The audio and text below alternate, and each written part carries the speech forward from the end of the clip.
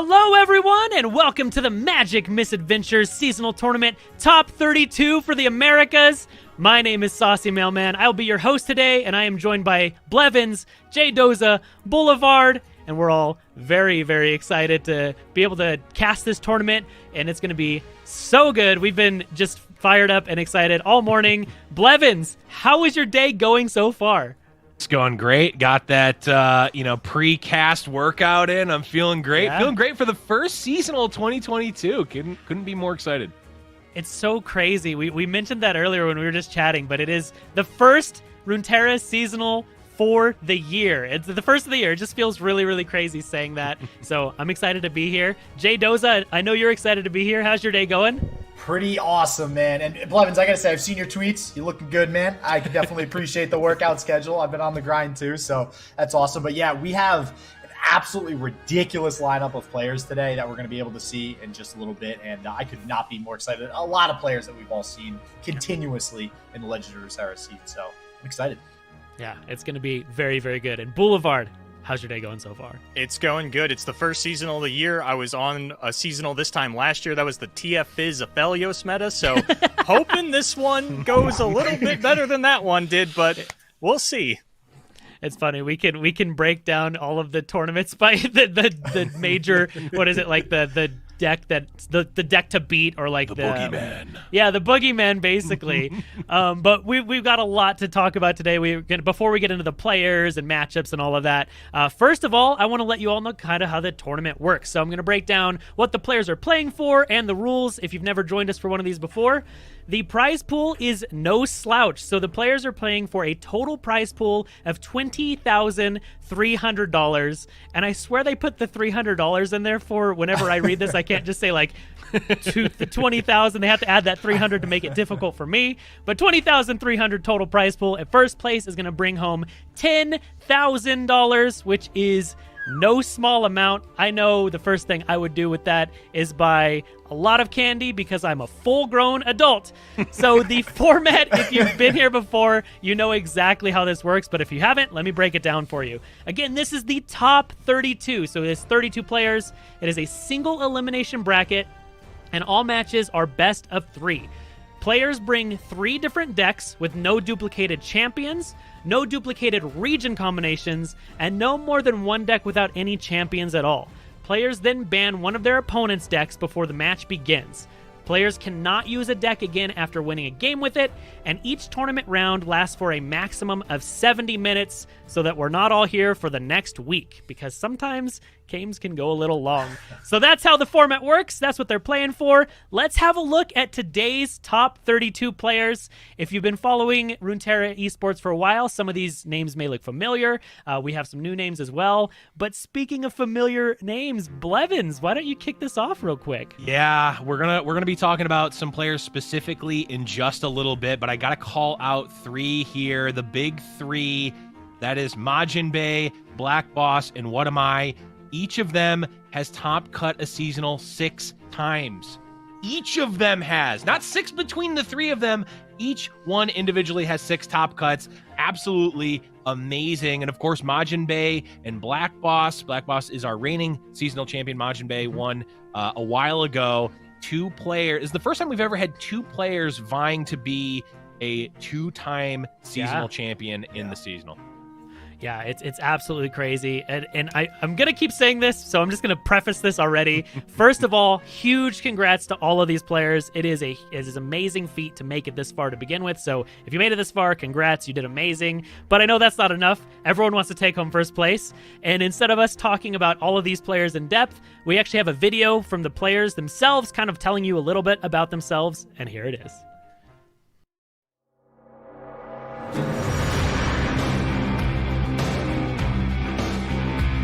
So I never go in with expectations, but winning the seasonal would be really, really cool. I've topped so many of these, and finally taking it down would be a huge feather in the cap. Winning would be a great reward for all the time and effort I spent playing Legends of Runeterra, and I always failed to qualify for the second round, so maybe this is the time to prove myself. Hey there, I'm Jed, better known as Zinc.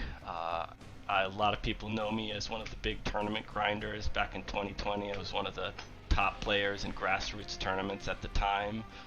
I haven't had as much time to sink into Runeterra in the past year or so, so this tournament's a big deal to me because I want to prove to myself that I still got it.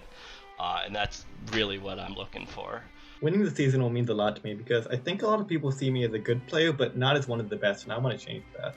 To me, competing in these events is not just a singular effort. More than anything, winning this seasonal would show just how much time and dedication my practice partner has spent helping me prepare for this event. Winning the seasonals for me is about the $10,000 prize. 2 days before the open rounds, I found out my dad had cancer. And if I were lucky enough to win this tournament, I would really like to take him on an all-expense-paid fishing trip. As far as what I'm doing to prepare, I have a bunch of different scrim buds from the boys over at Mastering Runeterra to a couple other people that I hang out with, and we're just trying to figure out what the lineup is. I'm trying to break the format in half. I don't know if I'm gonna be able to, but if I show up with some weird shit, you can bet it's been tested. And for preparation, I don't really do anything specific, just playing ranked games when I have a moment, but mostly just enjoying myself. I'm preparing for this tournament the same way that I've been playing all season. It's just playing ladder whenever I got a spare few minutes with whatever deck I want to practice, and just trying to learn something new every game. So there's this neat Twisted Fate Nami deck known as Floppy Pile, and the deck requires a true Giga Chat to pile it properly. So I've been practicing my mulligan speed so I can find my champions faster. To prepare for this event, I have been scrimming and discussing lineup theory with my practice team, the Wobbly Wombats, and other top players such as Agigas and Rifting. Here in Canada, we get ready for card games with intense climate training. If you can keep your wits in -20 weather, you can make tough plays on game day. See you all Saturday.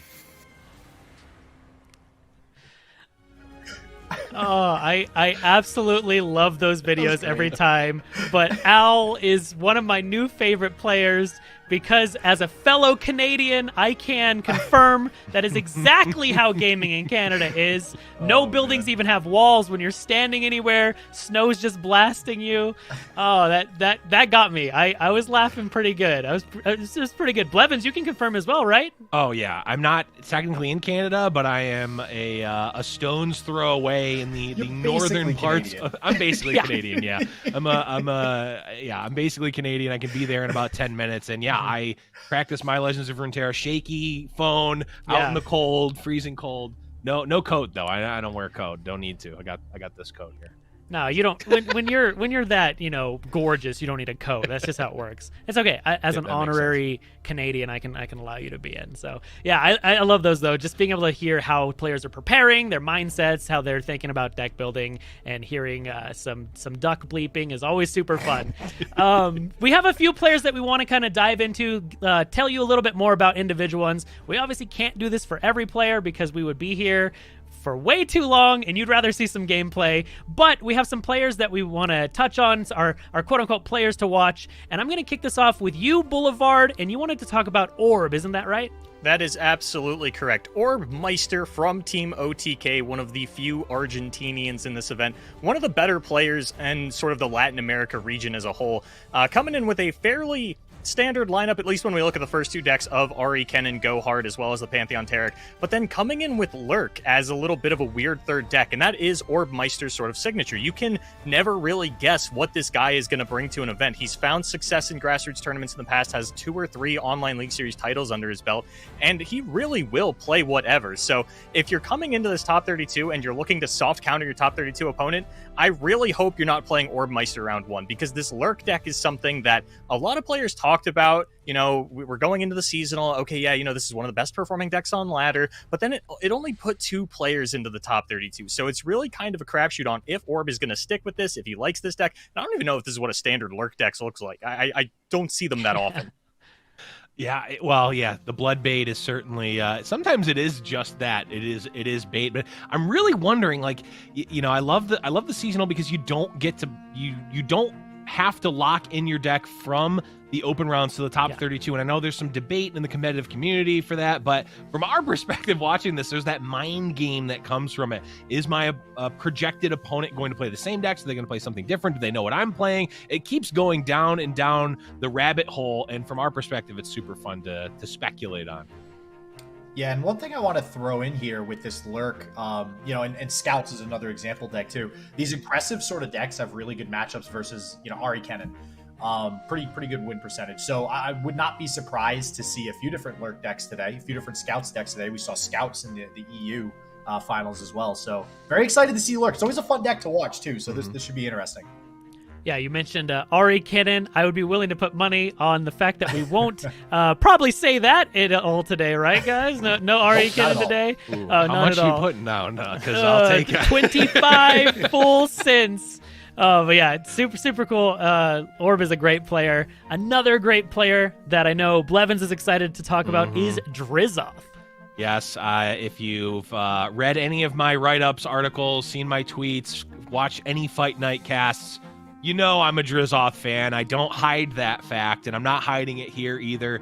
I've been a fan of Drisoth ever since a Fight Night many moons ago. He's playing, I believe it was TF Fizz, and just found this incredible playful trickster lethal line. And if you actually watch the clip, myself and Casanova are casting the game, and we're trying to figure out if he has lethal, how he can do it. We're saying all these different things, of course, us with caster vision, and Drisoth finds this just immaculate play with playful trickster. It plays around everything. It's just absolutely fantastic, and I've been a fan ever since. I'm also a fan here of this deck, the Yordle and Arms. I love the archetype, and I love those two arena promoters in the deck. We rarely see that, or at least I've very rarely seen that card in any decks, let alone in this Yordle and Arms deck. So I'm very excited to see what sort of wrinkles in the game plan that the arena promoter can bring to that deck. And then, of course, we have the de facto Pantheon list. That's the Pantheon Taric. It is a deck that I imagine we will see quite a bit this top 32. We did see Taric Shyvana for a bit, Pantheon Shyvana for a bit, but Taric has sort of taken over the mantle of the Pantheon partner here.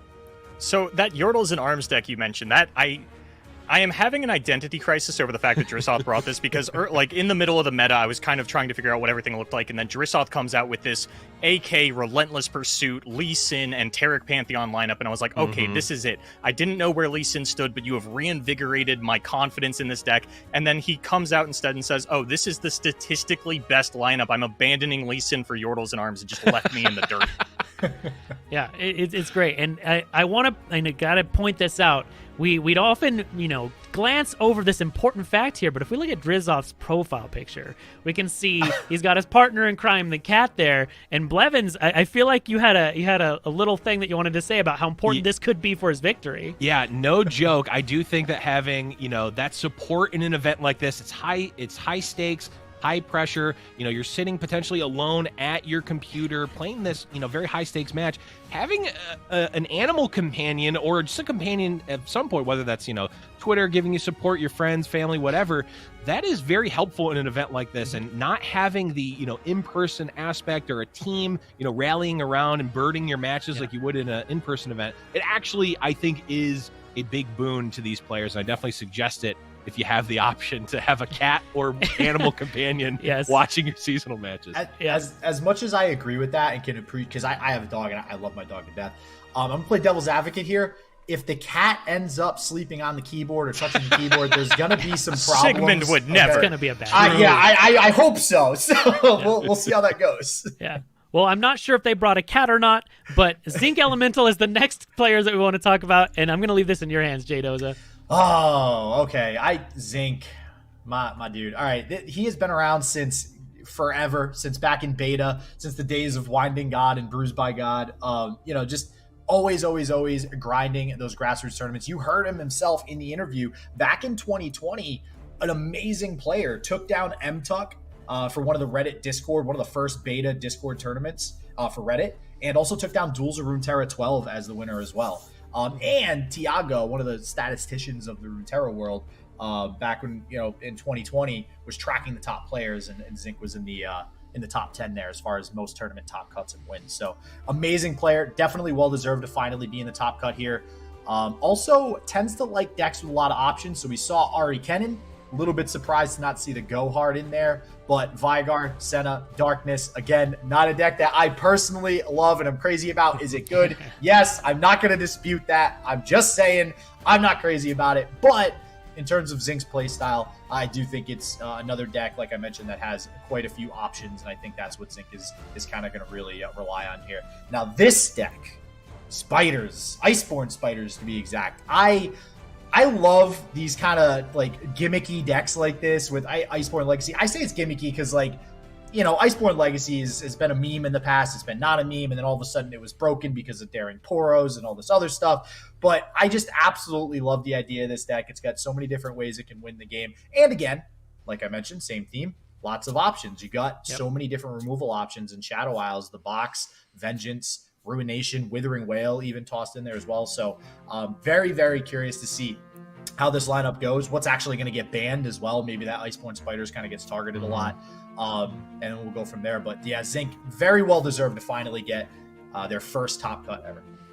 Yeah, and I gotta say, I love the Iceborne Spiders. Shoutouts to Charmer for coining the name Cold Spiders as opposed to the Hot Spiders, which is the aggro version. But I want to call out really quickly the Ari Kennen list. As we see, you know, it's not the traditional Go Hard, and it's also not Emusive. Zink, you had one shot to play the Emusive deck. You could have done it. You didn't do it. I'm sad. So maybe that's why this is the first season we talked. Yeah. For anyone who doesn't know, the Emusive's deck is the claim to fame from Blevins. It's the one deck he ever created. It's only one. If it's good or not, well, I mean, it's never good. It's never good. One last thing I want to throw in too. Apparently, back in 2020, little known fact, Zink was very often playing Dungeons and Dragons alongside topping all of these tournaments. And that was back when Zink was doing incredible with Legends of Runeterra. So I'd like to think that if Zink is just focusing on the tournament today, very, very high possibility and probability that Zink will actually be able to take home a win today. So we'll see how that goes. Yeah, we'll see. All right, we have time for one more player we want to talk about, and that is going to be 4LW Boulevard. Take it away. So 4LW, fourth in the power rankings, right behind the big three, as Blevins was talking about earlier. Absolutely on fire this month, has 4 tournament tops in January since the dropping of patch 3.0, and has been doing it with just a complete widespread selection of decks here. This weekend decided to go for the TF Nami, the AKX, as well as this Zoe Diana. Now, TF Nami is a deck that players have been whispering to me about, but never really found any success in any grassroots tournaments in a consistent manner. And then 4LW shooting up the ladder with it and saying, hey, this is the way to play it. This is how you play. These are the things that you need in the deck. Ari Kennen, of course, pretty standard. And then Zoe Diana is a deck that 4LW found success with in the first week, right like 2 days after patch 3.0 drops, and then shelves it for the rest of the format. And maybe that was all part of the plan, saying, you know what, this deck is too good. I can't run every tournament with this. I need to save this for the top 32. And this is sort of what the new Shell Folk deck looks like. I know a lot of players were concerned with the 4/4 nerf. What was this going to turn into? And this was your answer. Yeah, and the Zoe Diana, the Shell Folk decks in general, right? Like, yeah, you can see, okay, this is a Targon list. You know, you've got a lot of options here. We're not really seeing a ton of win cons actually in the deck, right? Like, I mean, yes, you can beat down with Conchologists and Solari Priestesses and then a 4/4 Shellfolk maybe, but really you're going to be winning from the star shapings and some of the other spells generated from your invokes. But I really do like the point, the fact that you pointed this out, Boulevard, shelved it for a while, because I think that there's a pretty high skill floor for this deck where, you know, you getting more reps in this is going to get you to the point where you can play this deck adequately, right? Like, when are you going for Diana? Is aggressively leveling Zoe part of your win con, or is it just a bait, right? And if there's more footage, if there's more games, if there's more just reps for other players to see 4LW playing this, all of a sudden, you know, you can sort of shortcut that and be all right with the deck. But I think this deck kind of looks like a pile of garbage if you don't know what's going on with it. Like, it does. There's nothing in it. The crazy part is 4LW might completely throw this out the window. At Fight Night, right before the top 32, 4LW came in with a very specific counter lineup to the narrow Fight Night field with Star Spring and Bandletree. And everybody who's going to be playing against him that is in his bracket is going to have to be thinking, is he going back to the Fight Night style lineup and targeting a more narrow field? Was this just his bus ride into the top 32? Yeah, and I listen, overall, I just want to say I just love 4LW for even having this lineup in the first place. It kind of is unfortunate that, we still see Ari Kennen.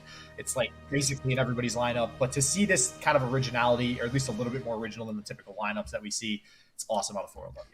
Yeah, I mean, he's a player that can bring, a whole bunch of different wild archetypes, and he's very well versed in a lot of different decks, so we don't know what we're going to see from him. Hopefully we can get some on camera and witness them live. But let's talk about, we're going to just do it. Let's talk a little about Ari Kennen and the meta that we expect to see, the quote-unquote tournament meta. We can't get past it.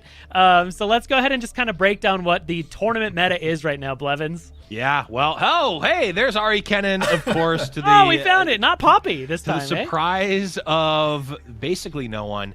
We're seeing a lot of Ari Kennen. We're also seeing Zoe, of course, in a couple of different decks. Lee Sin, as well as that Zoe Diana, so a little bit more Zoe than some of the other champions. I got to point out, much to the chagrin of Jay Doza, we've got the Vygar Senna Darkness deck really making... not if you take Ari Kennen out of it, that's actually the most played deck, right? There's 11 copies of it, so definitely very strong. Lee Sin and Pantheon also having their own archetypes around it, around themselves as well. Very powerful, and decks that need to be on the radars of players if they're bringing lineups for this top 32.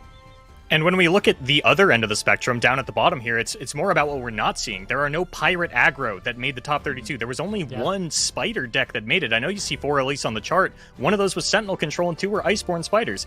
Aggro is mostly absent outside of the scouts that are taking a high presence, but like Spiders and Draven Rumble and Pirates, they are just down in the dumps this event. Mm-hmm. Yeah, it's kind of weird to not see a lot of aggro, I'm not going to lie. And usually... in my eyes, that's kind of like the one underdog of the tournament where there's going to be somebody who ends up in the finals running aggro as a possibility. What I do want to say, speaking of aggro, is you can see Quinn and Misfortune both at 9 there. So this is what we're going down to about the 4th most played deck now. And then you can also see off to the side, they don't deserve a picture because they're not that popular. But Rek'Sai and Pike, obviously only going to go in one deck, and that's Lurk. And we talked about that a little bit earlier. I think those 2 decks are primarily to target Ari Kennen. So I do expect to see, if we do have a final similar to EU where Scouts pops up, that's going to be one of the matchups to keep an eye out for, is those aggressive sort of decks versus Ari Kennen. Yeah, not sure if we're going to end up seeing Scouts pop up, but we kind of alluded to it earlier about some things that are going to pop up, and that's going to be our, what are we calling, the quote-unquote top big 3, the players who have top cut one or two of these tournaments, or 6. Jay Doza, I know you wanted to say a couple things about this. Yeah, so I want to bring to light some information that maybe a lot of people out there don't know. So obviously we have WhatAmI, we have Majin Bay, we have BlackBoss. WhatAmI and BlackBoss just on their own, BlackBoss has topped the last 3 events being seasonals, and WhatAmI has topped the last 3 seasonals as well as Worlds. So they are both on fire right now. So it's just one thing to look out for. Right now, on top of that, very little known, I think, fact, LazyGooga, all right, great player, been around for quite some time. We've all casted LazyGooga in the past, whether it be Fight Night, OLS, Duels of Runeterra, whatever. I've played against LazyGooga in a Duels of Runeterra back when I actually played in Duels of Runeterra. And yeah, I know, right? And LazyGooga has topped 4 times. LazyGooga is next in line from the top 3 like that. And I think a lot of people don't know that. They kind of gloss over LazyGooga. And I want to get that info out there. I think LazyGooga deserves a little bit of credit. All right, great player. And on top of that, we have a whole slew of other players that have topped either 3 times or 2 times, totaling 11. So it's about a third of the top cut right now that has been here, and sometimes been here and been here and been here again. So I think that it just goes to show you how ridiculous this field is, and we are in for an absolutely amazing time today. Yeah, I mean, it's gonna be really crazy. I'm gonna open this up real quick. Just fast, quick predictions for you. Jay Doza, who do you think is gonna take it home? What predictions do you have for us? Oh, you're going to me first. Okay. Yeah. All right. listen, I know Boulevard knows what I want to say and what I usually say, and that is that I want WhatAmI to win. Boulevard, shut your mouth, Boulevard. I told you, WhatAmI has gotten all of these tops, like I said, the last 4, and still does not have a seasonal victory. Hey, Blevins, do you know the last time What WhatAmI won a tournament period in Legends of Runeterra? You know, I don't. Boulevard, when was it? It was October of 2020. It was over a year and a half ago since he picked up any kind of W, and he definitely deserves it. It's definitely coming. I don't know if it's going to be today. I'm sorry, WhatAmI. I just want to apologize on camera. I apologize, WhatAmI. Boulevard likes to do that sometimes. But with that said, although I would like to see WhatAmI win, I'm going to go with LazyGooga for basically what I just went over, right? A lot of people don't realize LazyGooga top 4 times. So I'm going to go hard in on LazyGooga, and I'm really pulling for Lazy to pick up a win as well. All right. I'll accept that as your answer. How about you, Blevins? Well, first I got to point out, J Doza, look up what quickly means. But no, sorry. I jest. But my prediction is a little bit of a cop-out. I'm going to say we are not going to be crowning a new seasonal champion. So there's 2 players that could be 2 times. I'm picking the conjoined both of them. Okay. That it's a bit of a cop out, but I'll accept that as well. Definitely. Boulevard, do you have a less cop out answer? It's only slightly less cop out. I know that it's hard for players to really be on fire coming into a seasonal and then still win that seasonal, but if anyone's going to do it, I think it's going to be 4LW. This guy just has this format locked down. All right, I love it. So I'm gonna hold my reservations for if anyone brings a Teemo focused deck, they're my new pick. But I'm actually gonna go vote for Al because he made me laugh really, really hard in that video. So that's who I'm going for. But we do have to go to a short break. We've got a lot of gameplay coming up next. Obviously, you don't want to leave now because the games haven't started. So stick around because we have a lot of games coming up in the Magic Misadventures seasonal tournament.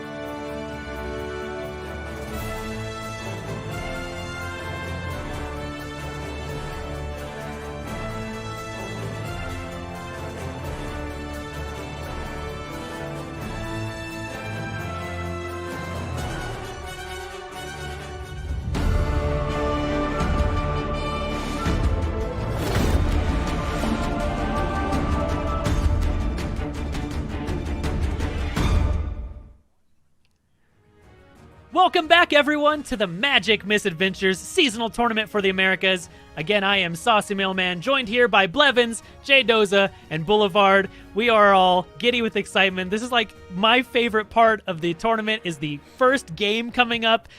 We got confirmation that the first game is going to be a bit of a doozy. We talked a little bit about these players. We have Drisoth versus WhatAmI coming up. This is going to be absolutely incredible. And Blevins, I'm going to open up the floor to you. Yeah. This is all yours. Take it away. Oh, this is a tough one for me. I already talked at length about Drizoth, but I've been a WhatAmI fan and good friend for quite some time as well. So I'm feeling like the I don't even know what that meme is from, but it's the guy looking at the two buttons, like sweating which one to press. Like, who do I root for right now? And I'm just sweating. I really don't know. I'm rooting. I'll take the complete cop out. I'm rooting for a good, clean match of Legends of Runeterra. That's what I want to see here. Yeah. We got the we saw the decks that are coming up. I do like the favorite archetype of Drizoth just being Wiggly Burblefish. That's the archetype. WigglyBurblefish.deck. Also, I'm just gonna point this out. I love seeing the people's occupations as well, because we have the classic battle of data analyst versus poetry teacher, the matchup of the ages. Very classic. This is gonna be. I mean, we were talking about both of these players in depth, and to have this for our first match, it's gonna be a doozy. It's hard being, objective and trying to remain pure, but I'm such a big WhatAmI fan, so I gotta give my vote to WhatAmI. Yeah, it is tough, and I'm not gonna spoil it, but we have seen both players' decks. We're gonna go through them right now. We're starting with Drizoth here. Brought a pretty standard lineup here. I actually may even be roughly the same. Actually, I think it might be the same lineup from the open rounds here, are very close. Of course, the TF or the RE Kennen with Go Hard. We've got the Pantheon Taric here, as we mentioned, and then we're going to have the TF Nami. So Wiggly Burblefish, favorite archetype, still making it in here for Drizoth. Yeah, it's crazy. That's exactly what I was going to say. Is we do still have Wiggly Burblefish, and I think Legends of Runeterra for me, I've played a lot of different card games. I very frequently feel like we see a lot of players consistently playing their favorite archetypes and favorite decks to success. Mm-hmm. And there's not a lot of games that you can do that in, which is really cool. So to see the Wiggly Burblefish back again, Nami Twisted Fate, I'm sure a lot of people have, PTSD from seeing this deck from back in the day, but it's still a good deck. It still works. We've seen it absolutely go off in some tournaments, and it's cool to see Drizoth playing it here in his lineup. Yeah, and of course, WhatAmI classic Targon control play. What? He brought aggro. We see the Pirates deck. This is the, what I'll call the lobster, which we saw. I think it was not this seasonal, but the previous seasonal. Was it the previous one in EU where we saw Fresh Lobster, a notable control player, just bring triple aggro to the seasonal and do well, because no one is expecting that from Fresh Lobster, and no one's expecting it from WhatAmI either. And so WhatAmI has done this before. A couple weeks ago at one of the Mastering Runeterra qualifiers, WhatAmI woke up and said, you know what, today I choose violence, and queued up Pirate aggro, Spider aggro, and Draven Rumble. Exactly 2 hours later, he tweets, violence did not choose me today. I am out of the tournament at 1-1. So it didn't go very well for him last time, but he did cite Draven Rumble as the failing factor of that perfectly well-oiled machine, and has replaced it with RE Kennen, which is a deck that is probably going to perform much, much better for him. So this is sort of the stock aggro lineup that we were expecting. Yeah, and we talked about this in the right before we came on when we first saw the decks, and RE Kennen, not necessarily an aggro deck, by definition, but is a very strong deck. And I think that there's equity here if WhatAmI's opponent misbans, right? I don't ever want to be playing against WhatAmI playing RE Kennen, but opponents might be thrown off by this aggro lineup and say, oh, you know what, I'll just play against, I'll play against RE Kennen. I don't want to play against aggro decks. That's going to be a mistake, I think, a lot of the time, seeing WhatAmI, one of the original pilots of the Go Hard version, playing that deck. I think that it might just be ban bait, but if he ever gets to play it, it's just a free roll. Yeah, and quick point too. So I'd mentioned how Drizoth playing, the deck that Drizoth likes to play in Wiggly Burblefish. So to see WhatAmI do the opposite from what we're used to seeing, right? With WhatAmI playing Targon and stuff, wouldn't that be funny if WhatAmI finally picks up a win playing absolutely something nobody expected WhatAmI to play. I'm not saying it's going to happen. I see the cringe already on Boulevard's face. But I'm just saying that wouldn't that be something if he finally picks up the win and it's with these decks in this lineup? Well, absolutely, it would be insane. But we even heard in that the preview video that if WhatAmI brings something crazy, it has definitely been tested. So this is not WhatAmI on brand new decks that they've never played. This is tried and true, tested aggro lineups that WhatAmI is going to be piloting. So, Blevins, you're a connoisseur of bingo cards for Legends of Runeterra. Tell me, did you have a Twisted Fate mirror in the top 32 of this seasonal on your bingo card? Because I certainly did not. I definitely did not.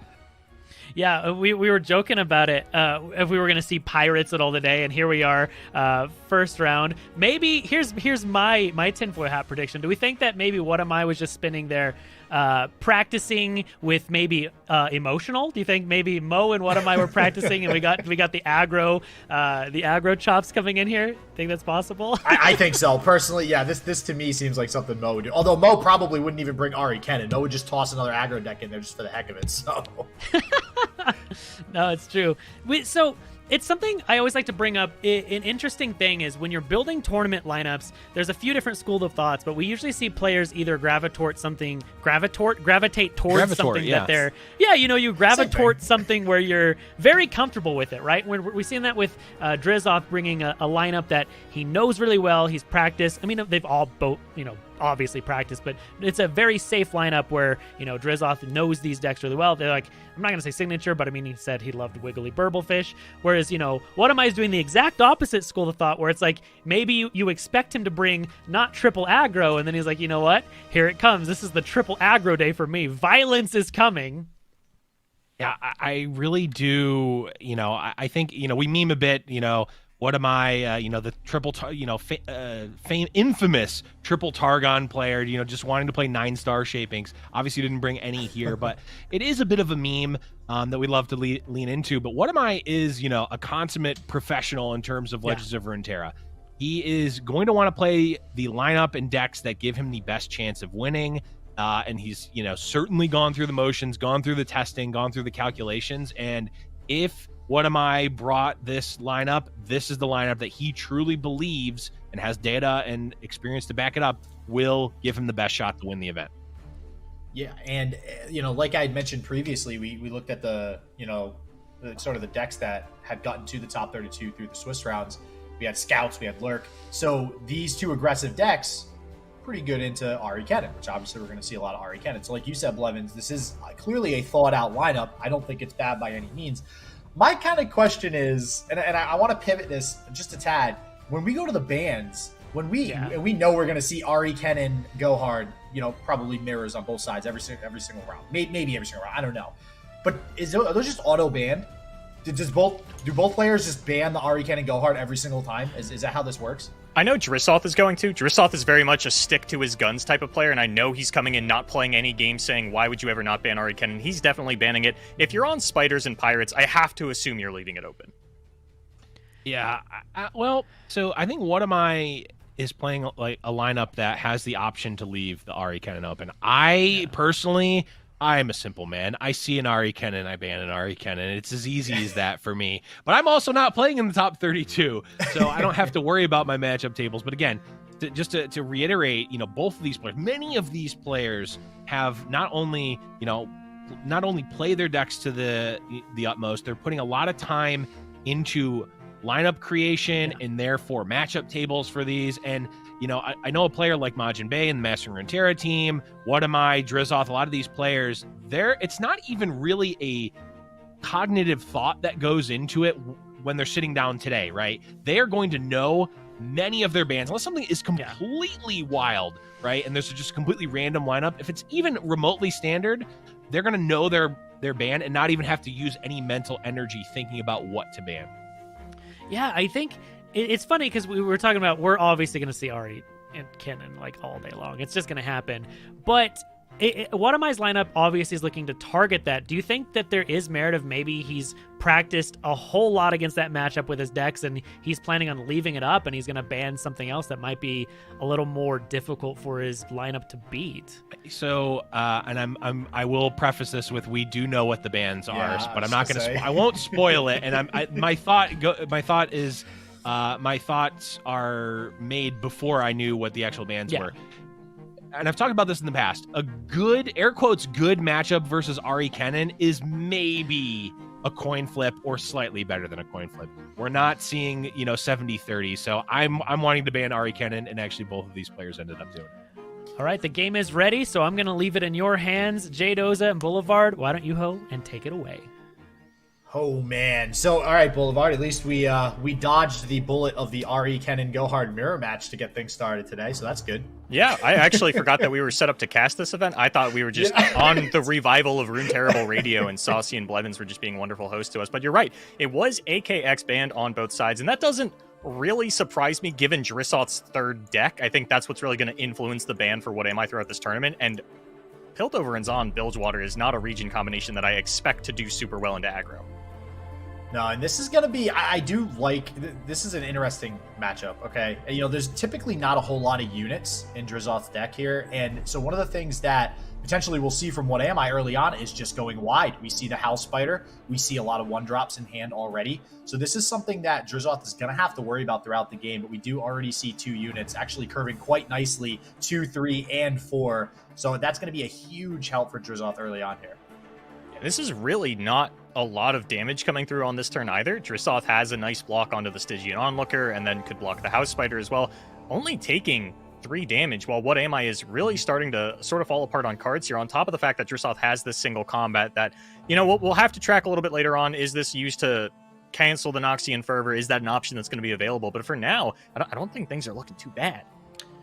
Yeah, this is rough for WhatAmI here. Opting to only go in with 2 attackers as well, not wanting to give away those free trades with the Mountain Goat and the White Flame there. So we're going to go ahead, only get through 2 damage. And I'm a little bit concerned too, because Decimate and Noxian Fervor, sure, those are great to really close out the game towards the end.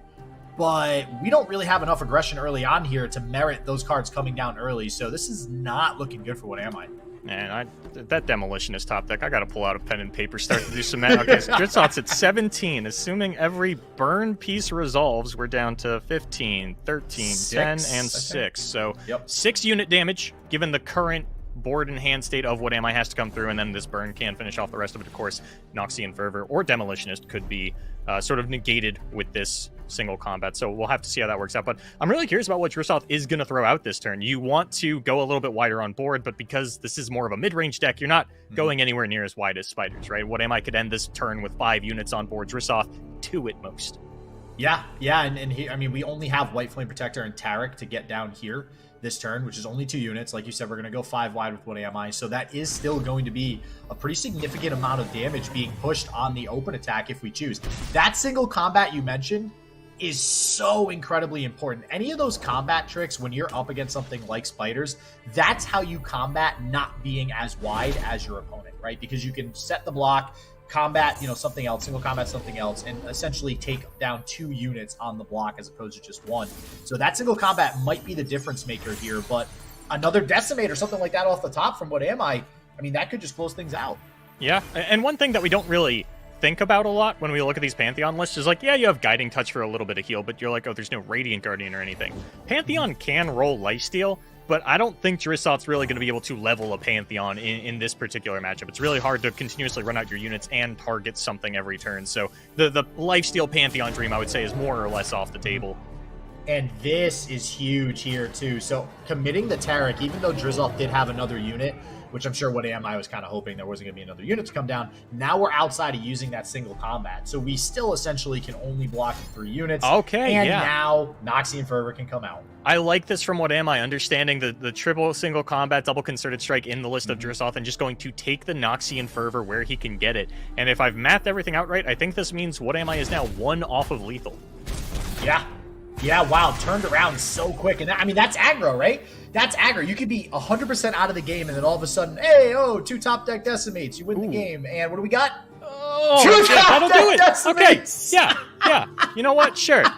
Sure. I knew it the whole time. I knew it. I saw the guiding touch. I saw the board parity. I said, okay, this is where WhatAmI maybe starts to have a bit of an uphill battle. But no, he just top deck second decimate because good players draw good cards.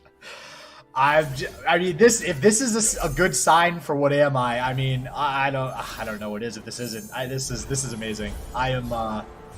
And there's no way that Drisoth wins this turn. We are one mana shy of the Golden Ages. There is no universe where Drisoth wins this turn. Yeah, and even if we had Golden Ages, I mean, WhatAmI is still pretty healthy, and we don't need any of these units, so I'm pretty sure we can block, take all the damage, and then just back-to-back decimate for the win. And this is fully off the back of WhatAmI taking advantage of that Noxian Fervor while Drisoth was tapped out, down to 1 mana. That is 100% the play that won this game for WhatAmI.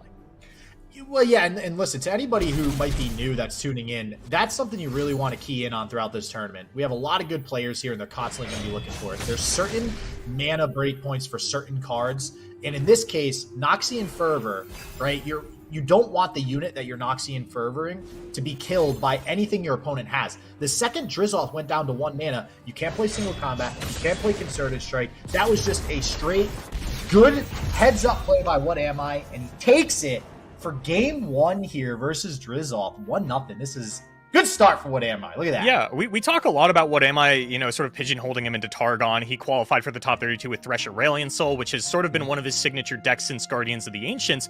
But WhatAmI knows how to play aggro. He just actively chooses not to a lot of the time. But like Blevins had mentioned before, he's a player that's willing to do whatever he thinks is the best for a given tournament. And this time around, it's just Spiders and Pirates. And now we're going to get to see how the Pirates perform. 0 of these making it through the Swiss rounds. So players really not big on it. Curious to see if these Twisted Fates are a difference maker or if just some good old-fashioned smork action is going to take WhatAmI into a swift top 16.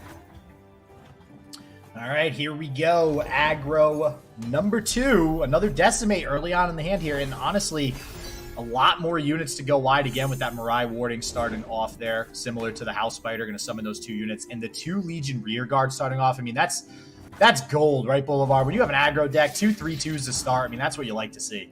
This looks over.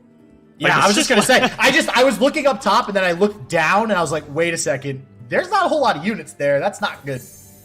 In theory, I can't really imagine TF Nami having a particularly good aggro matchup, but WhatAmI just with an insane opener, getting the 1/1 drop against a deck that really isn't playing a lot of units. I know you mentioned the Pantheon doesn't play a lot of units. This actually doesn't play a lot of units. There's only 9 followers in the deck. All right, Ballistic Bot as a blocker. Yeah. I guess. Not looking too high. And the 2 Rummage, man. Oh, how... We've seen this time and time again, right, Boulevard? The multiple draws flash. like this. Yeah, these are Rummage. Not the cards. And I understand what Drisoth was going for here. There's a lot of talk about, do you look to specifically counter your top 32 opponent, or are you trying to win the event? There's a lot of different schools of thought. I think Drisoth would have picked this lineup regardless of who he was playing in top 32, but you would expect this to do a little bit better against like a traditional Targon lineup. All right, Mystic Shot, at least going to stem some of the bleeding here. And that's still going to be 3 more damage coming through. I mean, any of this chip damage coming through early from a burn deck is absolutely terrible, especially when you're in Bilgewater P and Z. You don't have access to the heal. We had the heal in the last deck, and we still lost. So it's not looking good still for just another Rummage. Oh, wow, Boulevard. Yeah, and this might even... Okay, I was going to say, this might be Twisted Fate gold card to just get the blocker out of the way, but going triple wide with the Mirai Warden and the Legion Saboteur makes sense. Wings in the Wave, though, not an ideal Mirai Warden target. I'd say. If anything, you just leave it on the field and it takes up field space, right? Yeah. That's 1 less unit they can play. Oh, boy. So this is a lot of damage coming in here. And then again with the Decimate Noxian Fervor and the Imperial Demolitionist off the top. That is another 9 damage, and they're already at 12 on the side of Drisoth. Yep. I don't know how long we can act like Drisoth is still in this, Boulevard. I said turn 2. This looked over. I was trying to keep it going. All right. There was not a single second in this game where I was under the illusion that Drisoth was going to be in an advantageous favor. Like, this is definitely a deck that could clutch it out because you do have so much draw, and that was sort of the power of the original Twisted Fate Fizz. Was no matter how bad your hand is, a good pick a card would just fix it. Now with the nerfs to pick a card, it's really not happening in that manner, and I don't think there's anything from this position that Drisoth is going to be able to string together to stop this Noxian Fervor Decimate combo from just finishing them all. In fact, all it's going to take is the Decimate. I was just gonna say, you're mentioning too many cards. We don't even need that right now. I hadn't done the math yet. The damage hadn't gone through. I hadn't run the numbers. My abacus is sticking for some reason. And here I thought we were off to such a good start in round 1 with the math. Oh, man. Round of 32, I should say. What is that, a 12-minute match? And Give or that's take. including pick ban. Give or take. Wow. All I can say is wow. Now, internally, I'm happy because WhatAmI won, and I told you guys, I want WhatAmI. It'd be nice to see him pick up a victory, but I feel so bad for Drisoth right now. That was rough. At least he won cutest pet at the Esries last night. Shout out to Sigmund, a very clear winner for the cutest pet, as you saw in Drisoth's profile picture. But as far as the top 32 goes, yeah, that was... I know we said there was a 70-minute round maximum. We didn't mention anything about a minimum. That was the minimum. Yeah, leave it to Boulevard to find the silver lining in the loss.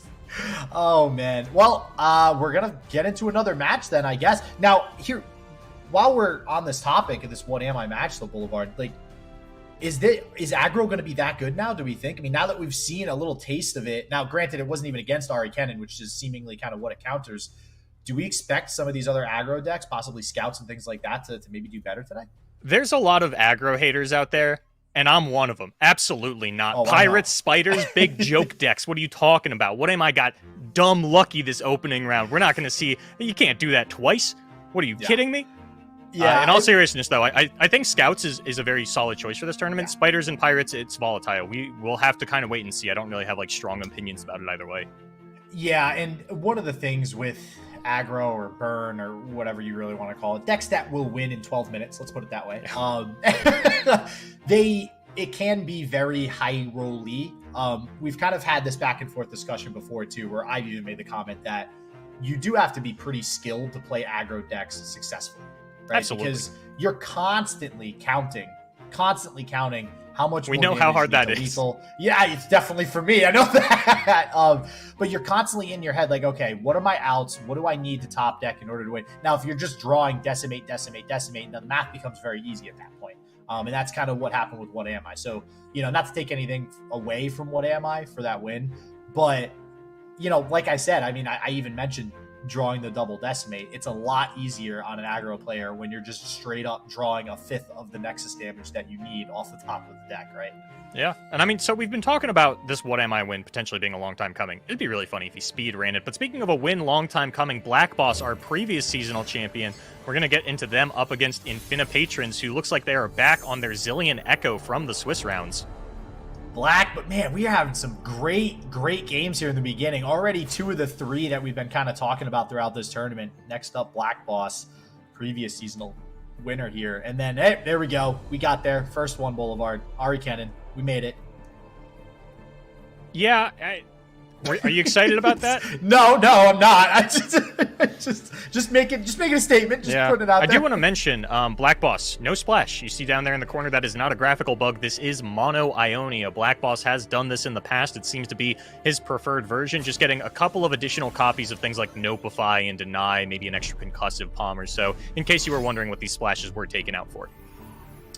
And the Crystal coming out here, going to get Notified. That's a really good Notify target, so BlackBoss probably feeling really good about that. And that's, listen, we've joked about this Ari Kennen deck for a little bit now, Boulevard. And again, just to shout out some of the newer players out there, one of the reasons why this deck is so good right now specifically is all of these reactive spells, right? We even see the hand right now. Deny, Recall, which I like to call 1-mana Deny sometimes, Twin Disciplines, and then Homecoming. These cards just impact the field so much in so many different situations right now.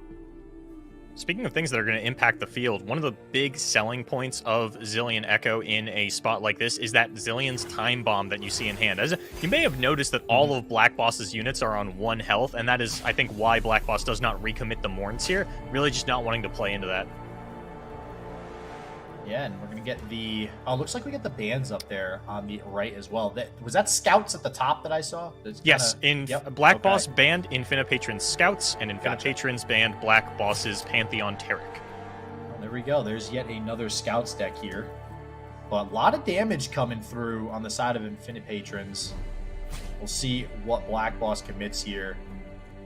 And that's the thing, too. You know, a lot of times in this deck, you're wanting to ghost block, right? So, you know, we can commit the Kennen. We can use the recall here to actually save the Kennen, get it back to hand, replay it, possibly level up the Kennen. You know, so there's a lot of different options. You could even use the Homecoming if we're really concerned about taking too much damage here. I don't think that's the case, especially with Homecoming. Maybe we get the recall. Yep, and there it is. So I do like this from BlackBoss, just committing the least amount of resources as possible. And that is going to get the Mystic Shot from InfinitePatrons. Yeah, I mean, as you had mentioned, Homecoming's still an option if we really do want to secure the recall on this Kennen, or maybe we just use the Twin Discipline, although it feels bad, the Twin Discipline's something that is just immediately going back to your hand. But with the 2 Mourned, this Kennen is pretty close to leveling up. And it looks like it is going to be a committal onto the Homecoming, giving another Predict back to InfinitePatrons. Echo might already be leveled, if not 1 away. Yeah, I'm actually curious to see what Kennen looks maybe 3 out of 5, 4 out of 5 right now. So curious to see what Kennen's at. And it looks like, wow, I'm going to get the Homecoming. I was going to say, there's also Twin Disciplines we could play there just to save it from the Mystic Shot. But opting to go with the Homecoming also saves a little bit more damage as well. So maybe that's what BlackBoss taking into consideration there. And another Predict. Ooh. I saw Echo. I saw Echo too. Echo's a good one. Didn't see what was taken per se, but Voices of the Risen. That's an interesting tech card here. I don't think you... granted, I'm not super familiar with what you would call maybe the standard Zillion Echo list, because it's a deck that is played so infrequently, it's hard to say that like there is a standard list, but this is not something that I expected out of this deck. But when you see the general strategy here, just go wide with your Predict units, with your drop borders, it makes sense. Yeah, I have seen this played before. I actually... When this deck first started becoming pretty big, I played it a lot on ladder, played against it a lot. And yeah, this deck surprisingly goes very wide pretty frequently. So Voice of the Risen just becomes, this aggro card for the deck and just turns it into this aggro beatdown type of deck. Then you have things like Chrono Breaks and stuff that you can start grabbing with Echo from the deck. And now all of a sudden, you get 1 rally off, and that is a lot of damage if you have a wide field with Voice of the Risen. Sometimes you can even get up to 20 in 1 turn. So that's going to be really cool if we get to see some sort of OTK here with Voice of the Risen. Although only needed to do 12 damage, so a little bit easier there. Yeah, quite a bit more damage potentially lined up here for BlackBoss, though. I mean, both these players are down to 12, right? That is not the super danger zone, but we're getting there. You are like 1 hit away from being concerned about your life total. And there is a little bit that InfinitePatrons can do to stop some of this. Obviously, we have the Scrying Sands, we have the Quicksand, but I feel like Quicksand is something that you're definitely going to want to save for that an eventual RE finisher. And there's those Chrono Breaks going into the deck. I love this animation. It's so cool. Yeah, I love Echo. Echo's a cool champ. Yeah, for any of you that came here because you really like Arcane, spoiler, Echo rewinds time, as we see in the champion level up there. All right, nice little elusive attack coming in here as well. And even the Kennen trading with everything on the field due to quick attack. Nothing, I mean, you got the Zillion there, but that still is not going to kill the Kennen. Also won't kill the Zillion, so at least can commit a blocker there if we're worried about taking a little bit too much damage. And we're going to go with the Quicksand instead. And that's one thing, especially this Zillion Echo matchup here, not a whole lot that the deck can do versus elusives, other than, like you just saw there, the Quicksand. So that might be the way BlackBoss can take this away. Just put down a lot of elusives. We got the Mourn back in hand again. Just keep going turn after turn after turn, poking, 2, 3, 4, 5 damage with those dinky elusive units. Maybe. It's going to be rough. Ooh, especially with a second time bomb for InfinitePatrons. That is a key piece of the puzzle in being able to choose when you actually get to board wipe. You don't have to wait until the end of the turn. You just throw it down. Your opponent says, okay, I can go a little bit wider. These 1 health units aren't dying until the end of the turn. You fire off the second one. There's no priority sequence to respond to that. The 1 damage goes through. No recalls, no Twin Disciplines, no Nopifies, none of that. And BlackBoss has no answer for this Echo. It looks like InfinitePatrons is starting to run out of cards, but these time tricks are about to go crazy. Yeah, it's so interesting because it is a landmark, right? You see Nopify, you see Deny in hand, but does a whole lot of nothing versus that, thanks to the like you said, kind of the instantaneous landmark effect that it has. So looks like BlackBoss is wanting to commit basically the whole board. Looks like it is the whole board to the attack. Will still have the Kennen, unless something else is committed. Although, if we go with the time bomb, the Kennen would get wiped too. So I do think this is smart from BlackBoss, though. Probably understanding, all right, if I don't block with all of my units, they probably are going to end up getting taken down by something like a time bomb anyways. So might as well block, save some damage. Yeah, it's a hard situation for Boss for sure, where you don't have any of your key pieces, right? We haven't gotten off any Kinku Wayfinders. We don't have Ari. We don't have Sign-En to try to get back in the game. Let me check the list here real quick. Actually, no Sign-En in the list at all. No top end. Definitely more of a tempo build from Boss. We're talking Fey Blade Twirlers and Shadow Assassins back in here. So that does reduce the amount of comeback potential that Boss has, and that might be what led to a situation like this. All right, here we go. This is really starting to look like InfinitePatrons is going to be able to set up some sort of finisher on the next attack turn here. So I guess the question is if BlackBoss can close things out with these double twin disciplines. Like if we end up somehow sticking a unit on board and just being able to use these. Like, is it that simple? Wait, do we have any way? Got to get through Quicksand. And Quicksand -2 or -3? -4, and take away your -4. keywords. So you will lose Elusive. Yeah, okay. So the Quicksand, yeah, that's going to be the one kind of savior here against this Morn. That said, I think if BlackBoss can top deck a Kinku Wayfinder and find a Morn into Dancing Droplet, I think that's going to do it. Mm-hmm. Which is very, very possible. I mean, there's probably some other outs, too. Let me take a look at the deck list here. Yeah, go ahead, take a little peek at that deck list there, Doza. Even a Shadow Assassin. Scrying Sands makes this a little bit harder. Well, I guess this is a Station Archivist. We're not going to be able to keep that Scrying Sands, and now we're even going to shuffle the deck with the Time Trick, so not going to have that within our top 5 anymore. Pull up the deck. I say pull up the deck list like I don't know every card that's going to be in this deck already.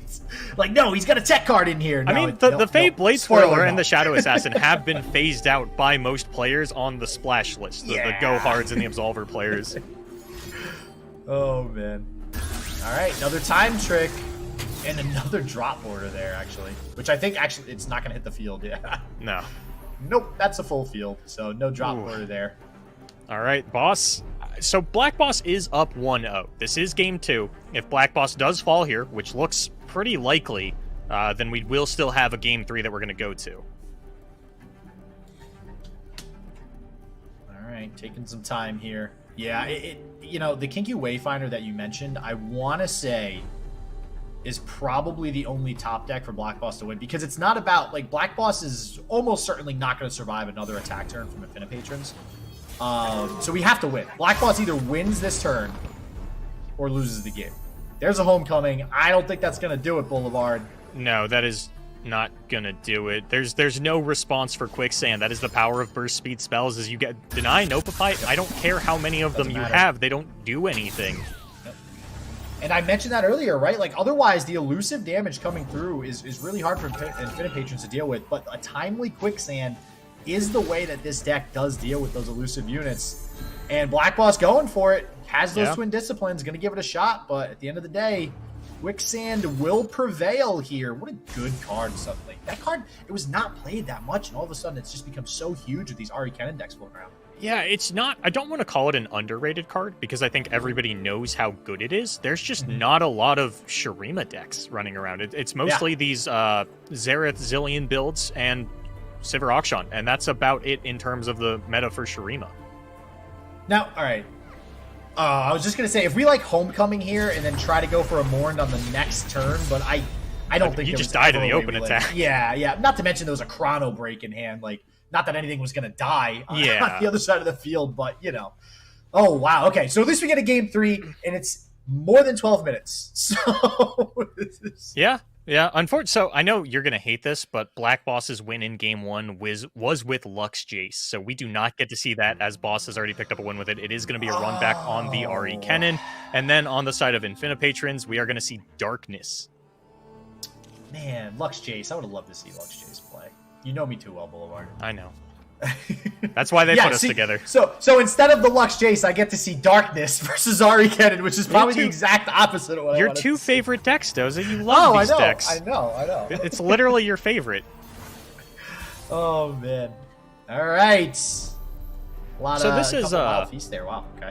This is an interesting one because early on in the meta, as we were kind of figuring out Ari Kennen, we saw patch 3.0. We obviously something that jumped to a lot of players' minds was no nerfs onto Ari Kennen. Darkness was considered one of the bigger counters for this deck. It was, hey, Ari Kennen's not unbeatable. You can run a counter lineup. Darkness is a staple in that. As the meta evolved, Ari Kennen players got better at playing against Darkness, especially because the matchup is so popular on ladder, to the point where players no longer consider Darkness to be favored if the Ari Kennen player knows what they're doing. And I gotta assume that BlackBoss knows what he's doing. I'm going to go out on a limb and say you're right with that one. Again, as we've mentioned numerous times, BlackBoss in basically the top 3 of the game right now. Who's to argue who's number 1, 2, and 3 there? That's for a whole other discussion. But I would say us. I would argue that we are the ones to argue that as the casters and the analysts and those that have been watching these journeys. Man. But I gotta say, I gave you all this big spiel about how Darkness doesn't really do great versus Ari Kennen, and then InfinitePatrons has 2 Stilted Roadmakers and 2 Vigars, which is a pretty good starting point for winning this matchup. Yeah, and so the reason being, Vigar, not something that BlackBoss, I think, is going to be able to get off the field quite easily. You can see the hand here doesn't really deal with it. And if InfinitePatrons is able to get Vigar to stick for even, 2 turns, let's say, having those Road Makers also back-to-back after the Vigar comes down, now you have such cheap Darknesses that every turn, basically anything BlackBoss plays is going to get removed. Sure, BlackBoss can start recalling some things, maybe save some things with the Twin Disciplines, whatever you want to do, but eventually, BlackBoss is just straight up going to run out of tools. J-Doz, I just thought of something. What? So I saw BlackBoss play that Kinku Wayfinder, and obviously as a caster, my first instinct was, I hope he doesn't miss Allegiance. Is this the first mono region deck we've ever had in the top cut of a seasonal, do you think? No. Bannerman of old, Boulevard. There were no seasonals. No way. The very first seasonal didn't have Bannerman in it? No, it was Go Hard, Feel the Rush, and Lee Sin. For, what was that, cut Monuments of Power, right? Yeah, we had Zoe and stuff. Bannerman was long gone. Wow, that's how However, I've been playing this game. I thinking back on it now, though, Monuments of Power did have mist rates. And yeah, that I was just going to say Shadow well Isles. could have been there was probably at least one mono Shadow Isle player, right? But it's not something we see often. These are very few and far between. There's a lot of Pale Cascade with Mist Race, I think. But there were triple Mist Wraith lineups of we just run, you just run the same deck 3 times, and that was a whole discussion back at that point. But for now, we've got an elusive onslaught from BlackBoss looking to chip away at the life total of InfinitePatrons, because you see Darkness, you think of Shadow Isle control, you think there's a lot of healing. There's not an insane amount. A lot of it in this Darkness list is actually going to be tied to the lifesteal of an Ishtali Sentinel, which we do not see for InfinitePatrons. Outside of that, I think it's just Withering Wail. Yeah, and Withering Wail would be quite nice here. Event Horizon is also a thing here. You got to remember that. Constantly forget that card as Vigar's spell, and it looks like we just hovered it for a second, but it looks like we are going to take the damage. I think that card is better saved for a more impactful turn later on in the game. So we're just going to get the group shot instead, and only taking 5 damage and everything is said and done. I think InfinitePatrons is pretty happy with that. We're debating saving this Mourned for a couple of reasons. Not only is it 2 more damage, but the Mourned needs to bounce itself for the Fey Blade Twirler to get up to 3 attack and kill the Conchologist. Yeah. Yeah, very smart on the side of BlackBoss. Let's see if InfinitePatrons decides to do anything. I think really at this point, it's just the Event Horizon if we want to go for it. But again, that's a really big commitment. And you're also going to be out of mana moving into the next turn. So we are just going to let it bounce. Feyblade Twirler gets the trade, and Stilted Roadmakers. They're starting to come out, Boulevard. Even though that was a pretty good attack from BlackBoss, I'm not sure how I feel about 1-cost Darkness this early in the game doing, 4 or 5 damage by the time the second Roadmaker comes down? Yeah, especially a 1-mana Darkness, and then you get the Senna online. And as we had mentioned, there's really not a lot of tools for Ari Kennen to deal with backline units. The Vigar that just wants to sit there and tick up the Darkness at the end of every turn. There's no kill spells in Mono Ionia. You literally can't do that. It would take a couple of Kennens to get the job done, but there's so much interaction in between. And it's looking like a really good position for InfinitePatrons as long as they can stave off this elusive aggression, which, as you had mentioned, we still do have that Event Horizon as sort of a final trick up our sleeve. We have the Event Horizon. We also have the Stress Defense now. If something like a Twin Disciplines comes out to buff some sort of elusive unit, Stress Defense is going to, pump that right back down. So a couple things to kind of rely on here for InfinitePatrons, and that's outside. That's outside of just killing everything with Darkness. Yeah. So that's assuming that doesn't just get the job done, right? All right, gonna take a little bit of a block. Don't want to take too much damage here because I think Boss understands there's There's no universe where he can prevent this Vygar level up for long enough for it to matter, and you do need to have a high life total to survive those darknesses getting generated every turn and just thrown at your Nexus. Yeah, and that's the thing too, right? Like, it's actually funny to me how many Darkness games I've seen where I think when Darkness first came out, I don't know, me personally, I kind of felt like it was not that hard to level up Vygar, but as we've seen this deck play, a lot competitively, it takes a little while, unless Vygar sticks around for 5 turns, like it's about to see here, and we only need 2 Darkness to level him up. But sometimes it's kind of hard, and you can't actually close out the game until Vygar is in fact leveled up. So we can see it starting to tick towards it here with this first Darkness. Yep, and Darkness at 2 mana, 4 damage. Pretty good numbers, if you ask me. We're going to see a bounce onto a Dancing Droplet. Going to draw a card here for Boss. That's a sign of desperation, if you ask me, Boulevard. It's not ideal. I will give you that. More draw. Yeah. Still got a wide elusive board and no wipes per se on the side of InfinitePatrons, but there is still that Senna in hand that's going to be able to start generating multiple darknesses in a turn and picking off multiple units, and Boss just does not have the damage to get it done right now. Sign-In would help, but again, there are no copies of Sign-In Thousand-Tailed in this list. Yeah, that's so crazy to me. No Sign-In. That's like always the go-to. I feel like that Sign-In 2, I feel like, is the card that allows this deck to really compete in the late game. Even sometimes against something like Darkness. So, but I think what InfinitePatrons, I think, is thinking now is I need to live through 2 more attack turns. If InfinitePatrons can survive for 2 more attacks, and we know we can survive through 1 essentially with Event Horizon. Like that's pretty much a no-brainer there. But if we can survive another attack turn, I think that gives InfinitePatrons enough time to get down to Senna, to get enough darknesses generated to level up Vygar, and then to just blast the Nexus for eventually for the win. Well, we got a 6-wide board here on the side of BlackBoss, 5 elusives to 0 of InfinitePatrons. So this is what it's going to come down to, and I think this might just be the Event Horizon attack. Oh yeah, yep. Coming up here in just a second. Technically still InfinitePatrons turn. If InfinitePatrons wants to, this is Mono Ionia. There's a little bit of reach. We can't ignore the Kennon's spell that will actually return a unit to the hand and deal 2 to the enemy Nexus. So there is a little bit of reach, but not an insane amount. And this is only 8 damage coming through. You would need to find 2 Kennon spells in BlackBoss's hand for you to actually be worried about dying. So you might actually just take this damage. Yeah. I don't think I agree. I don't think you need to play Event Horizon until lethal is actually presented, right? Because then you might be able to get something out like a Twin Disciplines or whatever. There is also the concern of Deny, which obviously we can see in the hand of BlackBoss. There's no Deny. There's just a Notify. But yeah, there we go. InfinitePatrons takes a damage, goes down to 4. You do have to kind of. All right, I will say there is a concern going down to 4. Kennon's spell, Kennon's champion spell. Yeah. That is the extra reach. We've always talked about how Ionia hasn't really had reach like that, and now it does. 2 of those is enough to close out the game currently.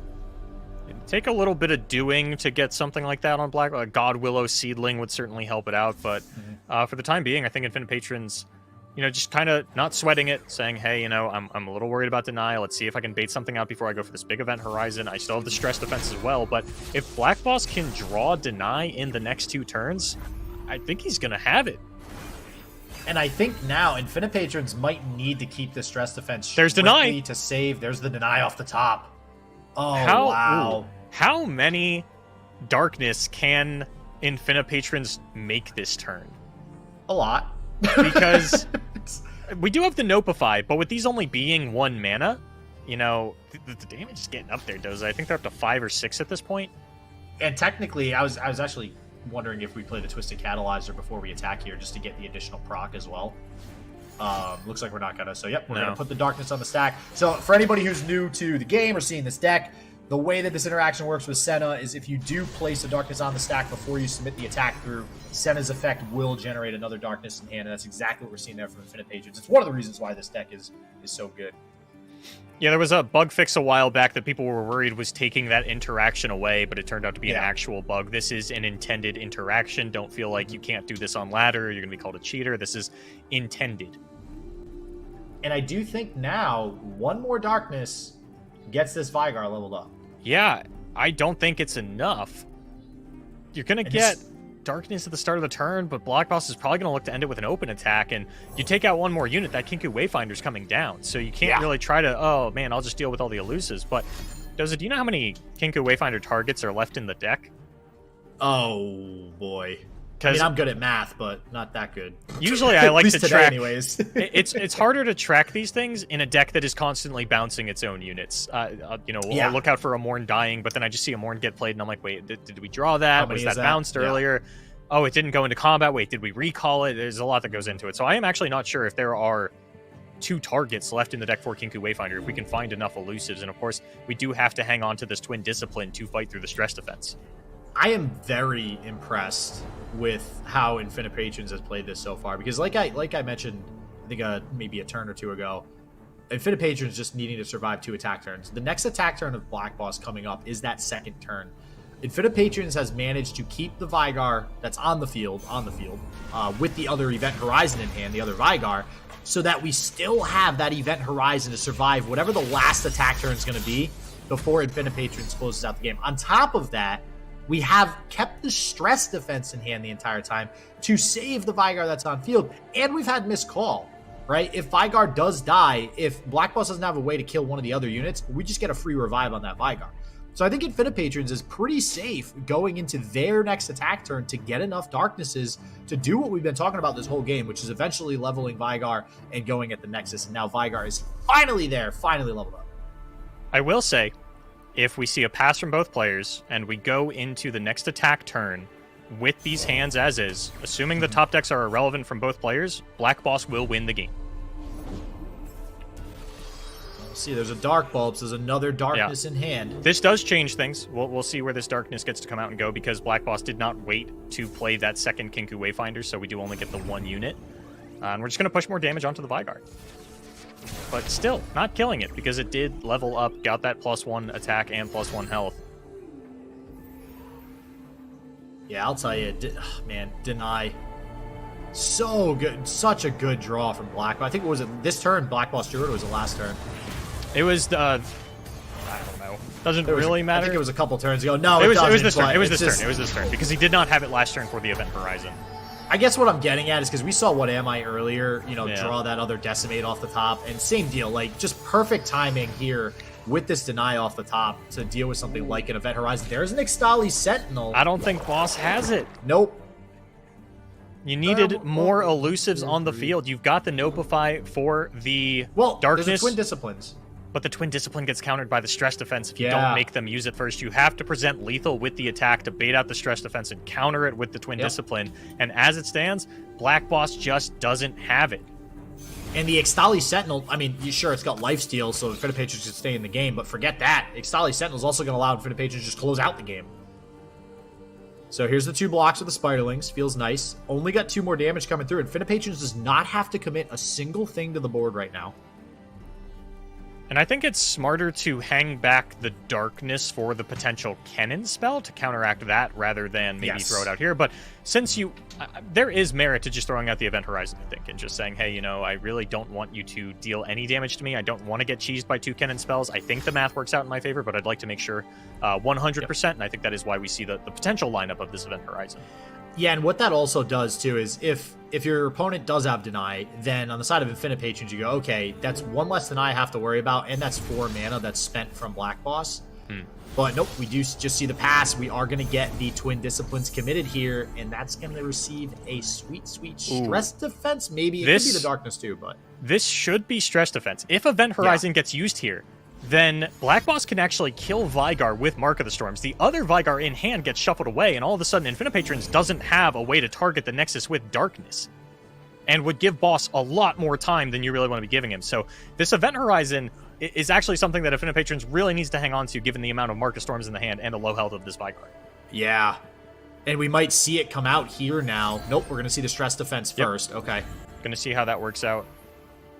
So InfinitePatrons making a good call there, hanging on to that Event Horizon as opposed to using that Stress Defense. Okay, now we give Formidable over to our Dancing Droplet, and BlackBoss wins, right?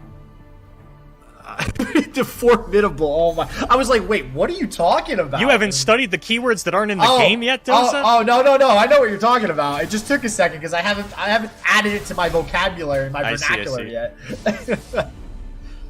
All right, so the Vigar off the board though, and missed call is not guaranteed to hit it, so we do have to play this other Vigar, not as Event Horizon, but we don't care now because we've survived the 2 turns. I think that we needed to survive. The question is, does the math work out with the Ixtali Sentinel to end the game? And I think the answer to that is yes. Unless... Without doing the math. How's your Abacus looking? It's looking like BlackBoss wins if he can top deck a cannon. Yeah. Yep, that was the reach I was worried about from the beginning, I'll tell you. Well, okay, well, we would still theoretically possibly have a Darkness to counteract Cannon spell. That's what the deny is for. Yep, okay, yeah, then we get the deny. All right, are we going to draw a cannon off the top here? That's Another not a deny cannon. is... Oh, do we survive with 2 deny? Probably. Ooh, wait a second. Yeah, but you get the Ixtali Sentinel, though, right? I mean, that's... And we're going to get a Darkness at the start of next turn. Yeah, from Vigar. Don't make me do that much math. You're talking That's too much. let me watch this turn play out, figure out what boss's Nexus looks like at the end of it and how many denies are in hand, and then I'll try to tell you if the round start Darkness is going to be lethal. Yeah, the second deny definitely throws a little bit of a wrench into the plans here. I'm very curious to see.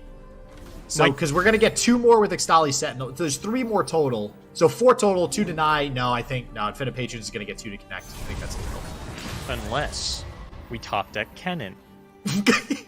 Because you do have to do something about my dancing droplets attacking for lethal. Yeah, I'm actually kind of surprised we didn't get Ixtali Sentinel at the beginning of the turn just for the lifesteal. Does that... I don't think there's any reason to not play Ixtali Sentinel early on, right? I can't think of one. Boss actually just going for the surrender. Yeah. Oh, definitely. Okay, wait, hold on. But we just said the Kennen spell might have been an out. If we're correct... Unless there's a dead Kennen. Or unless there's no more Kennen in the deck. Might not have been another Kennen. It's very hard to count everything. I'm inclined to believe that BlackBoss did not take away his only, but again, it was an extremely slim chance and one that could be counteracted by a top deck from InfinitePatrons. But it is going to be BlackBoss falling in the top 32, one of the 3 big ones down. WhatAmI, of course, moving on to top 16. Yeah, that was a crazy game. I think that's one of the reasons I love the Darkness deck so much is you have so many decisions to make and so many outs for yourself. But I mean, we saw the discipline of holding that event for Horizon for the whole game. I mean, it was crazy. It was very, very crazy. How are you feeling there, Blevins?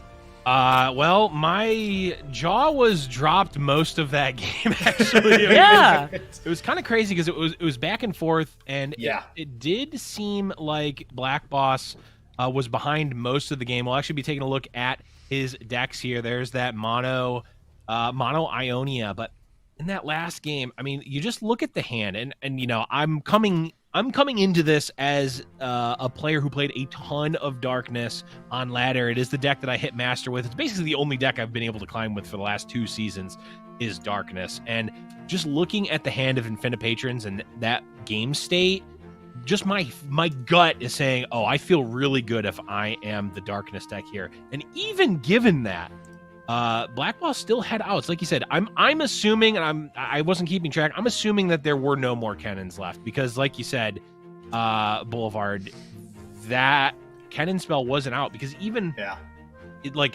there can't ever be except when a Senna is attacking, there can't really be access to 2 Darknesses, right? So the lethal Darkness can be responded to with a lethal Kennen spell at any given time. So it was slim if it was still there, but the concede maybe was a rage concede, or maybe just there was no hey, that was a tough game. Who knows? It was nice, however, as we get through the deck list here, to get confirmation that BlackBoss did remember to put Ari in his deck. She was extremely absent from that entire match. Might have been able to swing things a little bit, but unfortunately just not there. And this third deck, Lux Jace. This is something that Brazil specifically has been pretty big on, especially Italian X, who has found success in this in multiple tournaments, especially Giant Slayer Fight Night BR. And I feel like there's a good Lux deck out there. I don't know if this is the best one, but it's definitely solid enough that BlackBoss was convinced to bring it to the top 32. Unfortunate that it is out. Yeah, and I'm glad BlackBoss did bring it.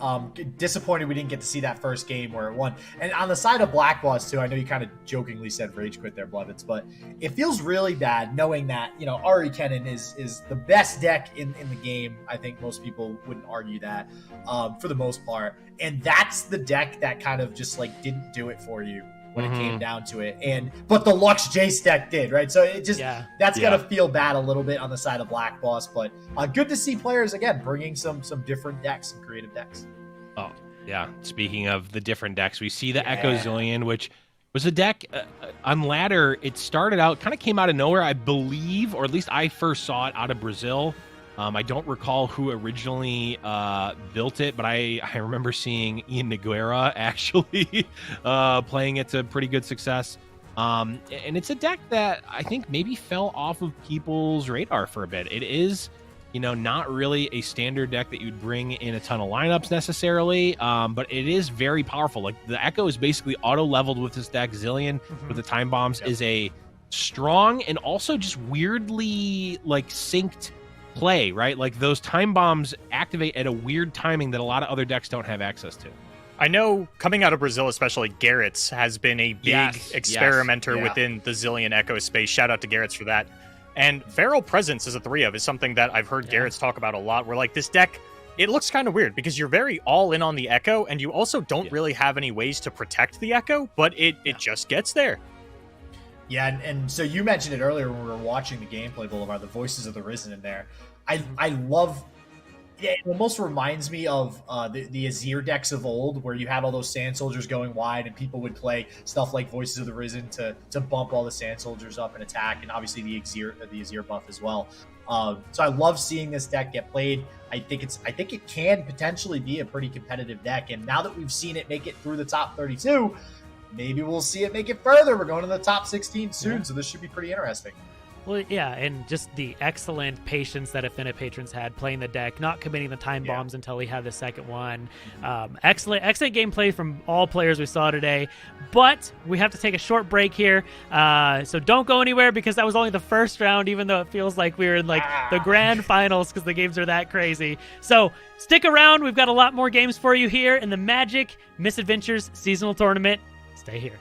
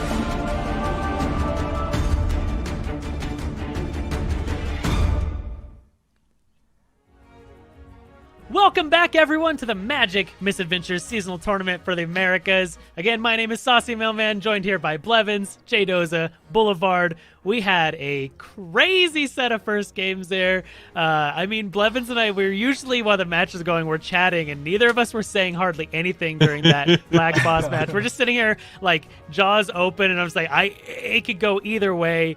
Very, very... very crazy games. Boulevard, how are you feeling from what's going on today? I'm still kind of reeling a little bit, especially as we've gotten a couple of updates on like top 32 matches and how a few of those went, because Majin Bay and BlackBoss have been eliminated, meaning WhatAmI is the only member of the big three remaining in this tournament. So we got to see Boss go out, didn't get to see what happened to Majin, but things are heating up already. That means Blevin's picks are out now, right? Those you had to bring it up. I was going to bring it up. I was going to say it. Sorry, I had to point it out. I'm sorry, guys. I was going to try to dodge that.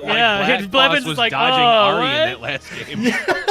Well, let's go ahead and have a look at the bracket and see how the players are faring so we can see who's still remaining in the tournament, who is sadly undefeated. Again, I'm going to plug this every time I can. Big congrats to everyone who did make it. Even if you lose your games, it'd be like that, but you're a fantastic competitor. So, Blevins, anything immediately that stands out to you here? Yeah, our Canadian friend Al keeping the cold, keeping the chill in the veins, ice in the veins, taking down Thomas Zamo, actually, in round number 1. Very crazy there. Filthy Gamer Weeb, a name that is not uncommon in the top tables, of course, the brother of Zorg Dungu. And I feel like they keep going. The very first seasonal, they both topped. And then I feel like they've kind of gone like every other, like back and forth, like the brothers trying to one-up each other in seasonal top cuts, which is pretty funny. But, the big thing, of course, as you mentioned, BlackBoss going down, our reigning champion going down in the first round. And, hey, we're not going to have a 2-time America's champ crowned this seasonal, which, of course, for my predictions is off and, sad for me, but is exciting because we're going to have a new seasonal champion this time around. Yeah, for sure. And one thing I do want to touch on here before we move to the next quadrant is Thomas Zamo is actually one of the, so Al taking down Thomas Zamo, one of the, I think, 4 or 5 people who has topped 3 tournaments. So this is the 3rd seasonal for Thomas Zamo. So that's pretty big for Al there. Al on the 2nd one as well, I believe, right? Yeah, second in a row for Al. Yep. And I mean that's what I was predicting. Al's gonna take it the whole way. I gotta root for Canada here. We can see here we got WhatAmI moved on, Orb moved on as well, who we talked about earlier.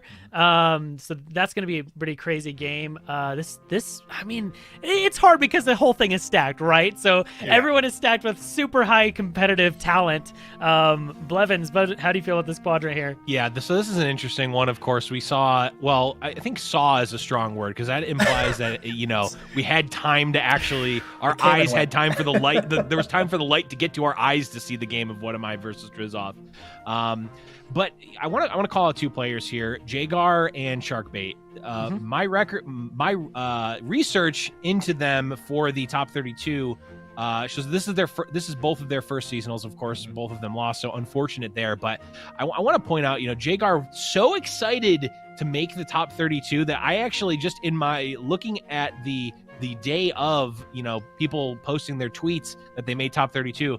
He was in the replies of almost every single player being like, hey, I'll see you in the top 32, or hey, I also made it. I'm just a random person and I made it. And that, to me, that's an awesome storyline. Like, you kind of come from relative obscurity and make it. And Sharkbait was another person who was actually in the chat of the was in the chat of the open rounds saying, hey, I'm playing my winning in. I'm gonna go play my winning in. I hope it's against Majin Bay because I want to play against Majin Bay. What kind of a mad lad does that? Crazy. Wants to play one of the best players in the world for their winning in for their first seasonal. Absolutely crazy. Yeah, and that's one of the crazy things, about card games in general is sometimes, a newer player can make it, and sometimes you have people who've made at least top cut 16 times, 6 times, 55 times. Like, it just happens, right? 16 in good time. It feels like, I forgot that it was 2022 at the start of the broadcast until you pulled me back to earth. So it's just crazy, and it's cool to see. I love seeing new faces. It just means that, the tournament scene is thriving and healthy, and that makes me happy. Yeah, and this is my favorite part of the bracket because my call still in the tournament. Just want to point that one out there. So LazyGooga taking down Team Ninetales, remember, which actually I think Team Ninetales had like 2 or 3 people in this top cut, if I remember correctly. Maytree there, which I've personally seen 3, yeah, okay, seen in the past. And Lazy just keeping it going, really, really pulling for Lazy. I'm a little torn though. Random taking down Damien. So Damien, another one of the 3-peaters. Throw that one out there. Okay. Random, I love Random too. Like we all know Random. Random's been doing this a while. So this is a tough one for me. Like I got to go with my call. I got to go with Lazy because I'm pulling for Lazy from Team Hydra. But this is going to be a really sweet match, LazyGooga and Random. And then here we can see the final part of the bracket here. We see FloppyMudkip moving on. We got 4LW moving on as well. We got Sekou, Markled, so moving on. Sadly, Zinc Elemental did not make it. And Majin Bay, we also see got taken out here, which I wasn't expecting. I thought Majin was going to move on. A little sad just because Majin's a friend of mine, but I'm trying to be unbiased here. But yeah, this is the finals of the bracket here that we have so far. Any final thoughts from any of you that before we move on here? Oh, yeah, real quick, just Sekou, another 3-peater. Throw that out there. It's another one. All right, well, there's the bracket. We have I'm going to say a pretty explosive and exciting game coming up for you all here. Let's go ahead and get the players on the screen here if we can, because this is a match that I'm excited for. I know we were kind of teasing about our excitement for some of these players, but we have Random 7 versus LazyGooga. This is gonna be a crazy one. I also love. I'm just gonna point it out the favorite archetype here from Random, Feel the Mina. Very, very dope. I mean, I'm a big fan of Feel the Rush. So, Blevins, what are some predictions here? Yeah, I mean, he puts Feel the Mina, but let's be honest, his favorite archetype is deep. And I'm going to keep going deep and bringing that up. Every single time, he definitely called me out in the write-up with the Control F screenshot of the word deep and just seeing it like light up his screen in his write-up. But either way, I mean, Random 7, obviously a very strong player. I don't know, Jay Doza, if you know off the top of your head how many top cuts Random has from your Random, research, I think, is 2 right now. Yeah. Okay. Yeah. That sounds right to me as well. But we joked about, or I joked about it with Zinc, but we're seeing the non-standard Ari Kennen here with the Shurima splash, and of course followed by Darkness here.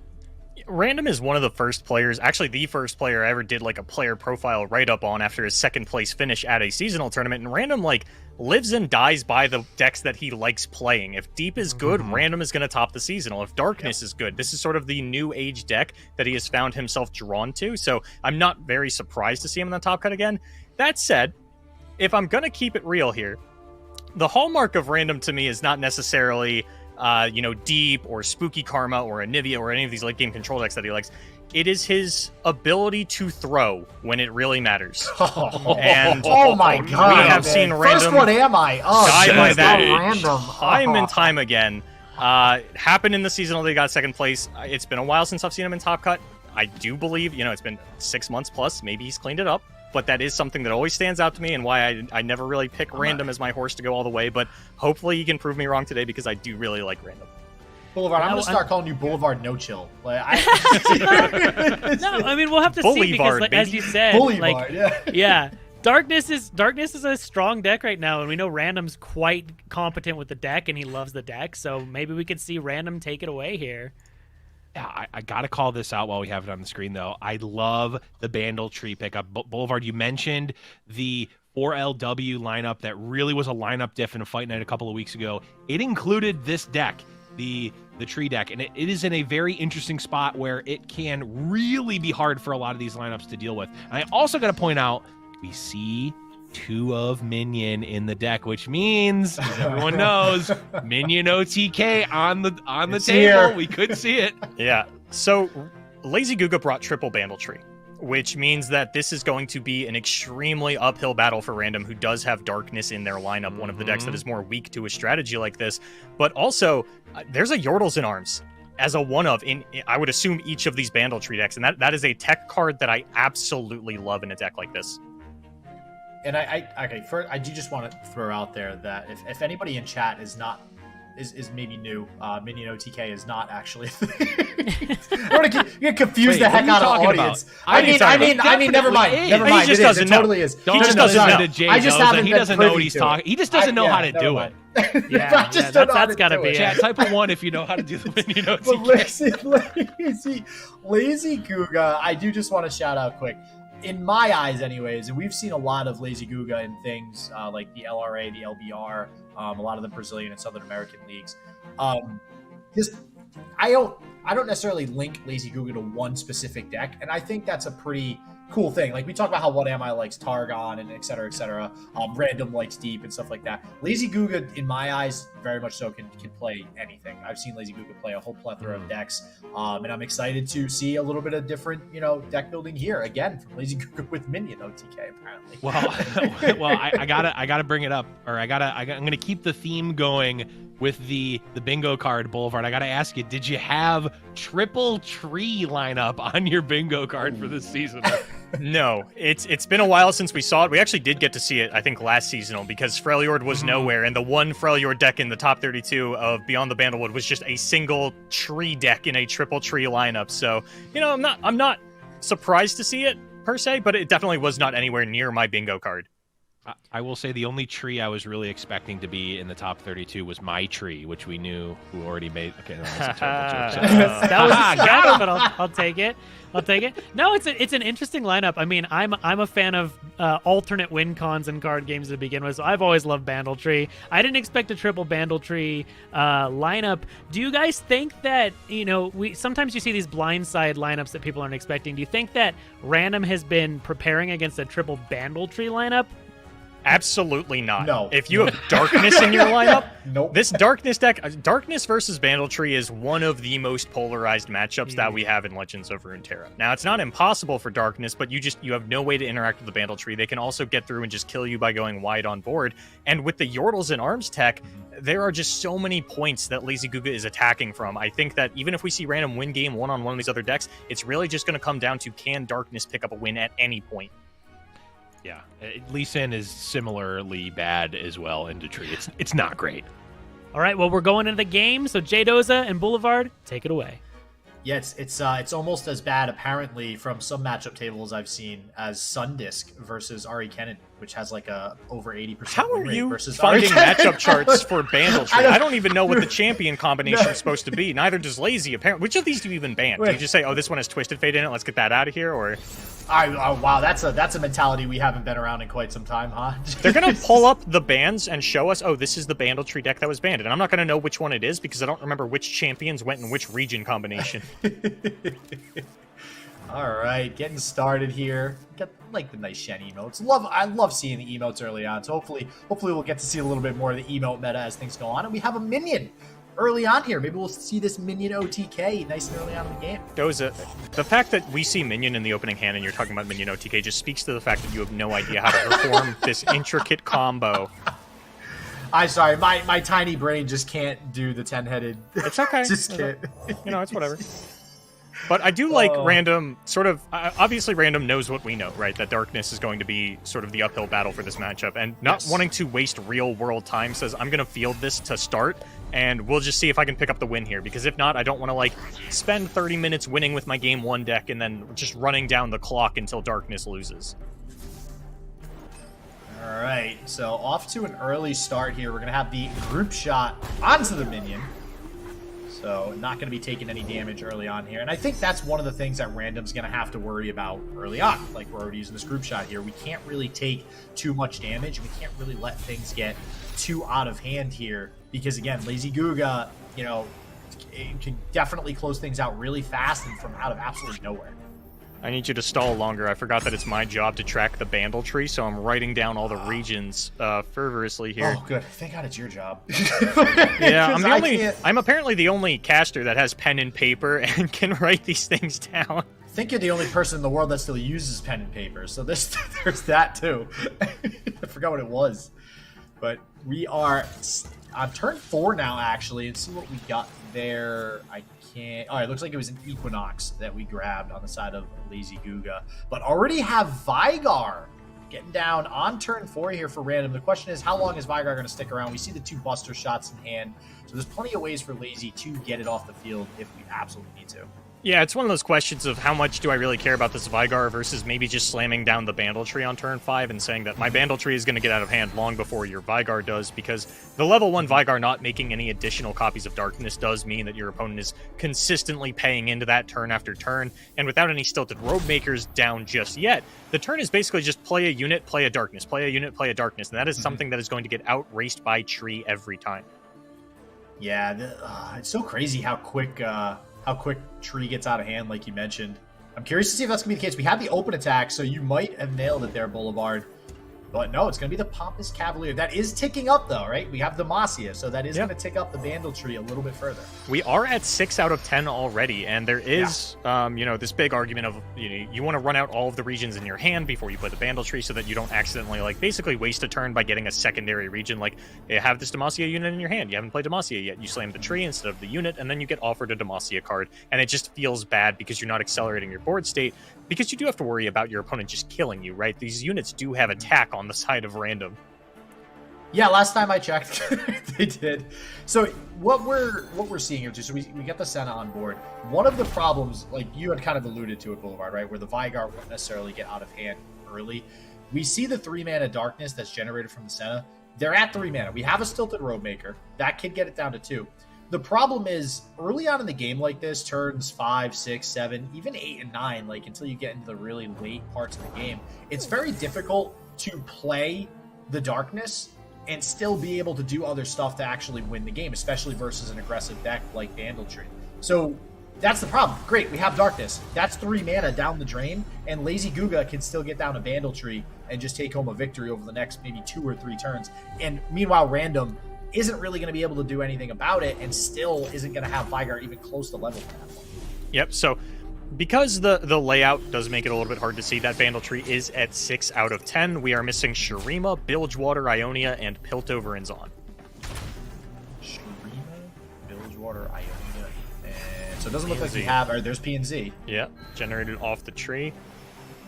Double Tree is fine. It's not great because there is that high chance that they're just going to overlap and give you the same region, but I don't really see a whole lot else to do in Lazy's hand, but, might just go for the go wide approach, play my P&Z unit, play my Loping Telescope, see what I can sort of assemble here.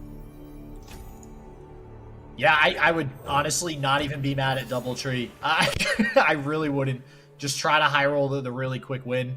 I mean, you're sitting pretty at 20 health too, so even though Random has a, pretty decent board for a Darkness deck at this point in the game, I don't think you're too concerned about it. You're going to have chump blockers, and what did we just take? We hit Shurima. Oh yeah, okay, Bomber Twins, nice. Nice, that is exactly what you wanted to see on the side of LazyGooga. So things looking very good for the early Vandal Tree victory. There's Ionia. Yeah, did not play the Shurima unit and still got an Ionia unit, which means we are just 1 turn away from a Vandal Tree victory, and there's no crumble in this deck. There's no way to kill a landmark. Well, more importantly, both of the units that we grabbed for Shurima and Ionia, they're cheap. Yeah. Hell, we can play both of those and play 2 other cards. Those are the perfect hits. Not to mention Shadow Assassin draws a card. So I mean, we're in great shape here, I think, on the side of LazyGooga. Okay, so we're protecting the Vygar. This is Random's one real path to victory, is this Vygar and trying to just throw a bunch of Darkness at the Nexus, but there's just not enough Darkness generation in the meantime. Yeah, I think we're a day late and $1 short there, Boulevard. Like I mentioned, we actually did level up Vygar decently quick, here on turn 8. But now it's a matter of, okay, can we actually but generate enough Darknesses? And on top of that, probably need to kill in 2, right? Or possibly 3 now. I guess because we can send 1 this turn, and then we need to generate 2 more. Yeah, and I don't think these Darkness are at 7 damage. No. They might be close, 5? though. Oh, 6. 6. They were so close. Technically 2 more. So now that'll be at 7, so we can actually, kill 2 more Darkness. So can we generate? We need 1 more Darkness generator, because Random is going to get a Darkness at the end of the round from the Vygar. So you've got a Darkness in hand, that's 7 damage. If you draw a Darkness generator, you actually win. Take it. Yeah. Yep, it's all going to come down to this top deck from Random. Or if Lazy gets offered a 10-mana Bilgewater unit, which, when I say that out loud, I don't think that actually exists. I don't know if it exists either. That would be... Okay, no, well, it is a pretty high-costing unit, I will say that. Okay, get our Darkness and Vengeance. Hold on. I don't think Vengeance... No. No, okay, I was like, nothing. if we Vengeance our Senna and replay Senna, but you don't have enough mana for all the Darkness at that point. Ah, okay, yep. So, Random was close. Yeah, and see, might that's what I actually mentioned, too. might actually still clutch it out with this Pokey Stick. We do have a draw. That's going to leave us at 8 mana left. Actually, Lazy might... Oh, I was going to say, Lazy does have double group shot with 4 units. Could attempt to kill the Vygar here. Going to go to combat to do it instead. Makes sense. Because if this Vygar dies, that is game over. There's nothing that Random can do from that point. You need this Vygar to live. You need to draw a unit that can generate a Darkness. And I know we don't see Lariat Rose a lot, but she does get vulnerable to everything. So being able to pick off this Vygar is actually, I think, pretty huge here. Like you said, it kind of gets rid of any of the outs that Random has.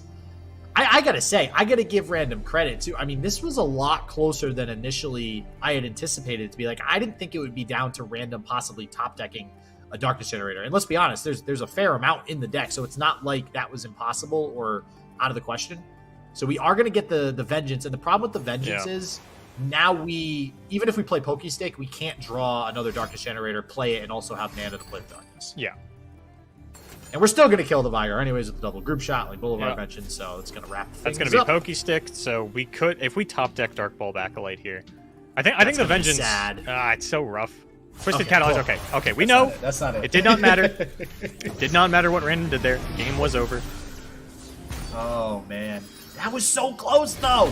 That was so close. I was not expecting... I mean, we talked about it. Bandletree, it's like, wrap it up, you know? Bandletree usually has a pretty easy time versus Darkness. And you know what? LazyGooga probably thought this was easy the whole time, too, not really knowing what's in Random's hand. But, you know, we weren't far away. Random was not far away from being able to clutch it out. And there's the animation.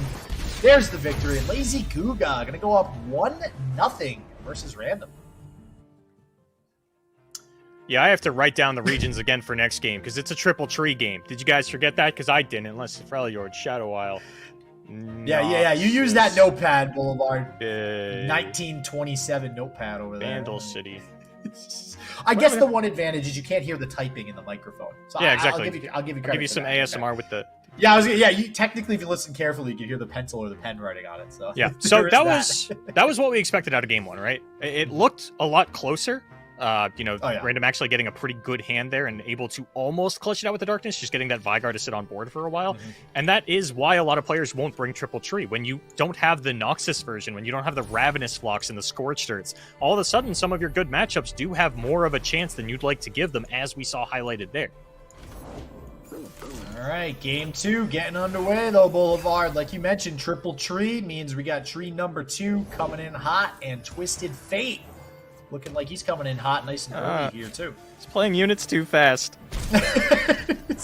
This is not... Wait, is this WhatAmI playing again? Is this aggro? No. What's happening right now? All right, Twisted Catalyzer. Double Catalyzer, pretty good opener out of the Darkness player, so I think, Random going to be decently happy with that. But again, having to pick up a win, and I think that's probably Random's thought here, right? Might as well play Darkness. It's Triple Tree. We got to get this win at some point today versus Tree, and it's either going to happen or it's not. We get the run back. And it's more or less out of Random's hands, I want to say, because whether or not you can get your Darkness up to 10 damage, as good as these Twisted Catalyzers are in the early game, they don't mean anything if you can't find Vygar. Yeah. Yep. Yeah, I mean, we have the Senna, but yeah, like you mentioned. Oh, and right on time. There's Vygar. Turn 4. Gotta love it. Oh, man, but there is, these 3 copies of Loping Telescope that might change things a little bit down the line.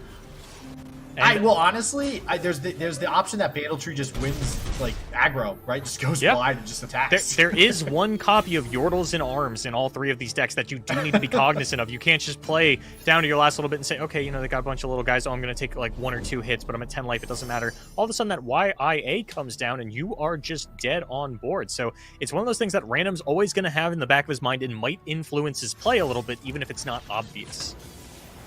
I feel like saying Yordles and Arms is just easier to say than YIA. I don't know. I write it as YIA all the time. I wanted to throw it out there for. Yeah. I don't know. It made me feel smart. Way to, I tried something and it didn't work. Okay. I know everybody loves acronyms. I get it. I understand it. I almost said YMCA, so at least I got like the letters right. Yeah, and like I mentioned, this board is pretty wide, and we still have potentially wider to go with all these units in hand on the side of Lazy. Well, the attack token going to Lazy too. So we mentioned it. It's not in Random's hand. He needs to find the Vigar. Lazy has to find a tree. Yeah. Yep.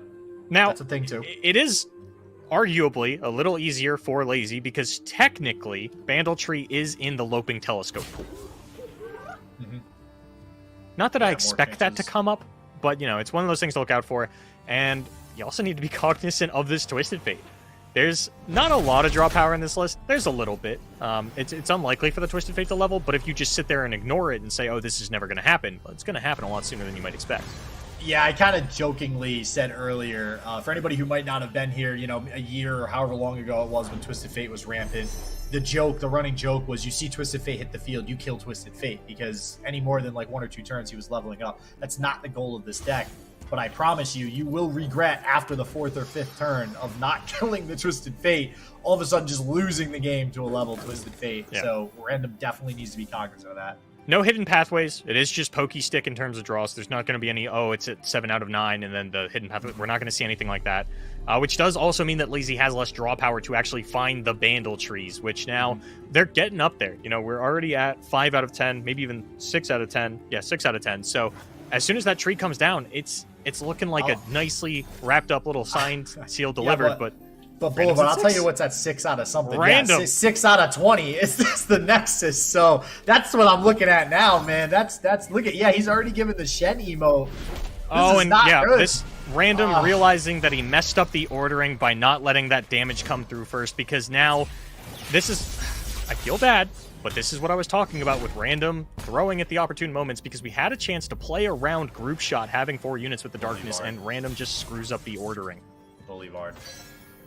Absolute Boulevard. I don't know what you want me to say, man. It happened on camera. It's documented. Give the poor players a break, Boulevard.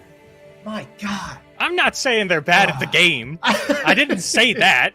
He made the top 16. Jeez. Come on. Give him a little bit of credit. I give him credit for that. You're the one that's dragging this out. I don't want to talk about it anymore. I said what I said. Oh, yeah. Let's move on. I hope you feel bad now. Boulevard, okay? Not really. So there's really no board wipes coming out of Random. Like, we do have the box, but because Lazy is already wider than Random, it's going to be a little bit hard to get value out of that. And of course, Lazy gets to play this mind game of, when do I actually stop putting out units for the turn? Where are you willing to take the box trade? Because Lazy can run out 2 more units. Here comes the Crumble Slug. This is probably where the box has to come out. Yeah, and even if it does, though, I mean, you kind of alluded to this. We have all the units in hand. What do we have? 8, 3, 4, 5, 6, 7. Math! We can play all 3 units in hand next turn, not to mention whatever comes off the top. Looks like we're going to save box mana. I like this. Really, I like this too. Oh, and now box actually decreases in price. Just a way to pass priority to get your opponent to potentially commit more units before you throw this out, rather than boxing now and then they play a unit and then you play the darkness to kill whatever. And now we're just going to get insane value out of this. Things looking really rough for Lazy at this point. Wait, I hope... Okay, all right. I actually got a little worried Lazy would just completely throw there and just play the whole hand of the board. But, and Mirai Warden off the top to go even wider. That's rough, especially after box has already been used from Random, seeing that come out. Can even grab another unit from the Sloping Telescope here. It looks like it is going to be the Aloof. That seemed like the pretty go-to pick there. I mean, Aloof plus Mirai Warden seems pretty good here. Yeah. It's going to get the Vengeance out of hand, but once you're playing at this tempo of just throwing down a unit, my opponent throws down a unit, Random is going to come out on top of that because he does have all these units that he can continue to play out that are going to generate value. Straight up mini-morph onto the Vigar. Oh, that was quick. I don't know. I think... So, let's back this up a second, though, Boulevard. That box might have allowed Random to stay in this game with Lazy still not drawing a Vandal Tree.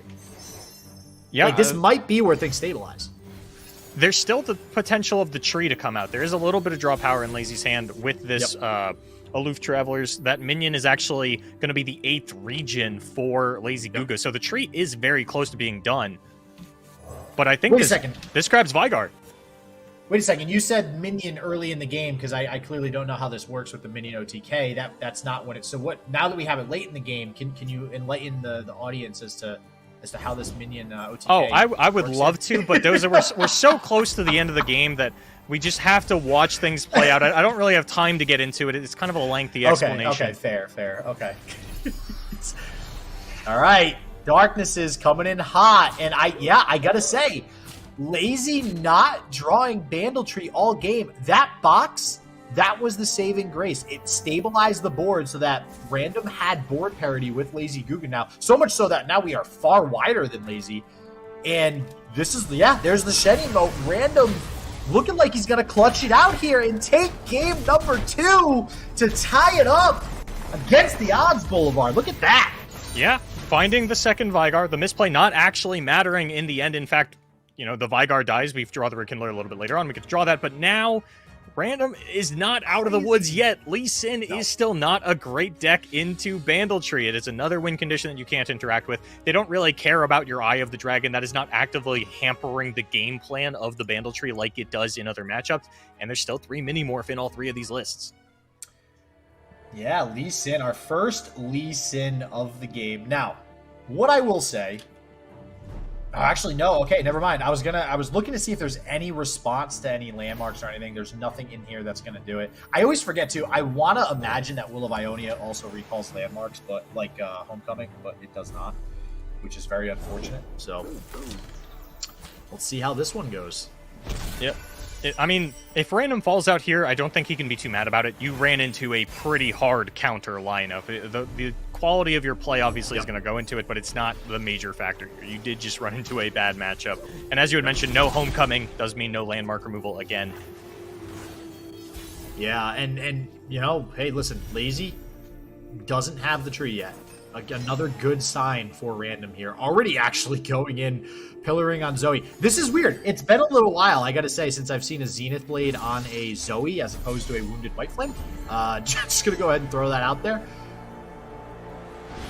Generally, it's Wounded White Flame just seems like the better pillar almost all the time now. But, I mean, hey, Zoe's still a thing. Getting those Nexus Strikes in there, generating... super cool star charts, just that card advantage in general is just so crazy sometimes. Yeah, and Random actually does have access to Eye of the Dragon, which is going to be relevant because Lazy, in the absence of that tree, is going to need to play a more aggressive approach.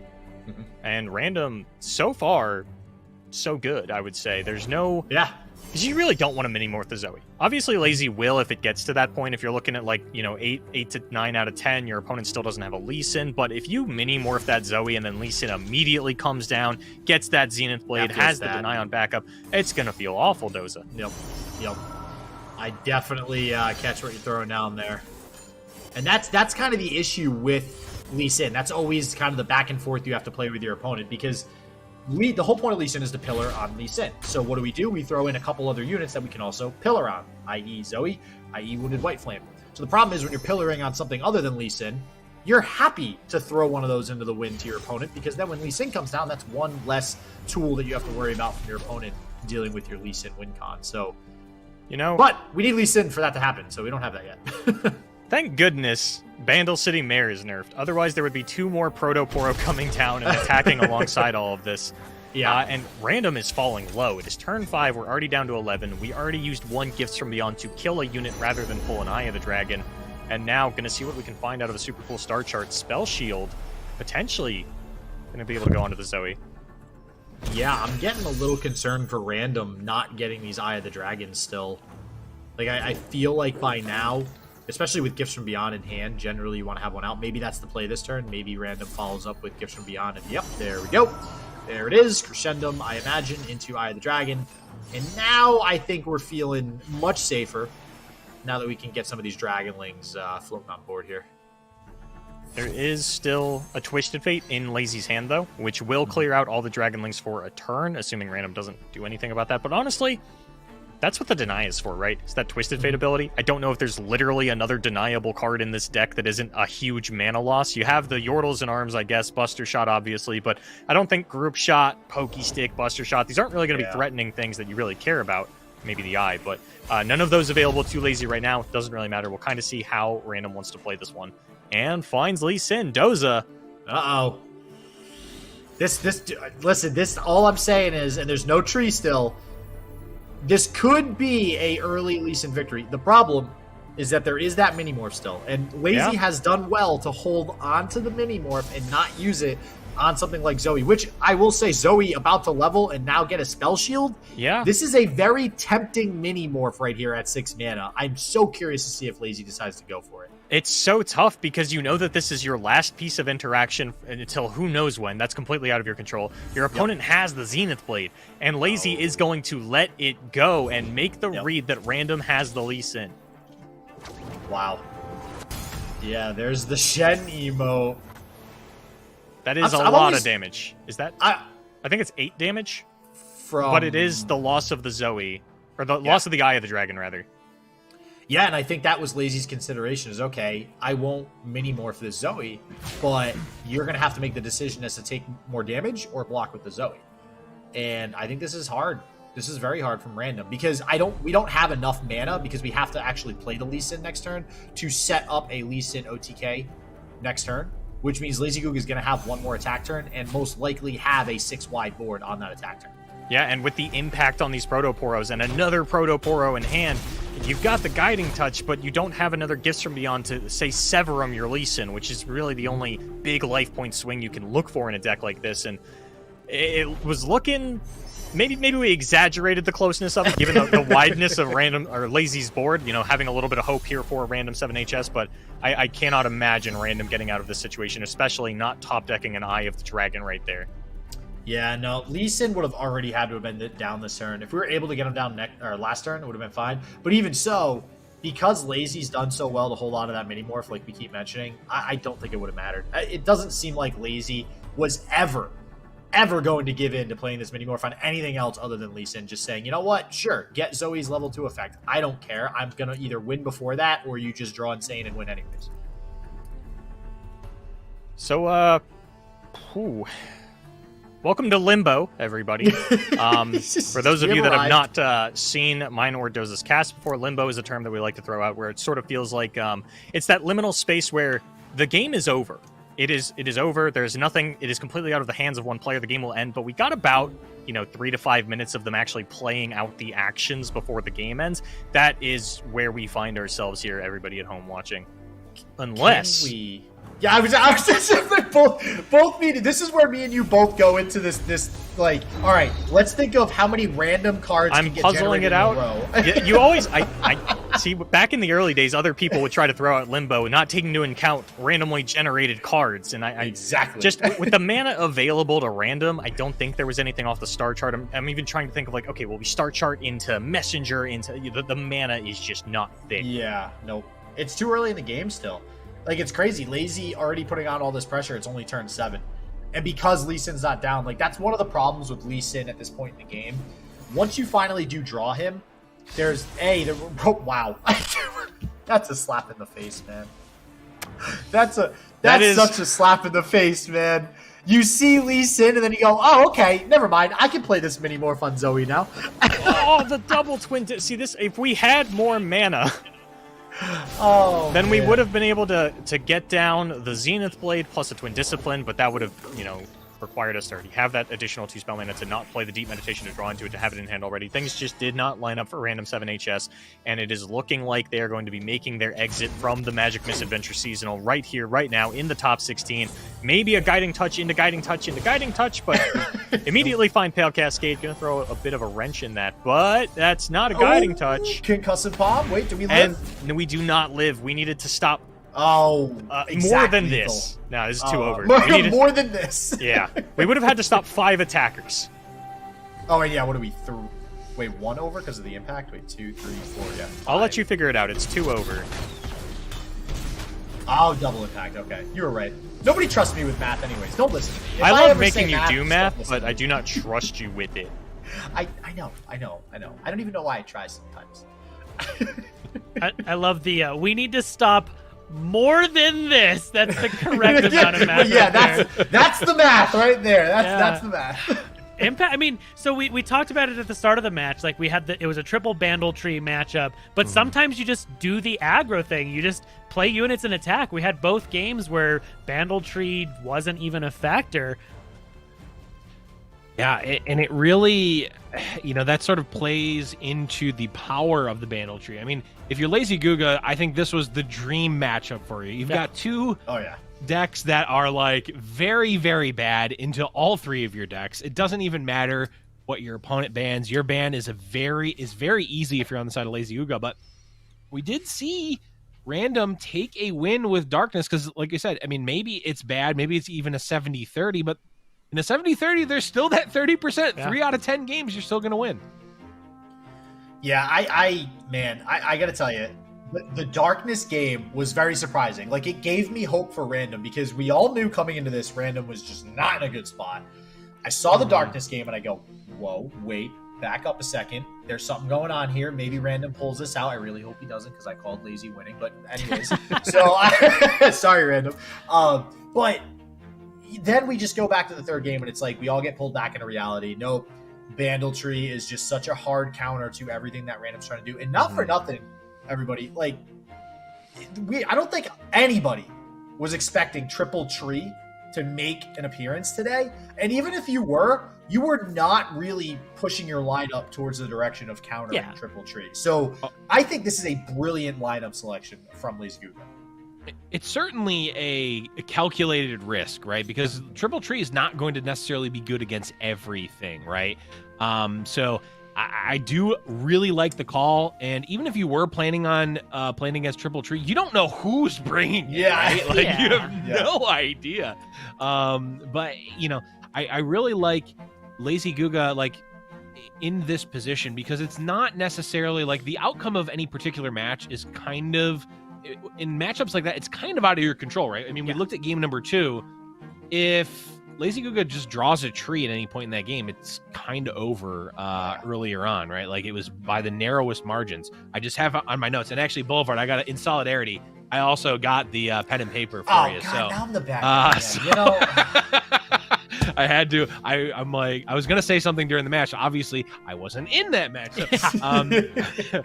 But I just have my notes, no tree written down in game number 2, and that was the diff. And it's tough, but LazyGooga goes into that match feeling great. It's like, I've kind of already won this. If I lose, it's, obviously if it makes a huge misplay, that's whatever. But if I play well, my deck is giving me such an advantage here. You got to feel so good going into that match.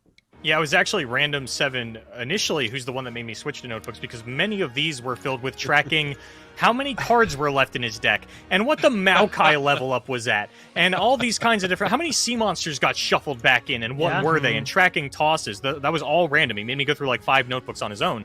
But speaking to your point earlier, Blevins, about, thinking about, is anybody going to bring Triple Tree? That's not, like, you could think that, and you could say, yes, someone will, but you don't throw out your entire lineup to make sure you're countered by that, because, like, Darkness and Lee Sin are just 2 of the best decks in the meta right now.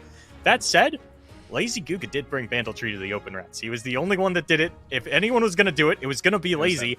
And Yordles and Arms is definitely more of a deck that I associate LazyGooga with. He's been on the forefront of some of the innovation within that archetype. And to see him put it in the Bandle Tree and just really sort of merge the 2 archetypes, I thought it's a very LazyGooga lineup.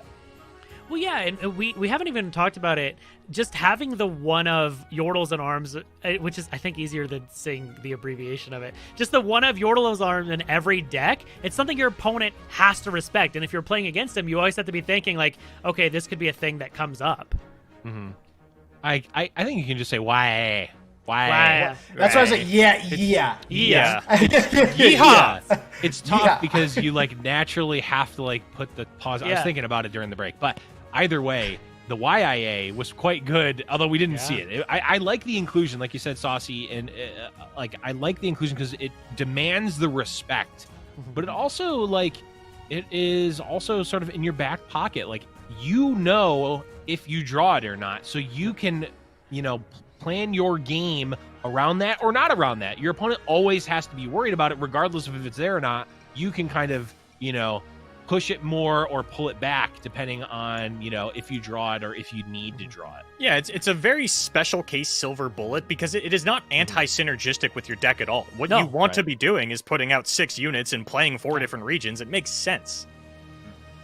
Yeah, no, absolutely. So I just heard we have another game coming. So we're going to have game 3. I believe this is 4LW versus Seku. Oh. Go ahead and take it away, J Doza and Boulevard. All right, take it away. We shall. Seku here. I mean, 4LW, we talked about 4LW earlier, or Boulevard, I should say, talked about 4LW being kind of number 4 here on the list. And Seku, like I mentioned, 3 times. One of the 3 peats here for top cut. So this is definitely going to be a good matchup, Boulevard. Is 4LW not also a 3-peat? That's right. I literally thought the same thing. I'm going to check right now. I remember 4LW was kind enough to give sort of a rundown of his seasonal history on Twitter earlier this week, and I do believe he said, yeah, okay, that makes sense. Both 3-peat. Okay, so we got 2 3-peaters going head-to-head then. Alrighty, and it looks like we got, so I would assume that is 4LW on the bottom. Tom Raka. And that would be Tom Raka, which... So I mentioned earlier that Lee Sin is the only deck that has topped every seasonal. Starspring is a deck that has appeared in the top cut of every seasonal. It will not always make it through the early rounds, but somebody will transition into it in the top 32, and those are the only 2 decks where that is the case, is Lee Sin and Starspring, which is funny because Starspring beats the ever-living crap out of Lee Sin.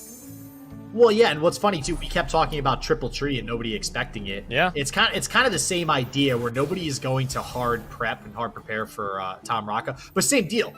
Like you said, I think everybody kind of knows somebody's gonna bring it, right? Yeah. So, and maybe that's the case with Tree now. Like everybody knows somebody might try to bring Tree, but you can't possibly put something in your deck or change your lineup specifically for this matchup because it's just not prevalent enough. No. I mean, you can make a guess, and we've seen players sort of go, okay, well, this is my top 32 opponent. This is where I'm going to throw out this matchup and just guarantee win my top 32.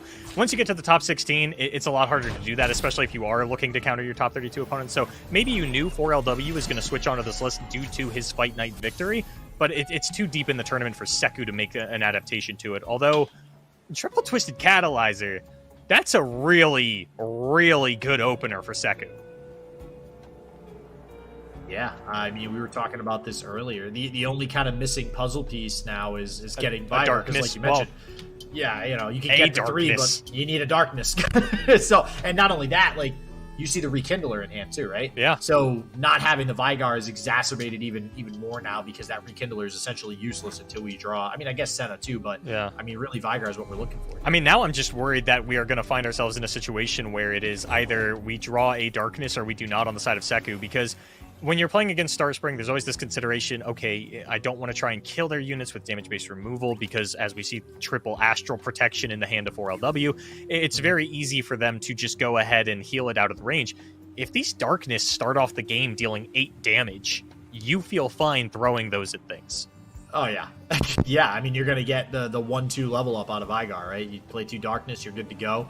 And a quickly leveled Vygar, as long as we can generate more Darkness, is obviously going to lead to a pretty quick win, just going straight at the Nexus there. And against something like Tom Raka, you have some vulnerable cards to try to pick off things like Vygar, but there's not a whole lot of hard removal, so it's going to be difficult for 4LW to deal with it once it does hit the board. There's the Vygar! There it Seku, is! why didn't any of us pick Seku? How did we not know this? And this this is probably, I would not be surprised in the slightest to see a stress defense onto the Catalyzer that is running into Soraka in order to preserve that Catalyzer for another round and just shoot these Darkness up to like 11 damage. Yeah, this is insane. No, we're not going to save it, though. I guess, I mean, you have 2 more on board. You're going to get 2 funny. more. Like... It's funny. That insult to injury. Yeah. Yeah, we are not going to see it. And now... And this is so rough for 4LW, because this is the situation where you want to throw down the Tom Kench, you want to eat that Vygar, but even if that were the case, I mean, actually, no. So Vygar would get obliterated. It would not be in the pool for the Rekindler. Scratch that from the record, that point that I was about to make. Yeah, I know where you're getting at, though. I mean, Tom Kench is another one of the cards. Like I mentioned, vulnerable. Tom Kench is going to be another one of the cards that you need to deal with the Vygar. If we're not drawing into those, there's not really anything 4LW can do. And here we go. Vygar is already staying on the field, already going to get those buffs, but no Darkness generators again. That said, with double Astral Protection, or triple Astral Protection, rather, Seku might lose by throwing out like a 10 damage darkness and giving 4LW 12 heal. Yeah, with the Soraka's Wish or something like that, yeah. Yeah, I mean, there is the consideration that the darkness is just so strong that doesn't even matter. What is it at now, like 10? We're about to find out. Yeah, it's 10. at 10. So we can actually play 2 extra. Oh my god, this is ugly. Yeah, all right, even one just saves it. Yeah. All right, so Vile Feast, I imagine, comes out. Yeah. Right? Does that get the second Astral? No, it's mini to just say, nope, forget it. I ain't letting you save this, Not period. playing All with right. that one. Nope. That's a really... Listen, we're kind of laughing about that, but that's a really smart play from Seku for exactly what you just said. I think... J-Doza, I think 4LW wins. Let's hear it. Oh, I do see Shakedown. Oh, hold on. We are not going into 4LW's attack turn, so that is not quite the case, but I believe this Star Spring is about to go up to 17 at the end of this turn, and Vygar's not leveled, and yeah, I think that it's just too slow. Yep. Well, yeah, there's no darkness generators. Yeah. How insane is it going to be if you open triple Twisted Catalyzer into a Vygar and you still lose that game? All right, there's a darkness generator, so we can level them up now. I don't know if it matters. 4LW might actually be able to just take it on this turn. It kind of depends. I don't think the mana's quite working out, but we've got 4 mana. That means Astral plus Bastion. But yeah, darkness up to 11 damage. Astral will not save Soraka. And I'm actually I was curious as to whether or not we go for the box but do you know what does? Okay, so if you Bastion first and Seku goes for the Vile Feast, then you will actually have a 12 HP Soraka after you play. Yeah, that's just it. That's just it. It's at 22. Game over. Yeah, wow. That's all it takes. Oh my god. Oh my god. That was... What an absolutely insane game. That was... Alright, first off, I wasn't expecting to actually get that on camera, so to see Tom Rocca, because we mentioned earlier that we might see it because there's always that one in the tournament. Yeah. But I was not expecting triple Twisted Catalyzer, getting darkness so high, to the point where they almost could kill some of the high health units in Tom Rocca, but still not be able to kill. Triple Astral Protection. Yeah, I did. Apparently, that's a thing. As someone who has played against TK Rocca a bunch and has played Darkness a bunch, I kind of had a feeling how that was going to end regardless. They always have Astral Protection no matter what. Like that's just a rule of TK Rocca. They're going to have it every time. And like when the like point of your deck is to deal damage-based removal against TK Rocca, it ain't going to work out. Yeah, I mean, do you ever have that situation where you open 3 of Twisted Catalyzer and go, I wonder what 3 of my opponent opened to counter my 3 of Twisted Catalyzer, and just go, okay, well, I guess I lose triple Astral Protection. What did we just witness? Yeah. No, it's crazy, and I mean, we talked about it earlier. It's cool to see. I mean, Tom Rocca always just appears in every tournament, so it's cool to see these decks like Pirates, Tom Rocca, all that. When we were joking at the start, all we're gonna see is Ari Cannon today, but obviously that just gets banned constantly. But it's just cool, like we have this like bad guy of Ari Cannon in the meta right now, and so we're able to. It usually just gets auto banned, so we get to see all the other games, so it makes it kind of nice. But I'm fine with that. I'm fine with exactly. that. Yeah. You don't want to just be broadcasting the same thing over and over? I mean, only if it's Spooky Karma mirror matches. That's, We're getting flashbacks to last year. Oh, no. Well, we're not going to talk about that. Well, we have to get to a quick break here. Make sure you don't go anywhere because we have the round of 8 coming up. It's going to be very exciting. I mean, we've seen some insane games today, so they're only going to get even better as the stakes get higher. So make sure you stick around. We'll be right back with some more Magic Misadventures. I almost said it, but I didn't. Seasonal tournament.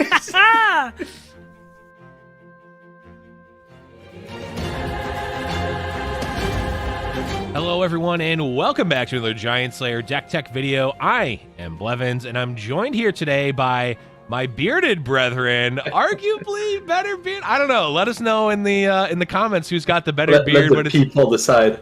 It's a top tournament and ladder player member of the Mastering Runeterra Pro team. It's Kever. What's up, man? Hey, going well. How about yourself? I'm doing great. It's I'm trying to think back if we've had any if I've had anyone else who has such a magnificent beard as me on. I don't think so. So I think we're in good company here. But we're talking about a magnificent deck as well. We are. That is going to be Ari Kennen Go Hard, and I think you're certainly someone who's making a case for it being one of, if not the best versions of the deck. So walk us through your thought process in picking this deck, and tell us a little bit about it at a high level. Sure. I believe Harry Cannon is pretty known by now. Like, everybody know like how the deck plays out and Kinku and Ares and things like that. I just think that the Go Hard version adds complexity to the deck that no other version, where you're actually trying to kill your opponent, like with Absolver, Might, just Mono Ionia, I've seen too. Let's not talk about Sunkus, not get into this. But I believe that the angle of attack, the angle of attack of Go Hard gives you just make almost every matchup better. It makes the mirror better, it makes aggro better, I believe it makes control better. So I'm quite adamant on dying on the hill that this is the best Harry Cannon version there is. For sure. And so I did another deck tech with Darkodius actually talking about the Shurima version, and this is a very different version for sure. There's a couple of cards that jump out to me immediately. One is Tasty Fey Folk, which we can touch on a little bit, but the big one here is the 6-drop in the deck. That's Sign-In Thousand Tail. Talk to us about that card. So that's the different angle of attack that I was talking about, where you can actually keep up in control matchup in card quantity, which is very important, and very good against various pings. So you think about deck like Darkness with Withering Wells, or like FTR, basically any SI, where you always need to be thinking, like, let's not overextend, let's not put too much thing on the board. You don't want to get blown out by, like, double Withering Well if you have just one deny and things like that. And Shannon just allows you to go over that, and you just, at the end of their turn, you put the maximum board that you can where you feel safe that you can protect it, and you open with Shannon, and it's a lot of damage, it's a lot of card, it's very hard for them to keep up with that card advantage, and it also just works hand in hand with the Go Hard plan, where I don't want to be casting Go Hard too early in the game, because I don't want to be deleting my good cards that I want to draw. Like, I don't want to be drawing Go Hard after Go Hard, because in a vacuum, it's not that good of a card. But against control, like, I'm starting to Go Hard, the chain of Go Hard on turn 4 or 5, when I already have the Shannon in hand. It allows me to work toward Pack Your Bag while keeping up with cards. Yeah, we've definitely seen that happen a lot, where it's like, oh, when the player starts casting those early Go Hards, the opponent's just going, oh no, I'm going to get bags packed. But unintuitively, like, early, except against aggro, I don't want to be casting them early in the game.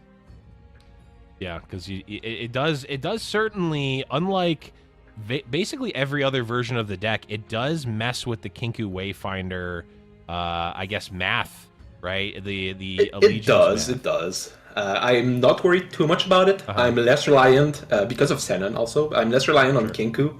Like, at some point, I'm fine with missing one later in the game. You don't want to miss it on turn 4 ever. Like, that's just bad luck when it happens. But it is also a reason where you can keep your Go Hards until turn 4, 5, or 6, as you play the Kinku before, and make sure you give yourself the best odds of hitting Kinkus. Sure. Yeah, definitely. I mean, I think really the card that brings the deck together for sure, the Kinku Wayfinder, and let's not even talk about the before the nerf. Before nerf, I was a hardcore Cannon Ezreal.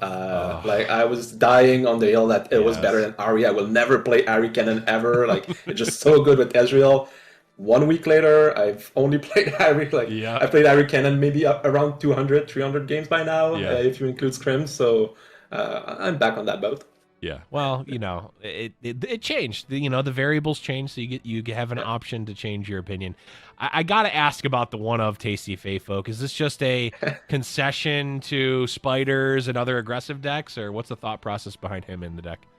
Sure. Yes and no. Like, obviously, it's good against spiders, and I believe that I'm very close to even against Spider, where people will say that Spider will roll over Ari Cannon. Like, I'm actually happy not banning it if I bring it in the lineup. I'm not banning Spider, depending on the rest of my decks, of course. But also does a decent job against control, oddly enough, where you wouldn't expect it to be good.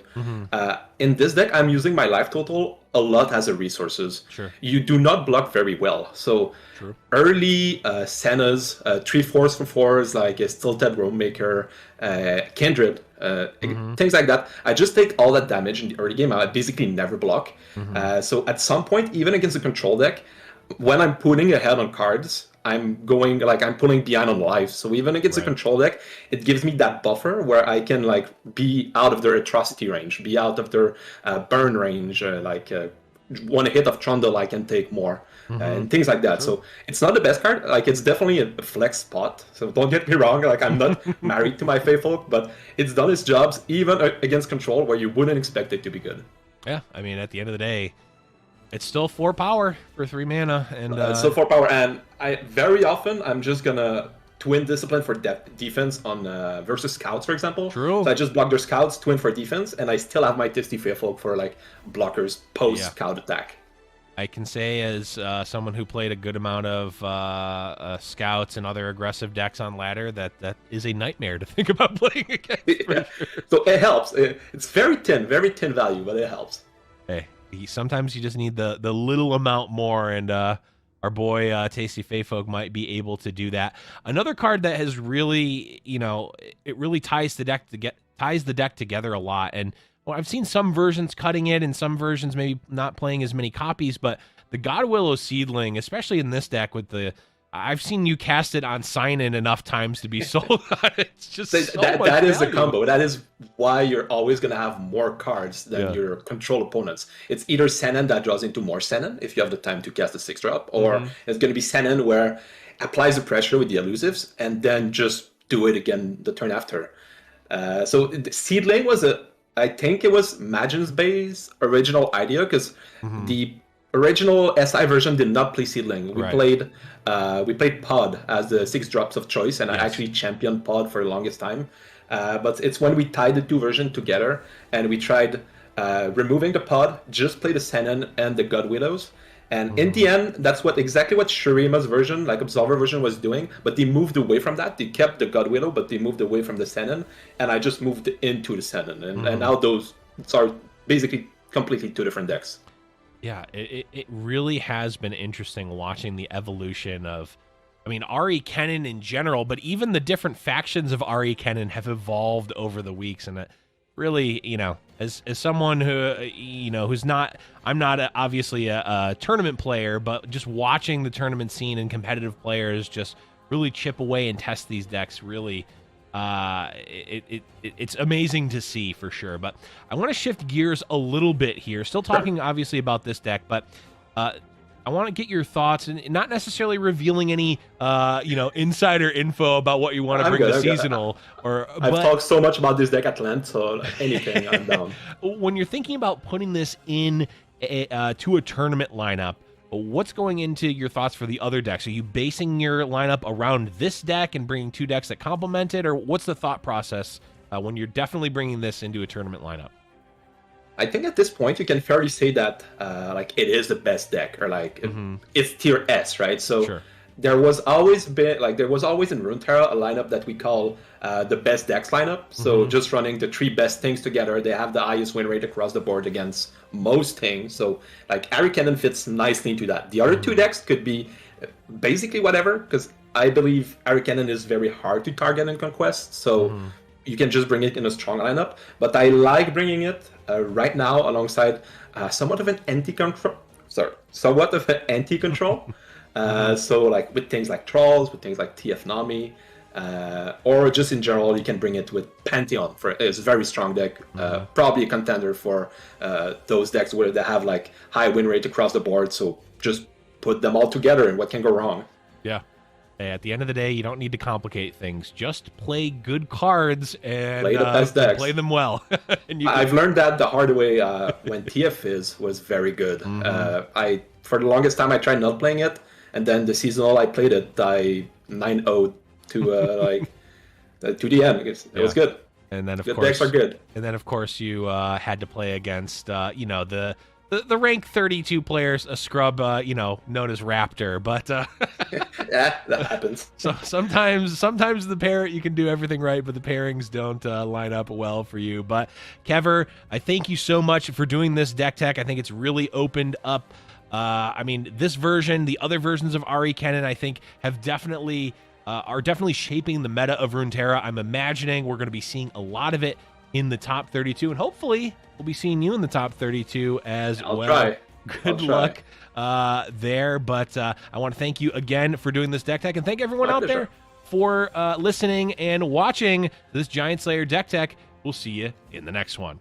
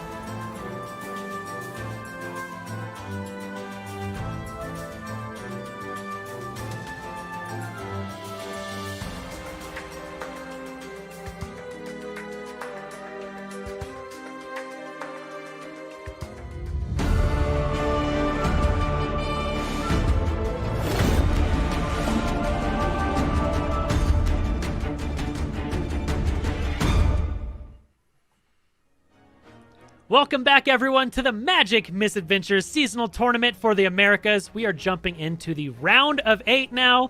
I, of course, as Saucy Mailman, I'm returned with Blevins. Jay Doza and Boulevard had to get out of here. We love them dearly, but they're very, very busy, man, and very expensive. So we have a couple less expensive hosts, Skarzig and Swim, joining me. Skarzig, how's it going today?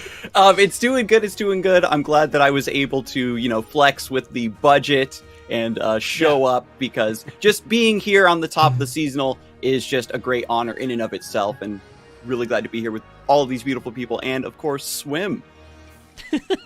Yeah, no, it's a pleasure. It's a pleasure to cast with you again, Skarzig. I mean, I'm looking forward to a pretty interesting metagame. We're seeing like a crazy amount of diversity right now. I know we've said this before in previous seasonals, but this is the most diverse tournament meta we've ever seen. There are some ridiculous strategies being employed here, and I think this kind of like marks what I would say is for like Runeterra is kind of out of its early phase. We are no longer a budding card game. We have a full flushed card pool and a ton of interesting strategies. And with the players able to, ban those key decks, those top decks, it opens up so much more possibilities for lineups and for some hard targets, as we've already seen on today's broadcast. Yeah, absolutely. We've had some crazy games. Let's go ahead and take a look at the bracket, see how everyone's done, see who is moving on and who has sadly been defeated. This is the top 8 we have here. Mostly, I want to point out WhatAmI still here in there, and FloppyMudkip moving on as well. Blevins, what do you think of our top 8 here? Yeah, this is a stacked top 8. I don't know how many seasonal top cuts are between these 8, but it's got to be close to the most we've ever seen. I don't actually know. I'm sure some of the seasonal historians would be able to crunch those numbers. Actually, Jay Doza has those on hand. Yeah. So he might be able to get maybe he'll tweet us. That's why he's so expensive. But I got to point out, WhatAmI still in it? Amazing. We saw in the first round a 12-minute game. Yeah. This traditionally has been the end point for WhatAmI. So the real question here is, WhatAmI able to get over this hurdle of the top 8? Yeah, I gotta say, I mean, as far as these players, I'm looking for WhatAmI, FloppyMudkip, and 4LW. I mean, WhatAmI, as we've seen, is brought aggro, which is just absolutely insane. It's the craziest thing to imagine. WhatAmI notoriously being like the furthest from aggro player imaginable.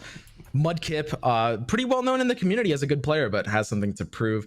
And 4LW, back at it again. I mean, we see him every time at this point. Yeah, he's pretty much a shoe-in. I've got a long history with 4LW in some other games that I've been a part of. He's just been a long-time CCG player, and especially with WhatAmI playing aggro, even though he's not known for it, he is known for trying to play every single game in every single deck to the best of his ability. And these aggro decks, I think that it's been proven that a player can elevate the list with clean enough play. You think it's a brain dead deck, but that is certainly not the case. Oh, absolutely. I mean, even in that first game that we saw where he was playing the Spiders list, that just sort of off-kilter Noxian Fervor. And, with caster vision and with the analysis, yes, it makes sense, playing around the single combat. But, you look back and there's and I'll admit, I may not have seen that play if I was in WhatAmI's seat. And you look back and all of a sudden, oh man, I'm 3 damage off, or they drew the single combat. I get completely blown out. And WhatAmI sees and just super tight play, a strong deck choice, and made it into the top 8 so far. No, and so Skarzig, you mentioned that 4LW is just a shoe-in for this, going to win. So we actually have our next game is going to be with 4LW versus FloppyMudkip here. Skarzig, so you're saying 4LW is going to take this one, right? Definitely one of my most favorite players. I'm a personal fan of WhatAmI. He's a great player and a great person. But in terms of just raw power, 4LW has just been, I think, such a notable name throughout the competitive scene for such a long time that it feels almost inevitable. Yeah, absolutely. We're going to check out some of the decks they're bringing here too, because I'm a very big fan of 4LW's lineup that he brought, which just makes me happy as well. Ken and Ari, is this a surprise to anyone to see Ari Kennen be brought here? Yeah, no, it was just, by and large, I think by a 2-to-1 amount, just the most represented deck. This, of course, being the Go Hard version, which is not the only version that we're seeing in the top 32, but I think is sort of the de facto version that the community, the competitive community at large, has brought. This, of course, the deck that we got to see one game of last round in the Soraka Tahm Kench.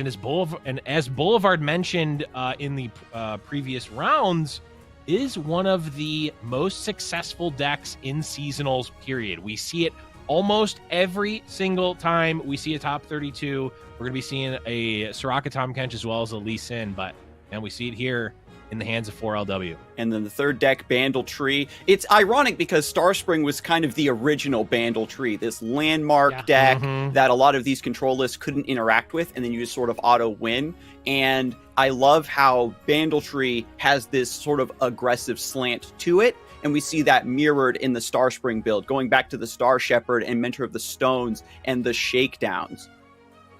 Yeah, absolutely. I mean, these decks are pretty interesting. On the other side, we've got FloppyMudkip bringing Scouts, a deck people have talked about for a little bit here as a pretty good counter to Ari Cannon, as well as a few things in the meta. Pretty underrated. And this is kind of like one of the linchpins of FloppyMudkip's strategy in this lineup.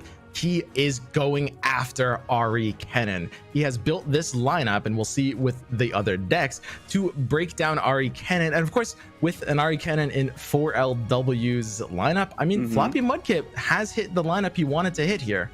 You leave that up, your opponent might not be expecting to actually need to play the deck. They just bring it because it takes the ban almost 100% of the time. And we did also see that the Ari Cannon that is on the stack is a little bit more defensively oriented, with a little bit more elusives for chump blocking. This Nami Twisted Fate, such an explosive list. I'm really hoping that it comes together, because once it gets up and running, it just becomes this engine of destruction. Well, and FloppyMudkip specifically on that Nami Twisted Fate is a master of the deck, one of the players that sort of pioneered, or at the very least has played a ton of that version. But I got to go back to the point that you made, Swim, and this, I agree with you that the point of this lineup is to try to counter Ari Cannon, but it is really hard for me to get behind a lineup that's trying to target the best deck in the format when you just have the ability to hit the ban button and not have to deal with it. But, you know, a player like FloppyMudkip wants to, flex the lineup and show, hey, I brought the lineup that can beat the best deck and prove myself as a top player in LOR right now. Yeah, no, Blevins, it's always a tight spot, like the idea of like going after the top deck or banning it, and a lot of time we see players try to go after it, try to target it, and then regret not banning it. In this case, though, I think it comes down to the approach, and I gotta say, I really do love FloppyMudkip's approach here. In fact, I think the idea behind his lineup is banning Pantheon, if I had to guess, and this is basically a solid approach as well, because Ari Cannon ends up being much more targetable with the right decks. I know FloppyMudkip personally, he's done very, very extensive testing against Ari Cannon, and he's extremely confident that these two lists of course, Scouts and Nami TF, as well as an Ari Cannon mirror that's teched for the mirror pretty hard, is going to be very, very favorable into 4LW's lineup, or at least a little favorable. And hopefully that strategy does pay off. When you're confident on Scouts, you can again get those wins. This is a deck that's infamous for a few specialist players to get those extra win rate percentages. Even when the deck is starting to kind of fall away and out of the metagame, they can still keep it going and keep that win rate up, even when their opponents aren't expecting it. The Ari Cannon, maybe by leaving it up, forcing your opponent to play, you're looking for that skill diff.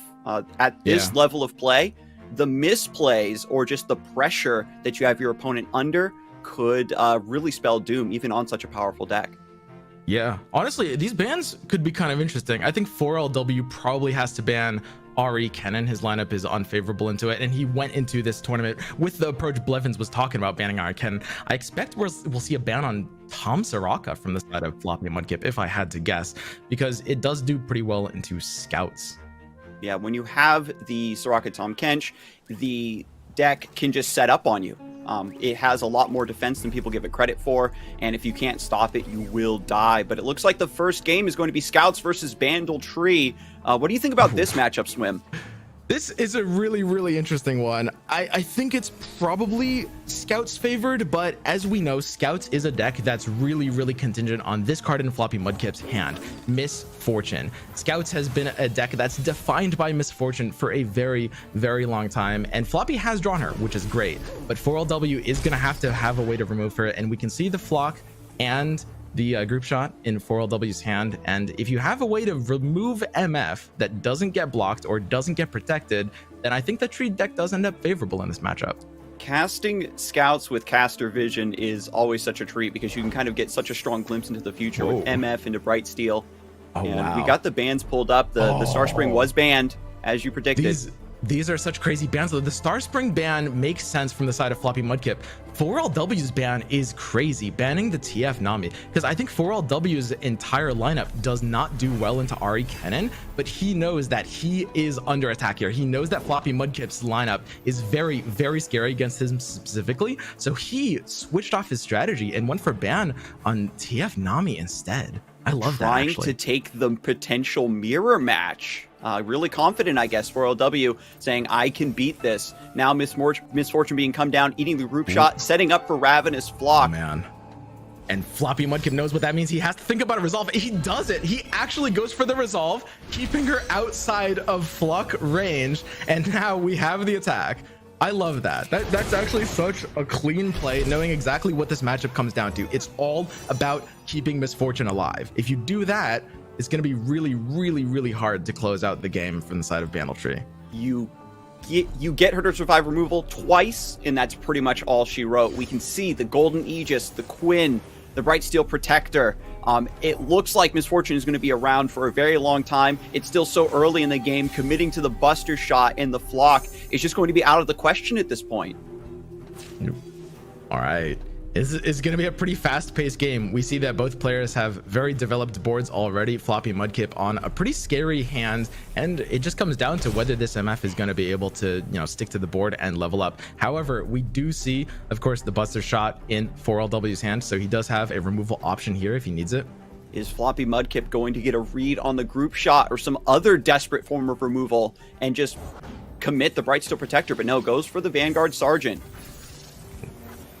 And we see here the Vanguard Sergeant, since it got buffed, was one of the big aspects of Scouts, as Misfortune does get targeted by the Buster Shot. So a very, very important play by 4LW, making sure to target it down. And FloppyMudkip does have a bit of a back foot here to deal with, because 4LW has all the blockers and MF is off board.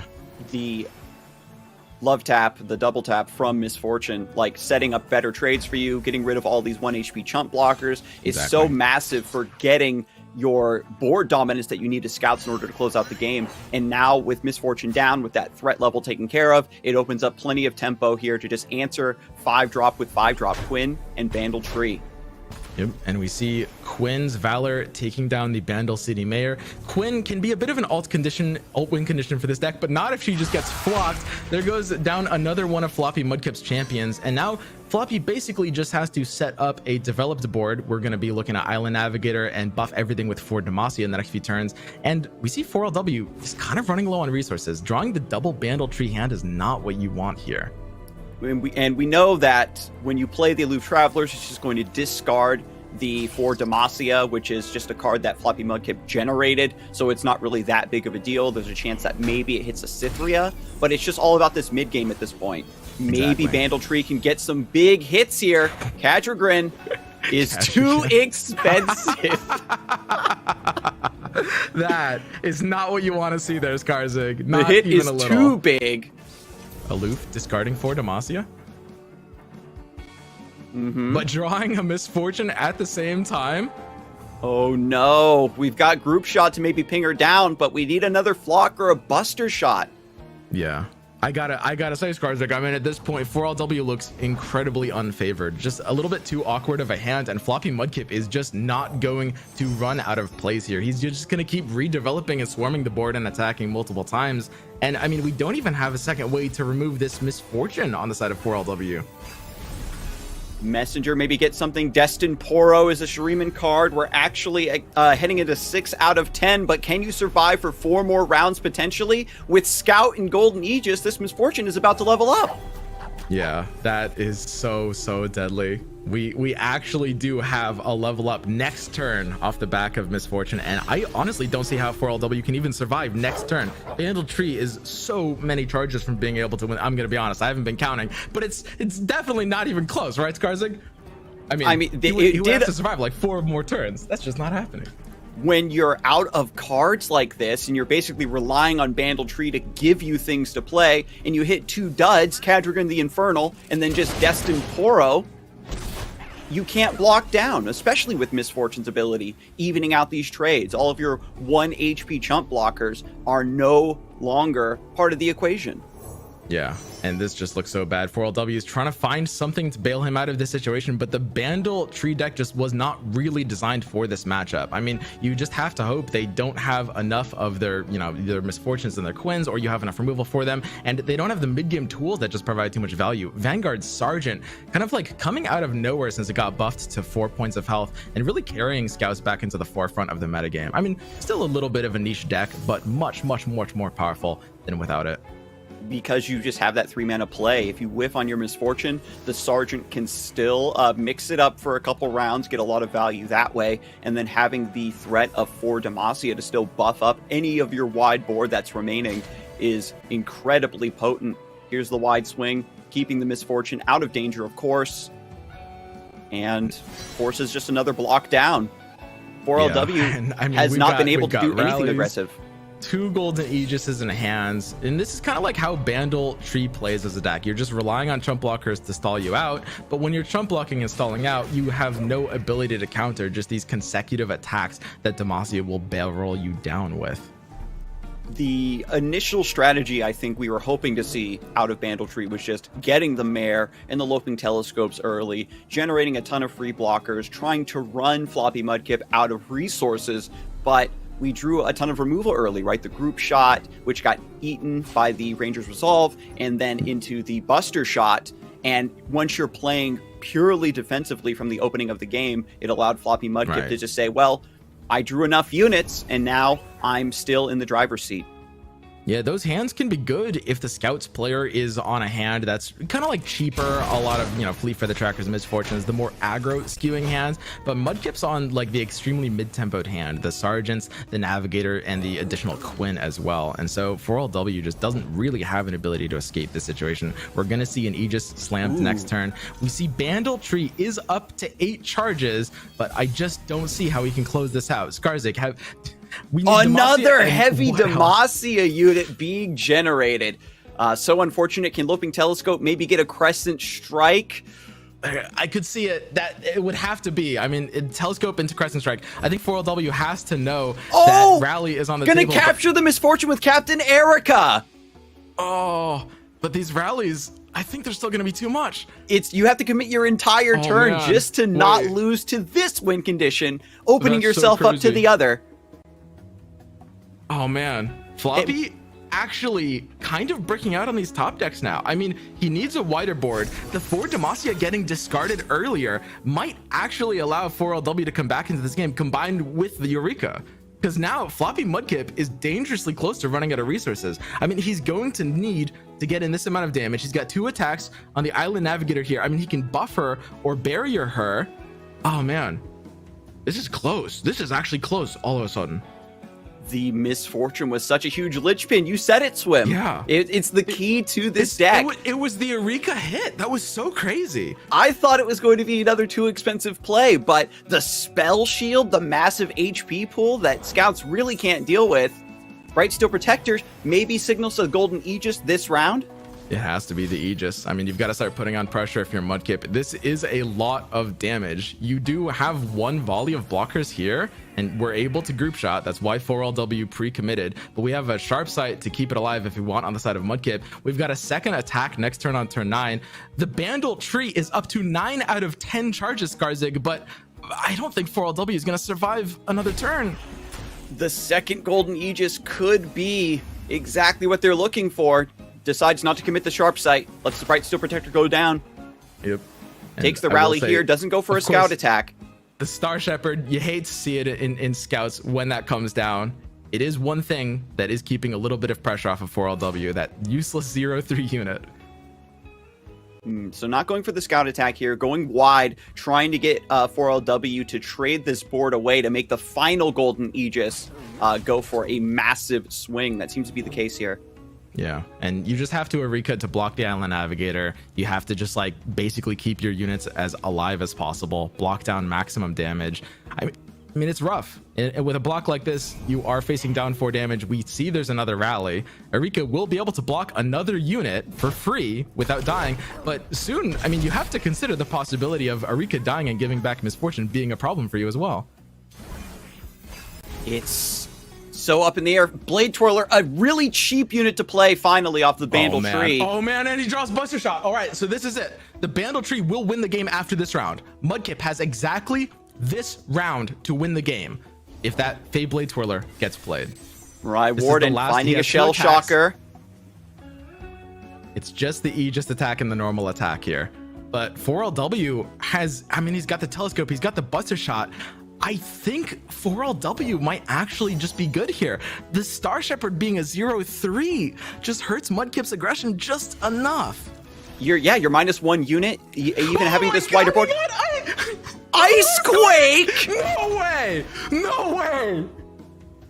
Ice Quake, for those of you who don't remember what the heck this spell does, it gives everything -3 attack and then AoEs the board. So FloppyMudkip is going to get wiped and Bandle Tree will survive, but you need to still block down here. You need to block down, and you got to be a little bit careful, because if the Eureka blocks any of these units, the Sharp Sight could represent a kill on the Eureka, which will release the Misfortune. I don't know how much that'll matter to this Ice Quake, though. So, I mean, what do we do here? The Misfortune breaks out of jail. The health, it's so sad. And can you rally with the Misfortune? Skarsig Mudkip is 1 damage off. And so, Swim, refresh my memory. If Misfortune does get rescued from the clutches of Captain Erica, is her level up progress reset? I think it should be. It's not an exact copy. I think it gets reset. Okay. Oh god, this is so crazy. Down to 3. I mean, the Aegis will have to come down first, right? Or 4LW could play around the Aegis, Ice Quaking first. Yeah, because if you go for ice, if you go for Ice Quake, and that last card is maybe like, I think this saves him against everything, because now the Aegis is no good. The Fey Blade because Killer the Star Shepherd has no attack. Yeah, the Star Shepherd having no attack actually loses Mudkip this game, and that's it. The Bandle Tree goes off and gives 4LW game 1 here. This entire tournament so far has been miracles. Every matchup we think is doomed, every deck we think is unfavored, is finding these lines that should not be possible. Yeah, no, it's absolutely insane. I mean, this game is in a very unsolved state right now. And like, I know, you know, there's a lot of people in the dedicated community, and you'll see people in like, you know, the chats and the comments right now talking about like Ari Cannon being like too good and in need of a nerf. That's true. There's no denying that. Like Ari Cannon is very, very represented in this tournament for a reason. That being said, I want to make one thing very clear. Outside of that, this is a meta that has just a ridiculous amount of diversity of viable strategies. You have to give credit where credit is due. Like, there's one good deck and it sees a lot of bans, and that's fine. But there's so many different ways to approach this game, and we see that in the deck diversity in this tournament. And we'll see how the players approach this next matchup. Ari Cannon going to try to now find a win versus Scouts to close out this best of 3. And we know that Scouts does very well into this deck. If you don't get your Kinko Wayfinder or an early Cannon to get those Marks of the Storm and control the board, you're going to get snowballed on. Yeah, exactly. So Scouts, I mean, this was kind of the idea behind Mudkip's lineup. Remember, the idea of targeting, the idea of, okay, we know they're going to bring Ari Cannon. I build my entire lineup to be favorable into Ari Cannon, and I should be good, even if I lose to the other deck, which did happen. But now Mudkip has to win with both of his decks against Ari Cannon. And with the TF Nami getting banned out, if he even wins the first game, the next one's going to a mirror. And then if you're forced to play the mirror match, or you're forced to give Ari Cannon another chance to draw even stronger of a line against you, it could be disastrous. We've got one Go Hard already shuffled into the deck. No Kinko Wayfinder in the hand to maybe get messed up by those Allegiance odds. Yeah. We see both players actually on very clunky hands here. Neither player has kind of what they're looking for early. 4LW is looking for Kennen, Kinku Wayfinder, maybe some droplet stuff. He does have the Ahri, which is good, but FloppyMudkip on the opposite side also doesn't really have a lot of the early plays you're looking for. You're really looking for Misfortune. I mean, he's got the Vanguard Sergeant. He can draw into a rally, but Cytherea is definitely a little bit heavy to come in this early. And if you play Cytherea, she just is going to get stunned or sent back to your hand with Homecoming. It's just really not a play you want to commit to, I think, at all, unless you're already massively ahead.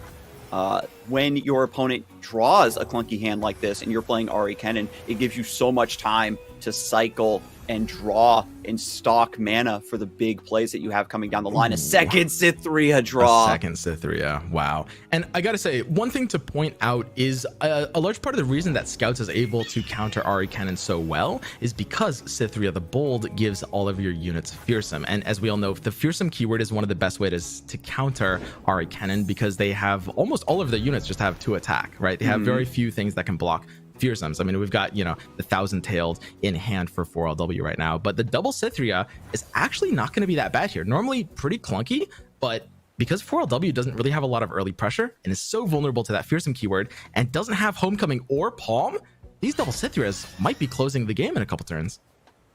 We can only hope that comes to fruition, right? To bring this to a 1-1, take us to a really exciting game 3. 4LW not having Kinko Wayfinder to stop this wide early board from Scouts is also very disastrous. Recall on the Morn, still trying to cycle and get this Ahri. No droplet either to translate into card draw. Very rarely do you see this deck with so few cards in hand. Yeah, and this is one of the things that Ahri Kennen does have the ability to do. It does have the ability to brick out. When you have these clunky hands like Deny, Notify, 1,000-tailed, it's definitely not very conducive towards an early tempo game plan. There's not really a lot of plays 4LW you can even make from this position. And we can look at FloppyMudkip's hand every single turn that passes. That hand is getting more and more terrifying. The blinding assaults can be notified. It's ironic that when Ionia has a bad hand, you can still give them things to do if you begin committing your mana as well. And here's the Notify on the Blinding Assault. That's basically the best value you're getting out of Notify in this matchup. You've got to go for it. Are you going to deny the second Blinding Assault? I don't think you can. Oh, man. There's a call for it. 4LW might have to think about this. It's Your hard hand to is not so save the bad. deny for a I think you have to try to save Sign-ins coming next turn. This is a major consideration. It really, really is. And we can see the hesitation. Yeah, he's really thinking over this one. This is such a tough one because this is, at least from 4LW's perspective, kind of the most impactful play. He lets it go, and I think you have to do this. It feels so bad, but Deny, especially because it's not just the rally. You can also see the 4 Demacia in hand, right? So you know that the presence of Deny is at least going to have some value, even if it's not stopping a rally. And FloppyMudkip just taking advantage of the Scout, killing the Ahri, a way to softly pass priority. See what 4LW has going on. No Wayfinder to get a wide board to stop this line. No Kennens, no Marks of the Storm to stop this either. Gonna commit to Cytherea. Yeah, and I mean, we've got the 1,000-tailed. This is nice. It's going to start gaining 4LW back board presence, but he's not going to have the blockers. The turn 8 attack in 2 turns from FloppyMudkip is going to kill him, even if this one doesn't. Also, is this one killing him? Is he one off of lethal here? Yeah, you lock it in. That's going to be fearsome. Oh, man. Oh, that is so crazy. He is exactly 1 off here, but I mean, even staying alive, I don't see how 4LW can reclaim board control. I mean, Scouts is a Wayfinder? No, almost designed to beat this matchup. And Misfortune, that's going to be the final piece of Nexus damage. Scouts has a reputation for not being able to push through a lot of burn, but Misfortune provides that just enough. Kennen very late to the party. Yeah, super late. And drawing both Kennens, can't even play them both as units that can block. And the only way to cycle the Kennen at this point is to play the Ahri, swing in, get double Mark of the Storm to stop one body, but then Mudkip just plays Misfortune, sets up the open attack. And then you have to deny? I mean, we're seeing right now FloppyMudkip's strategy potentially paying off. The tournament strategy of the entire lineup was to hard target Ari Kennen. And look at how this matchup is going. I mean, obviously, 4LW's hand is not great, but it goes to show how hopeless this matchup can be sometimes. I think people can all agree Scouts is very favored here in general, unless there's just a nut hand on the side of Ari Kennen. Even seeing how well this game has gone for FloppyMudkip, the fact that they dropped that first game to Bandletree, another matchup where you're theoretically favored, and we're in such a strong position to take this to a game 3 does give 4LW a chance here. 4LW just considering his options here, thinking, what possible hand states can I beat here, and how do I play towards those hand states, assuming that they're there. That's what you have to be thinking about when you're behind and you realize it. What kinds of combinations of hands am I beating? They can see that there's just 2 4 Demacia in the hand. The easiest way to minimize the impact of these cards, and as well as a hidden Golden Aegis, is to just keep the board narrow. And Lightning Rush allows you to resummon the cannon. Double Mark of the Storm allows you to clear this 2/2 as well. Yep. And we've got Deny for one of the 4 Demacias next turn.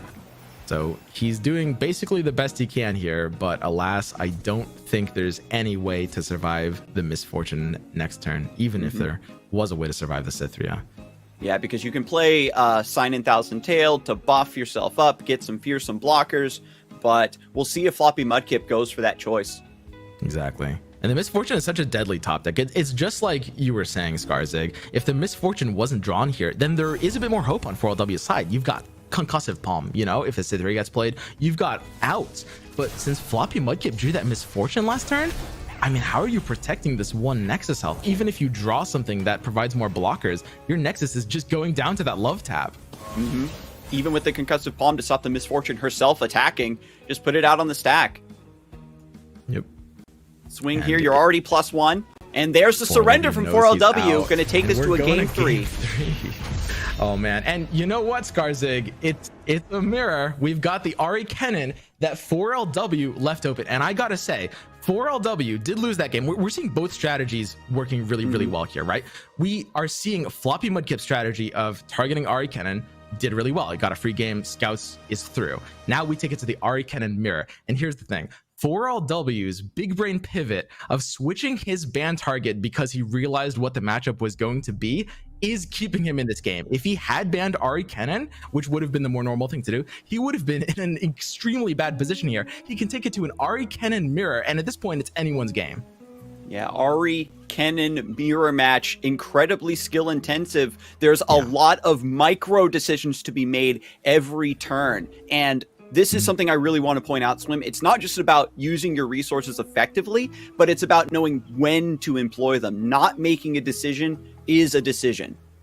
Exactly. That's one of the big things. I mean, we talk about how Floppy's matchup is, well, the lineup is all about targeting Ari Kennen, right? And that seems weird because he also brought Ari Kennen, but there's 2 factors. He's bringing a mirror attack diversion with 3 Nopifies and a little bit more steam, and also he is extremely confident of his ability to win the mirror. This is a matchup that he has prepped very thoroughly, and just by, you know, sheer flexibility of play, I mean, you were saying this is a very skill-based matchup, he is bringing it in part of his target lineup.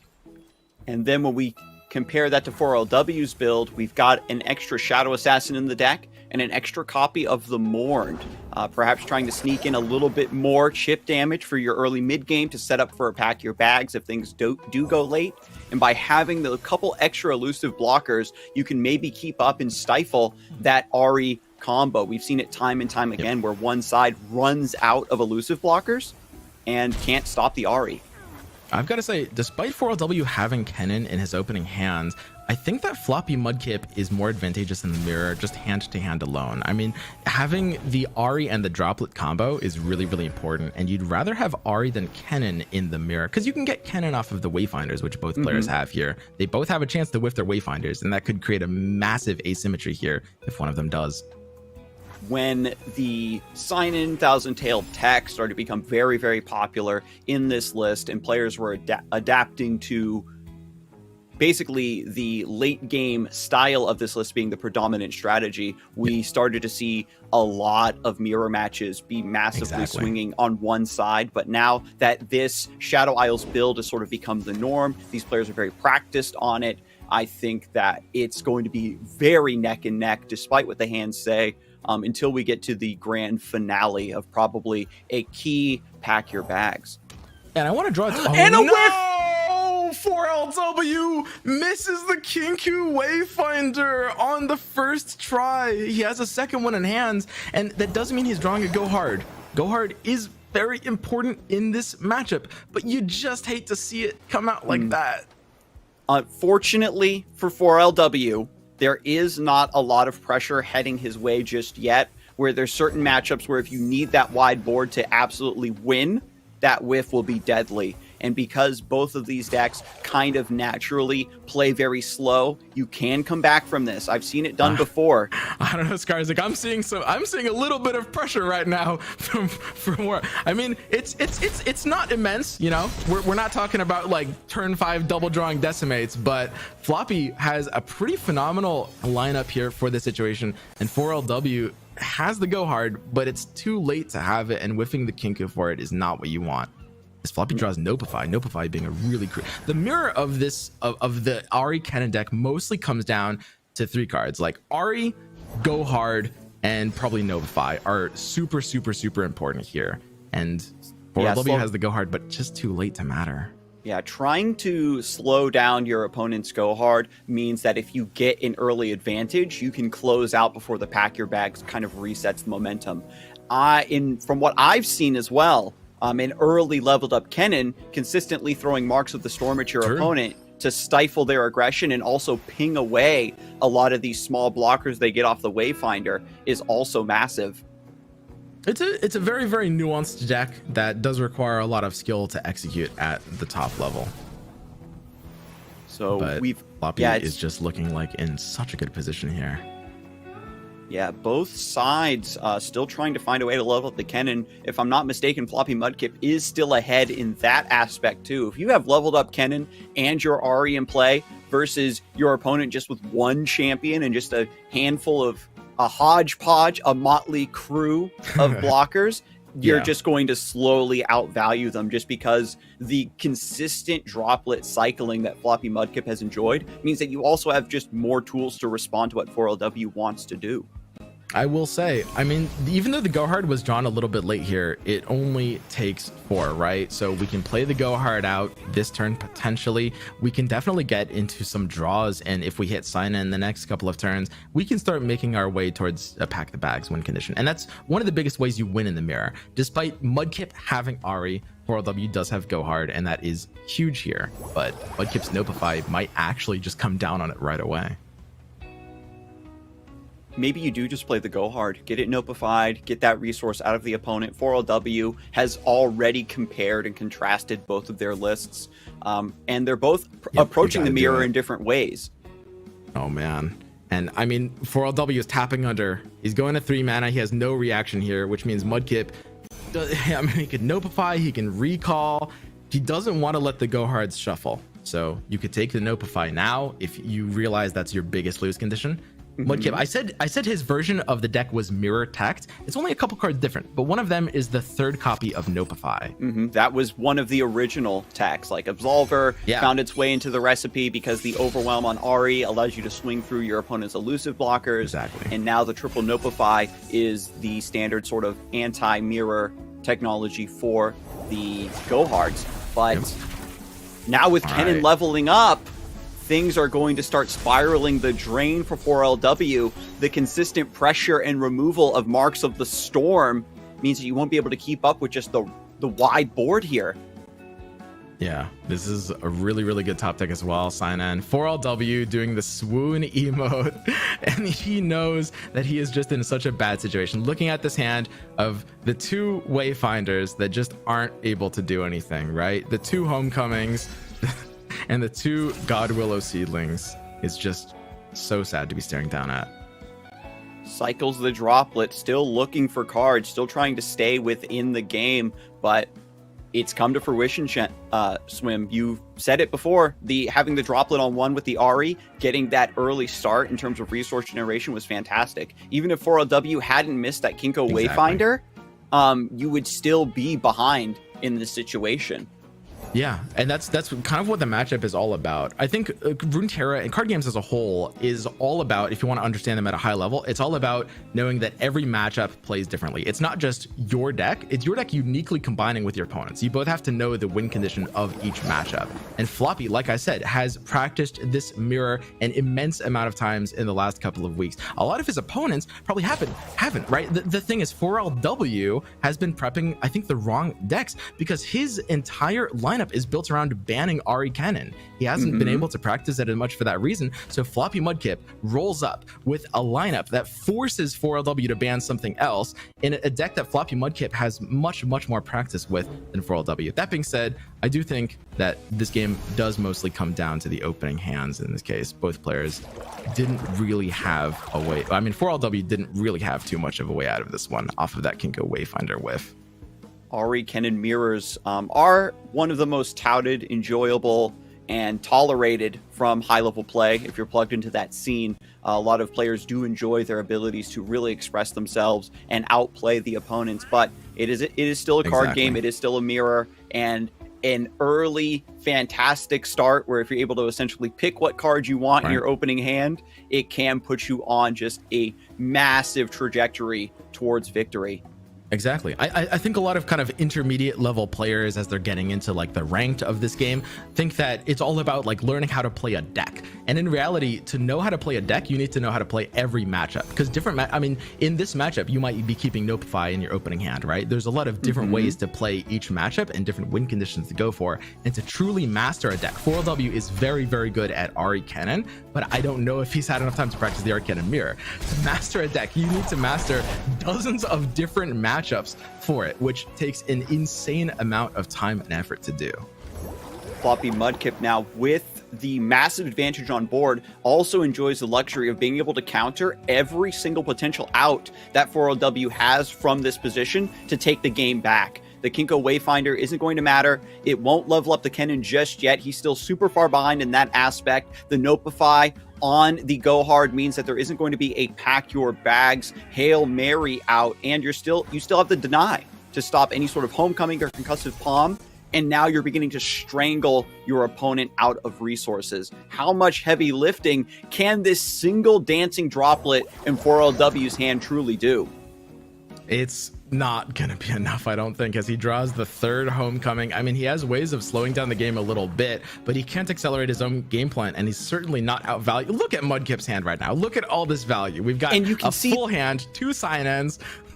And still FloppyMudkip passes back, keeps all of this mana open, and says, the current board state, I win like this. I don't need to do anything else. I can spend the rest of the match bullying you and stop you from doing anything. I've got Notify, Deny, Twin, and a Go Hard now starting to get cycled in. Lightning Rush for a little bit of extra burn. How many games, Swim, has come down to just Lightning Rush hitting the Nexus for 2 or 4 damage?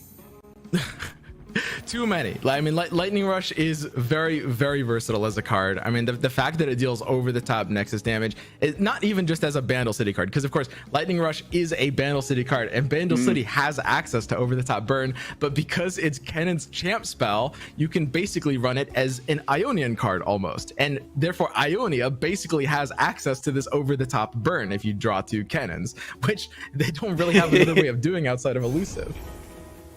Recall on the Wayfinder. The Go Hard still shuffle in, but if you play this out, you're still trying to get more 1-drops. There's a third Kennen, maybe a Mourned, and he does level. You can start to kind of take control back of the board here with the Marks of the Storm, but everything else in the hand is just so expensive. Yeah, and we see, of course, here the sign-in value is starting to come in really strong. A second sign-in could follow this up. And I mean, 4LW, the triple homecoming hand is just not built for this matchup, right? I mean, it's really good when you're trying to stall out, but it's not the presence, the pressure that FloppyMudkip is able to generate. And when you're sending cards back to your opponent's hand, it's not as detrimental as other matchups. You're like, okay, are you going to give me my Wayfinder back? Are you going to give me my Droplet back? Exactly. And 4LW, as always, trying to find his way out of this situation. I think one of the hardest things, one of the things that proves the best players to the worst, is being able to escape narrow situations, right? I mean, it's a card game. There's RNG. You are going to have to deal with really, really bad situations, and being able to win even when the odds are against you is what makes a good player. For LW, his mind is racing, right? When you're a top level player, you're thinking right now about, okay, what hand states can I possibly beat? Well, like I have to rely on my top decks being certain things. You have to kind of throw probability out of the window and play to your outs, right? It's about assuming things instead of trying to like balance your probabilities, which it normally is. It's a very different style of play, and he's frantically thinking, you know, how could this game be winnable? Either that, or he's just thinking, why did my Kinku whiff?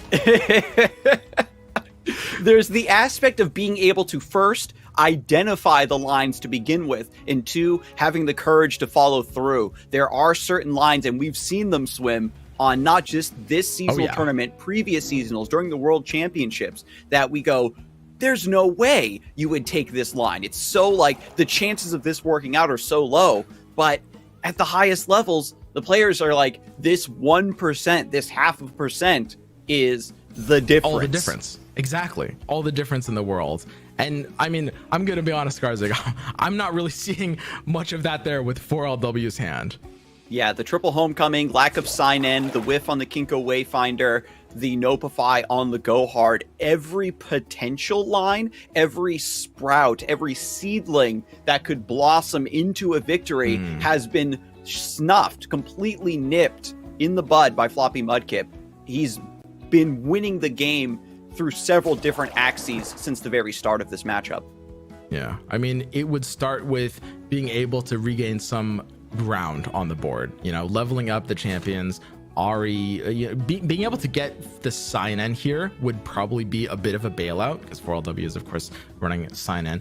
One of the biggest problems, though, is that, I mean, normally the way Ari can and escapes bad situations is by going for a Hail Mary, right? Going in aggressively, with, you know, leveled up Ari, twin disciplines, and going for a punch out is kind of your go-to escape.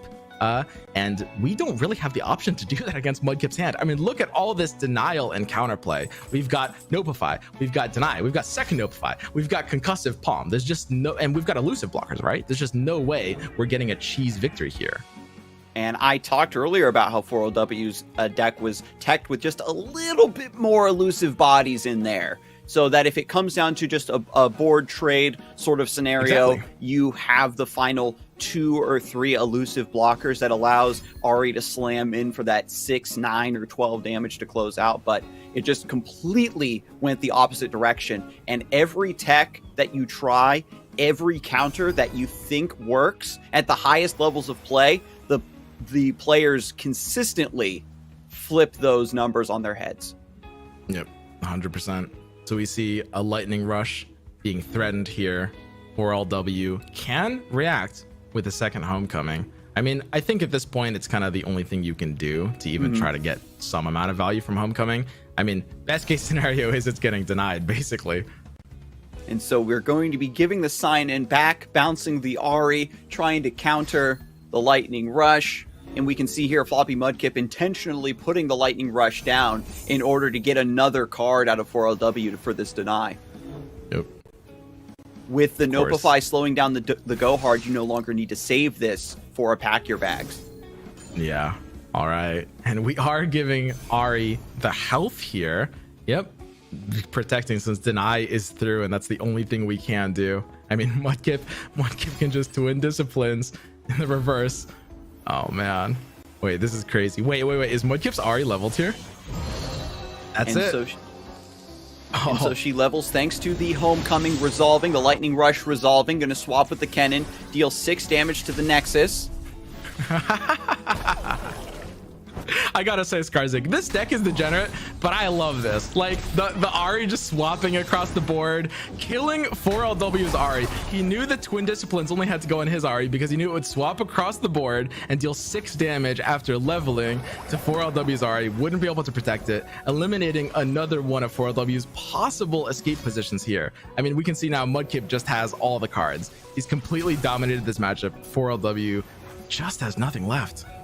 Honestly, this was an incredibly impressive display. The early favorite, the favoritism of the draws was in Mudkip's court, but just being able to convert that, it's not just about having a good opening hand. You still have to play clean. You still have to know how your good draw is going to find you the win, and Mudkip just demonstrating a masterful knowledge of this mirror. Yep. Shutting off every possible opportunity, and sometimes doing it several turns ahead of time. Exactly. I mean, that's another thing about, you know, the high level plays that we're seeing here, right? These players aren't just thinking about the probabilities. They're thinking about how to like edge each other out of victory, right? Like FloppyMudkip's brain is thinking, okay, I've been in the driving seat of this game, and for the last several turns, you're making plays basically trying to lock out universes where 4LW could come back. And by doing that, you have to make a lot of assumptions about the hand state and play, you know, outside of the range of normal probability. And we've even got the God Below Seedling onto the droplet, because you can just play it go even wider. This way, when you attack, you're playing around like double palm and other bounces that are going to disrupt. You're just making it so there's something is going to get through here. You've got the Twin Disciplines to back this up all the way. And 4LW, it seems to be, in game number 3 of the quarterfinals, was thrown off of his plan by being forced to leave the Ari Kennen open and wasn't able to take it in the mirror. That was so big. And I mean, I gotta say, both these players played this fantastically. 4LW's decision to ban the TF Nami was the only thing that even kept him in this series, basically. I mean, taking it to a mirror, you're a little bit unfavored, but it's definitely better than going against the complete nightmare that is TF Nami. 4LW putting on a hell of a show here, but getting eliminated against Mudkip. And both of these players have been in the community for ages, but 4LW has an insane track record, and a lot of people see him as one of the best in terms of like tournament record and consistent performance. FloppyMudkip said going into this tournament, he wanted to make a name for himself. People knew him, but they didn't see him as one of the best. And this is his shot of doing that. I love his strategy going into this tournament. And if this lineup continues to hit Ari Kennen, we could see it just continue to devastate. Taking advantage of the underdog buff is a classic meta Runeterra strategy, I think, at this point. We saw Sir Turman do something very similar. A player with the hunger and desire to have their big name up in lights and rise up in the Runeterra scene is exactly what you need. Yeah, that was a crazy series of games, though. I loved the Swim when you mentioned the Star Shepherd is the worst card in the Scouts deck. I mean, it was really, it came down to that one damage and not having anything. Even Shadow Fiend would have won that game. Anything else. Like, anything else. Oh, it was so crazy. Blevins, it was another game. Blevins and I just sitting here in awe of what happened. Yeah. Just absolutely crazy. I mean, game number 1, it went back and forth, and I think I could, you know, just hearing you two cast is like, oh, okay, Floppy's pretty ahead here, and then 4LW's coming back, and then even on the turn, the tree generates the Captain Erica. Yeah. Skarzig, you go, oh, it's another expensive Demacia card, and then it's like, wait, it's that expensive Demacia card. It actually is wait, Misfortune's under arrest. Yeah. What are you gonna do? I gotta say, I'm in Blevin. So you went into this and you were saying earlier, like, you're not a big believer in the idea of like going after Ari Kennen instead of trying to target it. I mean, have you been slightly dissuaded, or how are we feeling? I mean, I think no, it's okay to say no. I mean, no, I think me personally, I'm not going to, but I think Saucy or not Saucy, Floppy had a really Saucy. You probably would have a good lineup there too, but. Floppy had a really good lineup into that, and we saw 4LW try to counter that, but Floppy said, "Oh, so you want to play against Ari Kennen? Yeah, by all means, I'll let you do that." Well, and then we had the missed allegiance. I mean, it makes me think like maybe the BlackBoss was right. Just bring Mono Ionia. You never miss your allegiance. Sometimes it just be like that. Oh, what a crazy game! But we're gonna go to a short break here. We have, I mean, these have been some of the craziest games we've had. So make sure you don't go anywhere. We've got the finals, the semifinals coming up. So it'd be crazy to leave by now. So stay where you're at. We have more exciting games in the Magic Misadventures seasonal tournament for Legends of Runeterra. Vandal Scouts are taught that if you're not ready for everything, you're not ready for anything.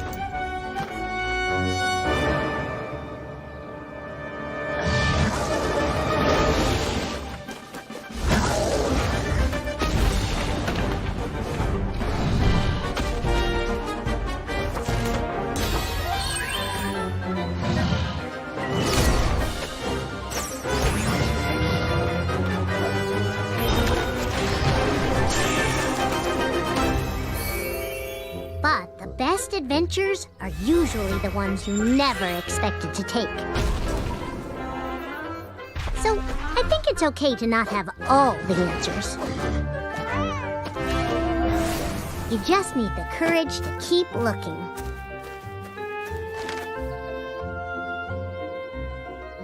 Oh, and friends to keep you out of trouble while you do. I can't wait to see where the next journey leads.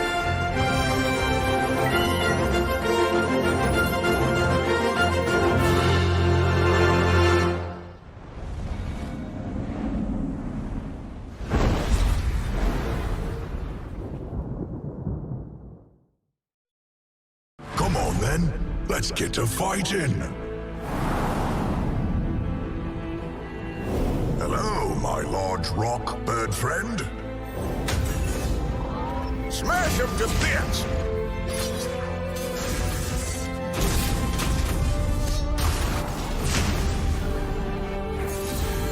Come out and play. Looks like fun. Right.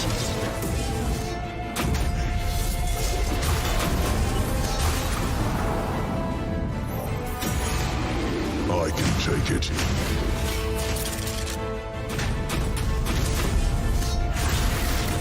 I sculpt what others only dream of.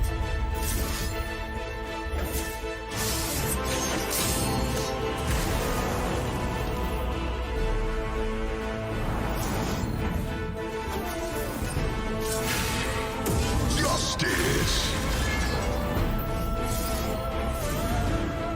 How long was I out for? I will crush your prince with your broken body, Galileo. I'd like to see you try, spooky giant person. I may be made of stone, but I'm all heart.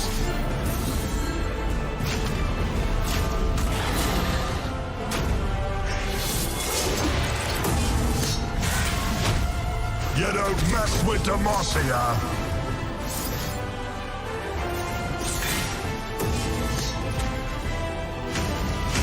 That was fun! So who's next?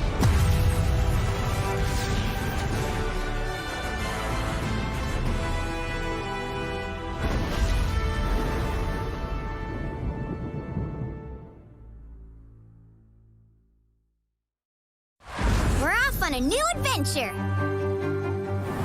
I go where you go.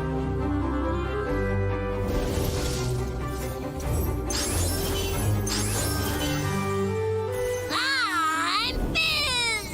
Your lunch! Check the book. Time to prowl.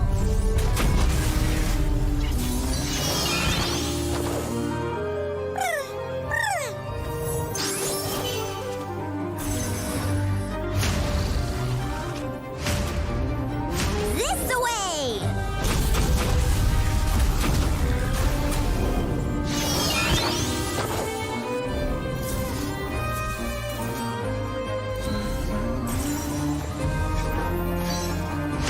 Come on, book!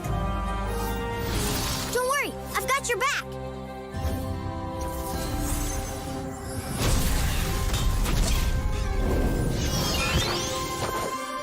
Today, we say... Playtime! I mean, enough! Enough!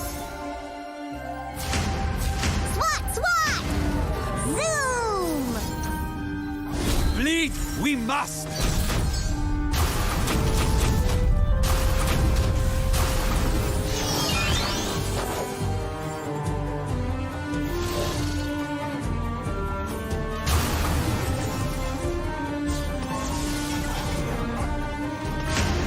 Let's find a new best friend!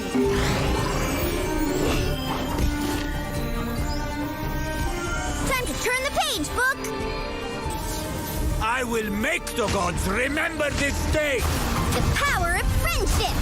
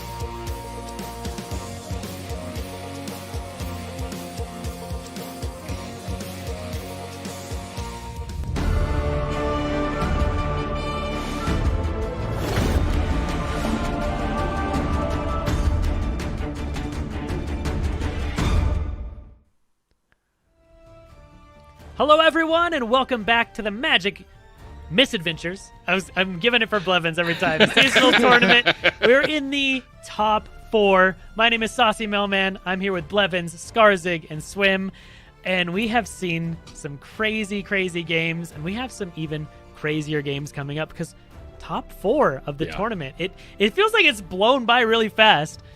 So we're going to show you guys the bracket, see who has made it thus far, see who sadly has not. And this, I'll say this again, this will maybe be my last time I say this, but congrats to everyone who has made top 32 to begin with. But, you know, we're going here trying to win first place, not just top 8. Blevins, how do you feel about this bracket so far? I mean, obviously stacked lineup here in the top 4. I did call out last round that we had a very stacked top 8, and I believe, yes, Jay Doza did pipe in the number of top cuts between the top 8.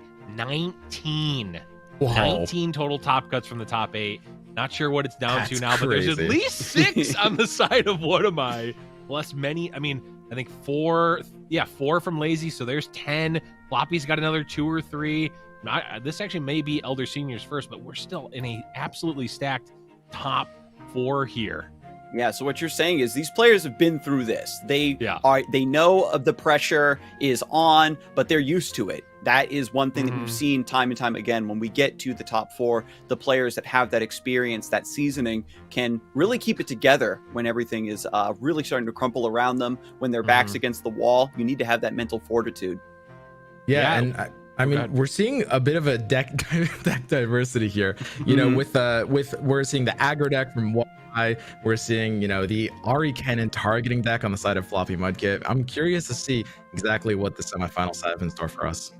Yeah, and well, Skarzig, you mentioned being used to it. This actually, weirdly enough, WhatAmI not used to this. This is the first time in 6 seasonal top cuts that he's made it this far.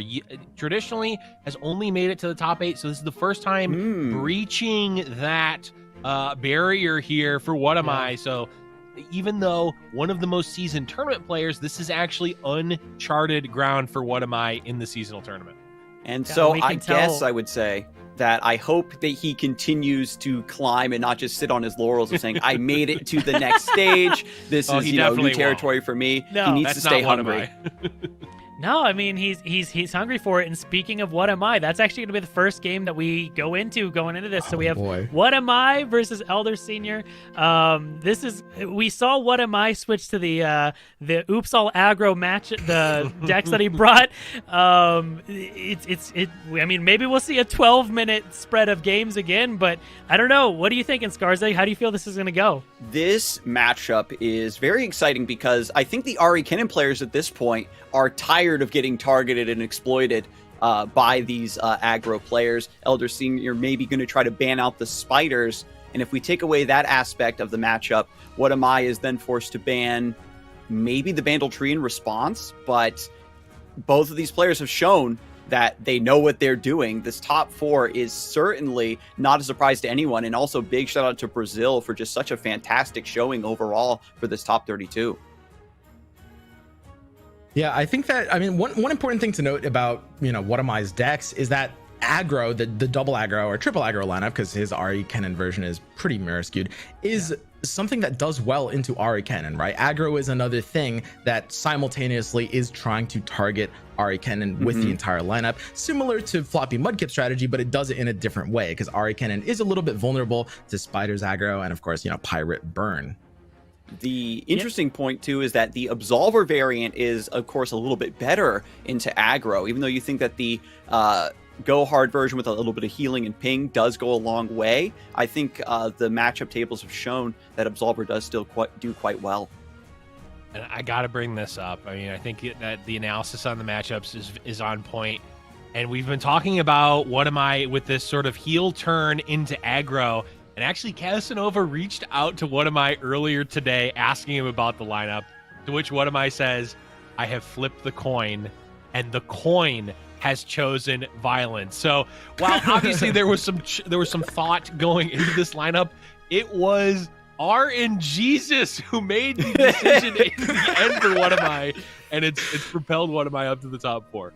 I mean, there is an old saying, we know that WhatAmI is a very philosophical person, that when you flip a coin, that when it's up in the air, you truly realize in that moment what side you want it to land on. So in his heart of hearts, WhatAmI might have been wanting to finally channel the primordial force of the aggro soul.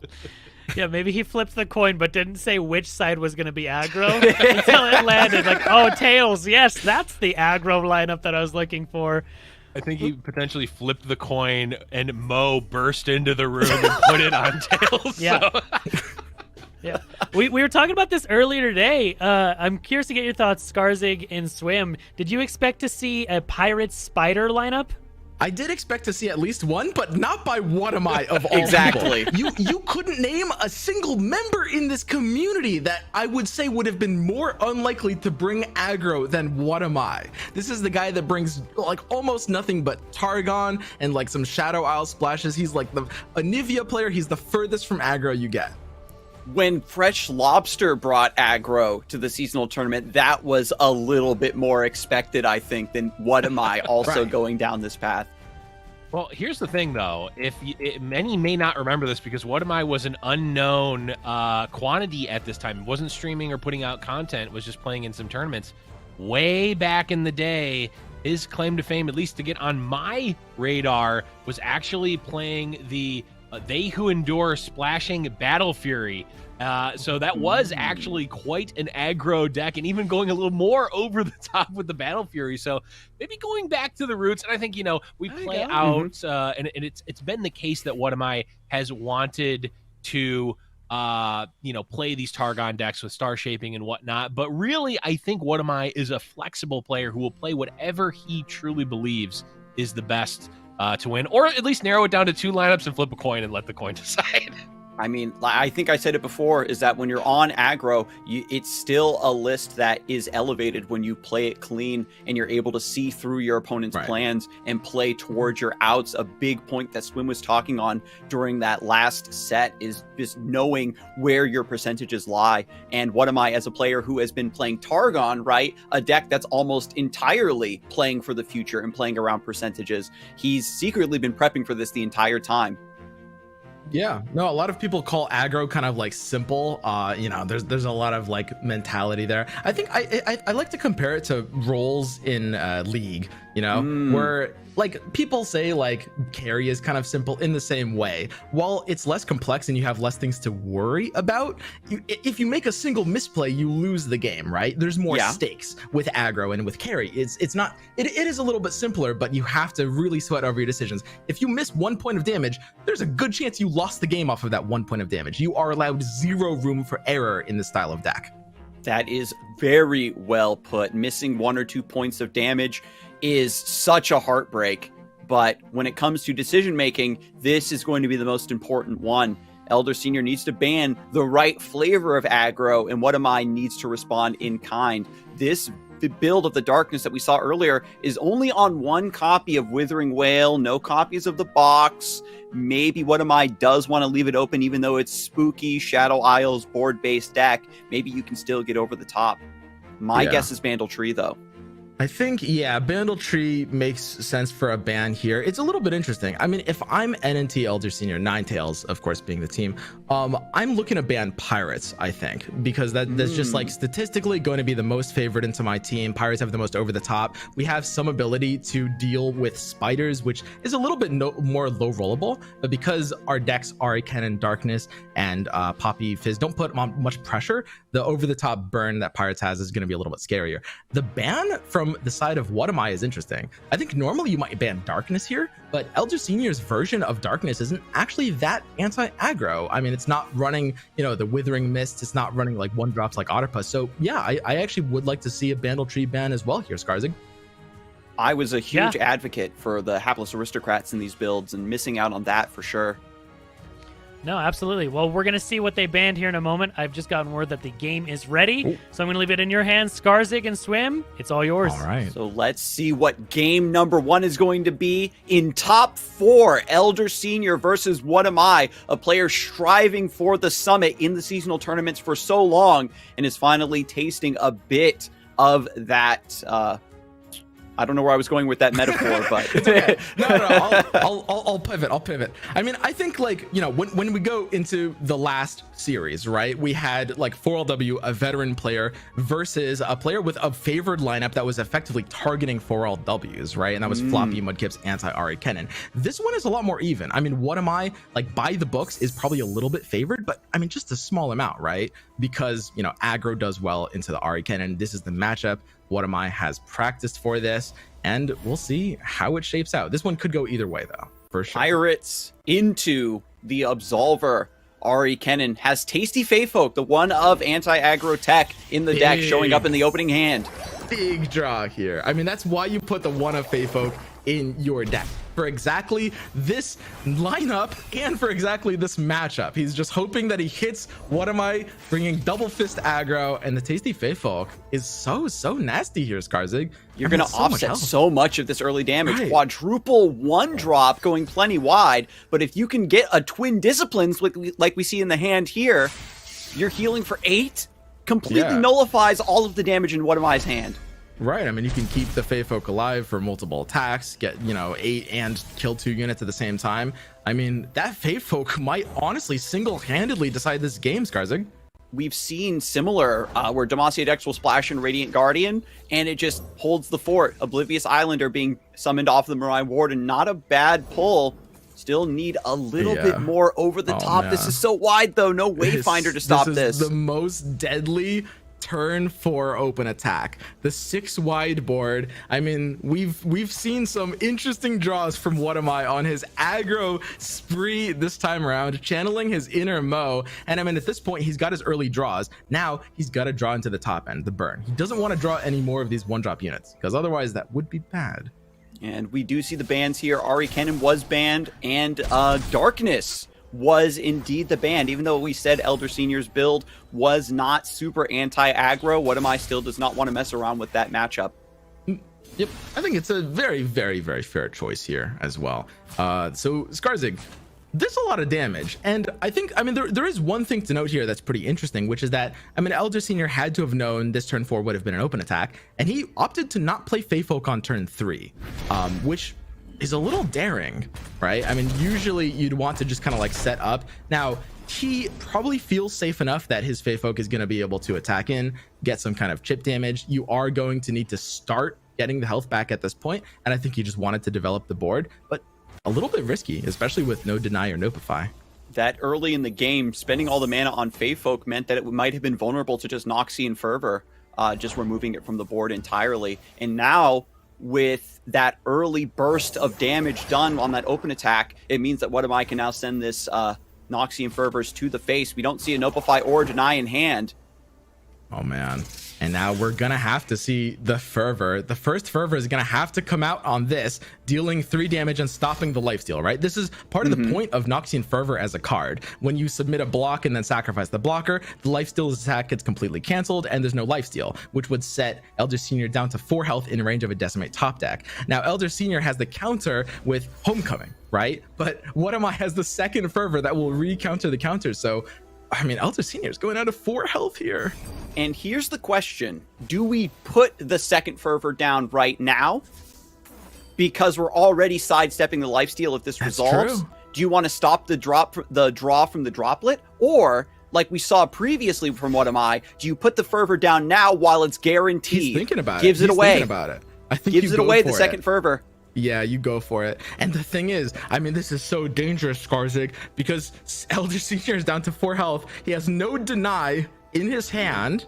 And if WhatAmI top decks Decimate, which, I mean, we've seen, he's pretty good. Ooh, WhatAmI playing for the long game. He's going for the Feyfolk here, knows that's the only one in his deck, and he's confident that his build can draw enough burn. Oh, God, I like this. I like this a lot. Oh, my God. That's a galaxy line. We said it, Swim. These aggro players know where to make the deck look even stronger. Because if you Noxian Fervor the Nexus, the Feyfolk is still sitting there on the bench, and it's going to keep you from attacking effectively for the rest of the game. This allows WhatAmI to buy a few more rounds of enjoying board dominance.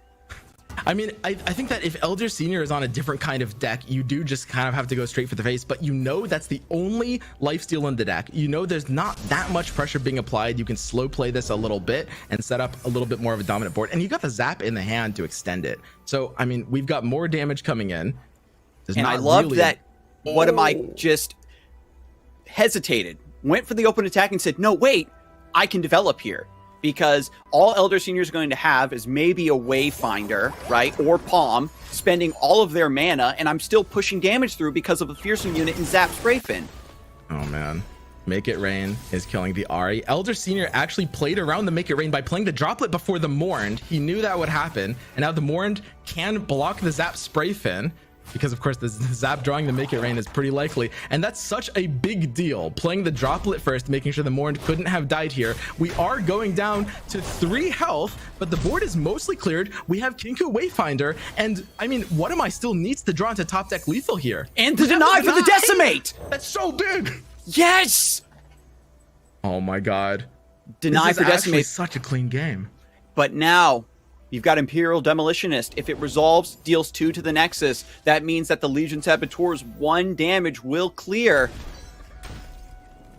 Yeah, and I think Elder Senior saves the deny here. I think this is the right play. It's a little bit weird because you know you're gonna have to use the deny on the Saboteur, but he can just kill it. Yeah, he can kill the Saboteur with the cannon, so he doesn't have to worry about that. And going down to 1 health means you're clear against Decimate, you're clear against Fervor. If those come up, you need the deny against them, but it's still so dangerous being at 1 health in this matchup. WhatAmI has a lot of powerful outs.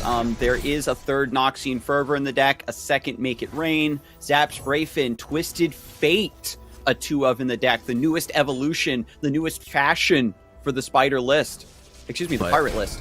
I mean, Elder Senior has pressure here. Pirates has no defense. You look at the situation, Elder Senior is probably representing lethal next turn, Skarzig. There's the Twisted Fate. Okay, Twisted Fate. Red card or blue card? You have to go for red here. I mean, the deny can stop skills. The deny stops the red card. Oh my god, that's so big. But Elder Senior still needs to find lethal next turn. Going for the Palm. I think he's open attacking for lethal here. He knows he has the Twin Disciplines. He knows he's protected against a Fervor top deck because of Homecoming. He needs to open attack to beat a Decimate top deck, and he's setting up for it.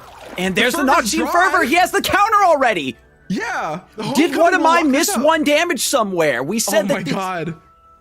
Was there a way to push through 1 more damage? Was the development on that turn versus that Droplet and Mourned incorrect after all? The Make It Rain RNG not killing the Droplet would have actually changed the outcome of this game, Skarzig. That's nuts. When we're playing a deck that's just a knockdown, drag out fight, that card game variance is the only thing that can make or break, because so many decisions were made. Sending the Noxian Fervor onto the Fey Folk, the number 2 one, and now we have 3rd Noxian Fervor. Elder Senior breathing in a huge sigh of relief here. And I gotta say, that was such a clean game by Elder Senior, knowing he had to play the concussive Palm on offense, on defense there, just to develop the unit, because he knew he would have to open swing this turn. He knew he'd be representing exact lethal here and safe from any top deck, and Elder Senior takes game 1. Beautiful draws, the deny for the red card, having the bounce, stopping the Legion Saboteur by using the Cannon Mark of the Storm. All of that extra burn damage was nullified, and now WhatAmI is sweating the deck that you were trying to target, the strategy you were going for. Blevins touched on it earlier. Right. Even the bad matchups aren't bad enough for Ahri Cannon. It might be the case. I mean, WhatAmI is down in a really bad position. It's just like you were saying. Not only is he, 1-0 right now and has to win the next 2 in a row, but his decks are trying to beat Ahri Cannon. Now he's got to win against Elder Senior's Bandle Tree deck, which his decks are definitely going to do okay against, but not good, not great, Skarzig. There's a lot more reactivity in this deck with the group shots, with the buster shots, a lot more resource generation to block you down. We've already got House Spider to go extra wide. That being said, Misfortune doubled up in WhatAmI's hand, and that is gigantic for this matchup in particular, because there's a lot of 1 health blockers on the side of Elder Senior. I mean, look at this hand. Half of it is 1 health blockers. The Misfortunes being able to just like kill those and keep a board might actually be the game plan. The Mourned being pulled off of Mirai Warden. A little bit of elusive chip damage goes a long way. And now, what if WhatAmI adopts a different strategy here? Maybe playing the deck a little bit more like Scouts, playing towards a Misfortune level up, forcing Elder Seer to get that Buster Shot or bust. Yeah, it's actually interesting. There is a consideration to not attack with Misfortune here. It's so hard to do under normal circumstances, but in this hand state, I could actually kind of see it. You might be considering it. I mean, the aggro brain in you just compels you to snap the full attack, but this hand actually makes it a consideration to with just slow play. Second Misfortune, maybe you're just trying to get some value here, trying to take over the board. If we had some additional bodies in hand that weren't just Imperial Demolitionist, it would be pretty sad. He's going for it, and this is like the control player in WhatAmI saying going for value, and I like it in this hand. I think it's such a close call. In almost any hand this would be kind of insane, but he's got a setup for the slow game. He's going to get free attacks every turn with Mourned. Bandletree is a slow deck, so they're not really putting you in a hurry to end the game, right? And I mean, you do need to give yourself time to top deck into more things and for MF to get more chip damage in with the Mourned attacks.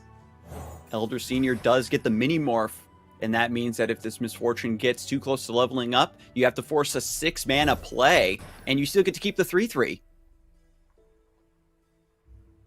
Legion Rearguard is a fantastic target for the Imperial Demolitionist, getting a little bit more damage onto the Nexus. But again, you're picking up a Poro Sled. We just can't go wide enough here. The Bandletree Swarm is so devastating to this Pirate matchup. I think what WhatAmI really wanted to see was using Pirates to take the win off of Ari Kennen, and then using some other deck, right? Using the Ari Kennen or Spiders to try to take down Bandletree. Usually, yeah. This matchup is not great. But Elder Senior not banning out the Pirates. Just trusting in his ability to just block this deck down. We know historically that's been the way, similar to Scouts, that you have to win. Top deck Skarsig. I mean, WhatAmI has played for the MF win condition of potentially leveling him or her up and get more value. He just top decks his Island Navigator on the attack turn. And Elder Senior doesn't go for the mini morph. Plays the Poro Sled to block this down. And I think you have to. It's a little bit awkward, but you do have to kill these Scouts. WhatAmI doesn't have mana for Make It Rain, but these Scout attacks with the Misfortune are doing a lot here. And here we go. A 5 HP unit goes a long way towards Pirates. Holding down the fort. And it's going to summon a 1/1 the next time you attack with it. Here comes the other swing. Misfortune now 3 out of 4. Yeah, trading it to the Island Navigator. At this point, Elder Senior is just focused on staying alive and running WhatAmI out of resources. That's got to be the only win condition you have. But I mean, you're losing a lot here. I mean, you're not killing the board, and Misfortune is just protecting these units. The Demolitionist hasn't taken any damage. The Rearguard is still up. I mean, Elder Senior doesn't really have anything here. And now you've got to mini morph. So useless. Yeah, you've got to mini morph this Misfortune right now. But goes for the Bandletree instead. Oh man. I mean, I think he knows that he can save the mini morph, and it's okay if they don't develop into the next attack, because even if, you know, the MF levels, that means they're open attacking, dealing less damage. Elder Senior realizes his hand is bricked out and he needs a draw to get it stable. But now we see the big commit for the Bandletree. The big weakness of the deck is finding the tempo to play this 5-mana landmark. Sees the writing on the wall. WhatAmI makes game 2 happen with the control Misfortune, the forbidden pirate line. I've only seen this, I think, one other time, Swim, where you play towards a Misfortune level up. It's been when Pirates and Scouts exist in the metagame at the same time, you can see that she's employed in such wildly different ways, where it's like, oh, this is a 3-mana 3/3 that gives +1 attack to the rest of my board, right? And you just you trade her away. But playing calm, playing smart, playing towards the fact that no Buster Shot came through, worked out for game 2. Exactly. That's the hand read, right? Like knowing that if there was a buster shot, it would have happened. You can protect, you can, if there was a buster shot, then we have, something like second misfortune to potentially just slow play. Because it's not even about the level up, it's just the sheer value of that effect sticking to the board and not letting 1 health jump blockers remove your board, right? And now in game number 3, Bandletree is going to try to take it versus Spiders. Elder Senior banned away the Ari Cannon on WhatAmI side, but now we've got the Fearsome units versus the Bandle Blockers. One of the historically bad matchups for Bandletree has been these Fearsome decks and Lurk. Exactly. I mean, WhatAmI is looking like in a really, really good position here. Elder Senior electing to ban out the Ari Cannon instead of either of the aggro decks. His lineup is pretty aggro unfavored, which might be a little bit dangerous here. When we were talking about ban phases, I mean, the players also have to not just consider their deck's overall matchups, but their opponent, right? We know that WhatAmI has practiced the Ari Cannon. That's not a deck you want to put him on regardless. You've got to take your chances elsewhere. Yeah, WhatAmI literally was kind of like the first person to come out and refine this version of like Go Hard, Thousand-Tailed Cyanan, right? Like this kind of Ari Cannon is literally like WhatAmI's deck. So as Elder Senior, you're staring that down and you're like, okay, I mean, I can go against the guy who made this build or put him on decks he might be uncomfortable with, even if they're statistically favored into my lineup. And I mean, he made his bet, but WhatAmI proving that he's really versatile on this aggro deck as well. I mean, like it's like we talked about. You only have a couple of plays to really make, but those small plays make all the difference, right? Like keeping MF alive or going for the slow play forever game plan, right? It's the butterfly effect. Going for Stalking Shadows here rather than trying to develop right out of the gate, looking to see what your options are. Tiny optimizations that pay dividends. The Imperial Demolitionists have been massive for WhatAmI. Great use of the HP on these attackers. There's only one group shot in Elder Senior's hand. They can't really stop this wide development potentially. Yeah, and I mean, we can even see a cute one of tech in WhatAmI's hand. He's got the Astral Fox. Now, he's designed these aggro decks to lean very heavy into the burn components, right? They kind of play slower and against decks that don't really apply too much pressure, like Ari Cannon in a lot of hand states or Bandletree, they will wipe the board. Because even when you have blockers, you can't block against Fearsomes. You're going to take some damage against these aggressive tools like Saboteur. And WhatAmI has set himself up for a disgusting turn 4 attack here. Yeah, even with the stun coming down on the Arachnoid Sentry, the debuff to counter using Frenzied Skitter's ability still means you get to swing through, forcing the group shot here. And this also takes away any further disruption, potentially lining up to the Astral Fox, Noxian Fervor, Imperial Demolitionist. So the trajectory does seem to be set. Yep. And this is the dangerous part of the Bandletree deck, right? The fact that it basically can't apply pressure. It's a slick tournament pickup if you're expecting a specific metagame, right? It'll do really well into like Lee Sin, into decks like Darkness, but against decks like Burn that force you to apply pressure, you can't stabilize against this kind of aggro because WhatAmI is running 3 Fervors, 3 Decimates, 3 Stalking Shadows, 3 Demolitionists, 3 Doom Beasts, and even Astral Fox, right? Stabilization is out of the question. You've got to put pressure. And WhatAmI's the strategy here of basically just going for that full burn means Bandletree is just on a huge unfavored table for this matchup. And the proper sequencing here as well, playing for the board first, letting your Fearsomes do the work. As soon as Elder Senior is able to chump you down or start summoning larger units to stabilize, that's when you shift gears to the burn game plan. Astral Fox, a card that was in early builds of the spicy spiders, right? The aggro spiders, quickly rotated out as players got better at holding their removal spells and disrupting that burn. But in a tournament setting, you're just building your deck, accounting for other things. You can't run as much disruption as you'd like to stop the Astral Fox. Right. This isn't just like a brain dead aggro lineup just for the sake of running aggro. This is very, very crafted and very, very targeted. It's looking at these slow decks that can't really apply pressure and trying to find their way around them. The specific tech cards that we have here, in fact, the two decks that are chosen, Pirates, of course, and Spiders, are really, really good at beating Ari Cannon and Bandletree, which we've actually seen a surprising amount of Bandletree in this tournament. The Astral Fox connects there with a Doom Beast, kills an ally to deal 3 to the enemy Nexus. Once WhatAmI saw that second Decimate draw, he said, okay, I don't need to go wide with the Demolitionists anymore. I can start pivoting towards direct burn. We still have mana available for Demolitionist, but with no Bandletree in play, with plenty of blockers against what Elder Senior has available to him, WhatAmI might float this 3 mana. Yep. This is going to be really, really tight. I mean, at the end of the day, Elder Senior is going to be a little slow to close out this game. I mean, we see the Decimates in hand, we see the damage coming through, and there's not really a way to stop this.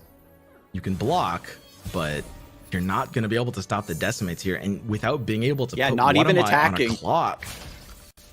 Not even giving the chance to trade this board away into a wider development, any sort of swing. Yeah, exactly. And this is where you see the big brain come out in the aggro plays. Like, look at this aggro board and tell me how many of you guys wouldn't swing anything here, right? The thing is, one of the best ways to play against Bandletree as a deck is to just not let the units trade down, because Bandletree as a deck is really limited by their full board, right? They're always going to replenish, right? So trading off your units and letting them basically just replace them for free. They have a 6 wide board, you've got a 3. That's not good for you. And so you've got to start playing defensively. You've got to pivot your main strategy to match the needs of the matchup. And that's what WhatAmI is so expertly doing.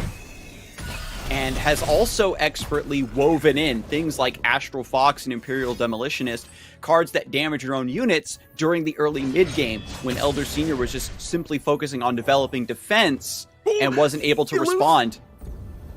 Aloof discarding the second Decimate. That was the line that WhatAmI had already committed to a couple rounds ahead of time. Oh, it is huge. WhatAmI didn't have enough time to play both Decimates. He has the Stalking Shadows. The Demolitionist in hand. He needs to find 1 damage off the Stalking Shadows. Elder Senior might kill him next turn if he doesn't. He needs. And what does he get? A snap pick. Oh no, it's just blockers. Fearsome 2 damage units. with the Demolitionist. There's 2 fearsome blockers in play already and a group shot to take out the Precious Pet. We have enough mana as well for the Frenzied Skitterer. The Skitterer, yeah. He's going for a Spider's play here. I don't think there's going to be enough fearsome blockers. Looking at Elder Senior's hand, there is also the line to mini-morph one of your own units to get another post-Frenzied Skitterer. This damage pushes it. WhatAmI has to play the Skitterer here. He needs to keep the mana for the Demolitionist just in case. Because he's dead next turn if he doesn't kill right now. Aloof Travelers hitting the Decimate, completely annihilating WhatAmI's game plan, forcing him into a different, more disruptible line. And here come the blocks. This is it. This is so crazy. The triple block.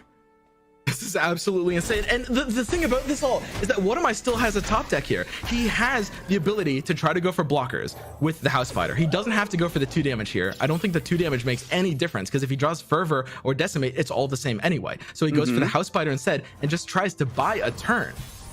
He's still at 8 health. Bomber Twins. Stalking Shadows again. And WhatAmI we get to dig more into the deck. We could hit a Doom Beast. Another Imperial Demolitionist. A lot of options here. The previous Stalking Shadows only offered 2 options. If this whiffs. Oh man. This is going to be 4 damage coming in from the side of Elder Senior. We gotta block. Sorry, it's actually we actually don't have a blocker in rearguard. This is gonna be 6 damage coming in. WhatAmI is going down to 2 health here? Do I have that right? Yeah, the Sharp Tooth has Overwhelm. That is lethal! Oh, I missed it! Wait! The Shark Trainer off of the Bandle City Mare. Oh my goodness. The open attack closing out game 3. It was in WhatAmI's grasp, but the Decimate was discarded by Aloof Travelers. The most expensive card in that deck, guaranteed if it was in the hand. What? All right. That wild ride. That game was wild. What just happened? I've been trying to talk for the last like 2 minutes, and I just have had nothing come out because it's been back and forth, back and forth, back and forth. I actually even, now no one saw this, but I even gave like, a little bit of a fist pump. Oh, okay, WhatAmI is going to get this, going to go into the finals. And then the Aloof comes down. The Aloof was insane. Hits the Decimate. And I mean, someone can crunch the numbers on this afterwards, but what are the chances of missing a single point of damage off of the Stalking Shadows there? I mean, there were so many outs there, and just wasn't enough for WhatAmI. It's really low, yeah. I mean, you're just looking for, Doom Beast. Saboteur does it in that position, I think. Yeah. Another Demolitionist. You have so many hits. It's such a crazy way to end a series. Yeah, I just have to say, like, committing the onboard plays to pivot to that burn plan is such a classic just line that you use for the Spider deck. And I was not considering Aloof Travelers at all against the Decimate. And it just came to be. There's just really nothing to say. I think that WhatAmI played it absolutely perfectly, considering the line that was offered to him. But the disruption was there. And then just the Shark Trainer, the draws of the group shots to hold back that damage, those one drops, because it was group shot versus Legion Saboteur right at the start. Right. And then to stop the Precious Pet from getting through when you thought you still had a little bit of damage pushing with Fearsomes. Terrible shame. No, it was like an expertly played, like the turn where WhatAmI didn't attack because he had the burn in hand, so he needed to just stay back, give himself another turn or two. Like Swim, you said it perfectly. I think that was just the exact play to give yourself the time to survive. And he had the burn in hand, he had it. I mean, well, the thing is, it's like he also got exact lethal. If he has one more health there on the side of WhatAmI, then he has 2 turns, and he's almost guaranteed at that point to find the damage he needs. He just needed to survive, but the exact lethal coming out the turn it did is just so unfortunate. The Shark Trainer pushing that last point of damage from the 4-2 overwhelmed Shark. Yeah, no, it's crazy. All right, we're going to jump into a game here with FloppyMudkip versus LazyGooga. You guys take it away. Oh, man. And so, jumping into this game, LazyGooga is on Triple Tree, correct? I believe so. Let me double check to make sure that we're not confusing it with someone else. Just to make absolutely sure, but FloppyMudkip is a player that is very well known in the scene, has been putting in a lot of work, and just plays clean, right? Deck innovations are known by this player. There is, of course, the FloppyMudkip pile, and he's just been, I think, putting up just a lot of numbers even since last year, and getting into this game, trying to catch and see what's going on between these two players with everything on the line is certainly going to be a treat, Swim. Yeah, this one's interesting. I mean, we're seeing the other side of the semifinals bracket, so whoever takes this one down is going to go against Elder Senior in the finals. And I mean, honestly, we talked about FloppyMudkip's strategy, right? Going for Ari Kennen. LazyGooga, of course, not bringing Ari Kennen, brought triple Bandle Tree instead. Both of them kind of missed their targets, right? LazyGooga with a triple Bandle Tree, he's trying to hit decks like Lee Sin and Darkness. And I think that's genius, by the way. I haven't really gotten a chance to comment about the triple tree lineup, but I love it. But FloppyMudkip's not bringing either of those decks, and LazyGooga's not bringing the Ari Kennen that Mudkip is targeting. And then when we compare Scouts versus Bandle Tree, I don't even know anymore, Swim. Where is this matchup even going to go? I was just going to say that. Normally, we have all these matchup tables that Skarzik and I look through the stats and everything. We are in outside of that territory right now. These players are bringing very, very specific lineups to try to beat very specific things, building a lot of these decks themselves, and I have no idea who's going to be favored in this matchup. It's like a stack overflow. The once we get so high up in terms of players playing these decks well, the matchup numbers just melt and flip, and it just becomes another up in the air matchup. We can only tell you what's going on turn to turn. There is no percentage of favoring happening here. We've got LazyGooga pulling the flight off of Mirai Warden, getting some extra elusive chip damage, getting some extra card draw, maybe allowing him to get some extra bodies to block. Vandal City Mare's fantastic here. There is no Fleet Feather Tracker to threaten, and we could see this really snowball the game, to be honest. Yep. And keep in mind, we are only catching the back half of this series. It's the other semifinals. Mudkip's already up a game here, so he just needs to win with Scouts against 2 Bandle Tree decks. And honestly, that's got to put him pretty favorable, right, Skarzig? Scouts is a deck that if you let it shuffle the cards and try again, They can hit that Misfortune on 3 into a couple copies of Sharp Sight to keep her from getting answered. And once she levels up, there is nothing that Bandletree can do to stop that overwhelming damage. Exactly. I mean, we've seen Misfortune has slaughtered Bandletree in the past. The 1 health blockers just do not do great into it. And I mean, Mudkip just has to win one of these next 2 games. He's got a lot of board buffs, a lot of ways of invalidating the chump block strategy with, you know, the golden Aegises, which we see 2 in hand right now. The key as well is Bandletree's ability, as you said, Swim, to just basically never run out of units. They're just going to chump you down, keep replenishing the board, and for Demacia is the way that scouts can have a wide swing, force LazyGooga to trade everything away while still maintaining that board pressure, and then setting up for a swing and a golden Aegis from there. So that's what FloppyMudkip needs to play around. Right. I was saying earlier that Bandletree is a deck that's all about swarming a ridiculous amount of units. They never run out of units, really, right? And the idea is usually you often skip attacks into them because they're trading the board and your units are dying and they just play more, and that's not good for you. But I mean, when you're playing scouts, you've got big units that are buffed by For Demacia. Misfortune is protecting you on the trades. You've got multiple attacks. It's kind of the one deck that wants to do the exact opposite and just keep swinging in and redeveloping. And we'll have to see how that plays out, especially with the minion in hand. Like, you're just getting just more chump blockers over and over. Yordles and Arms, also LazyGooga's tech for these matches, where we're talking about For Demacia, but LazyGooga can do the exact same thing. Play the Yordles and Arms, big AoE board that your opponent has to block down, and then scouts can no longer take control of the board from there. Yeah. FloppyMudkip. He's got the For Demacia, but a bit of an awkward hand otherwise. We see an extremely spell-heavy hand. Definitely too spell-heavy of a hand here, Skarzig. But the For Demacia does salvage a lot, and this is going to be a nasty attack. We've got 2 scout attacks. We've got a 5-wide board of attack. Ranger's Resolve is definitely going to have to come down this turn, and LazyGooga has the Yordles and Arms in hand, but he's going to have to trade down his entire board here to stay alive. Yeah, develops the minion rather than just playing the Yordles and Arms. Oh, man. Trying to block this down. Looking at the cards that are in the hand, it is certainly feasible. But with FloppyMudkip also having double golden Aegis, this actually, I think, puts them in a really good spot, putting LazyGooga at a spot where they can't block anymore against the rally, potential double rally. Yep. And FloppyMudkip is going to go ahead and preserve the Ranger's Resolve in hands. I think he's either using it afterwards, maybe when something is committed, or maybe banking spell mana into a potential double rally next turn. A lot of good options offered. Resources.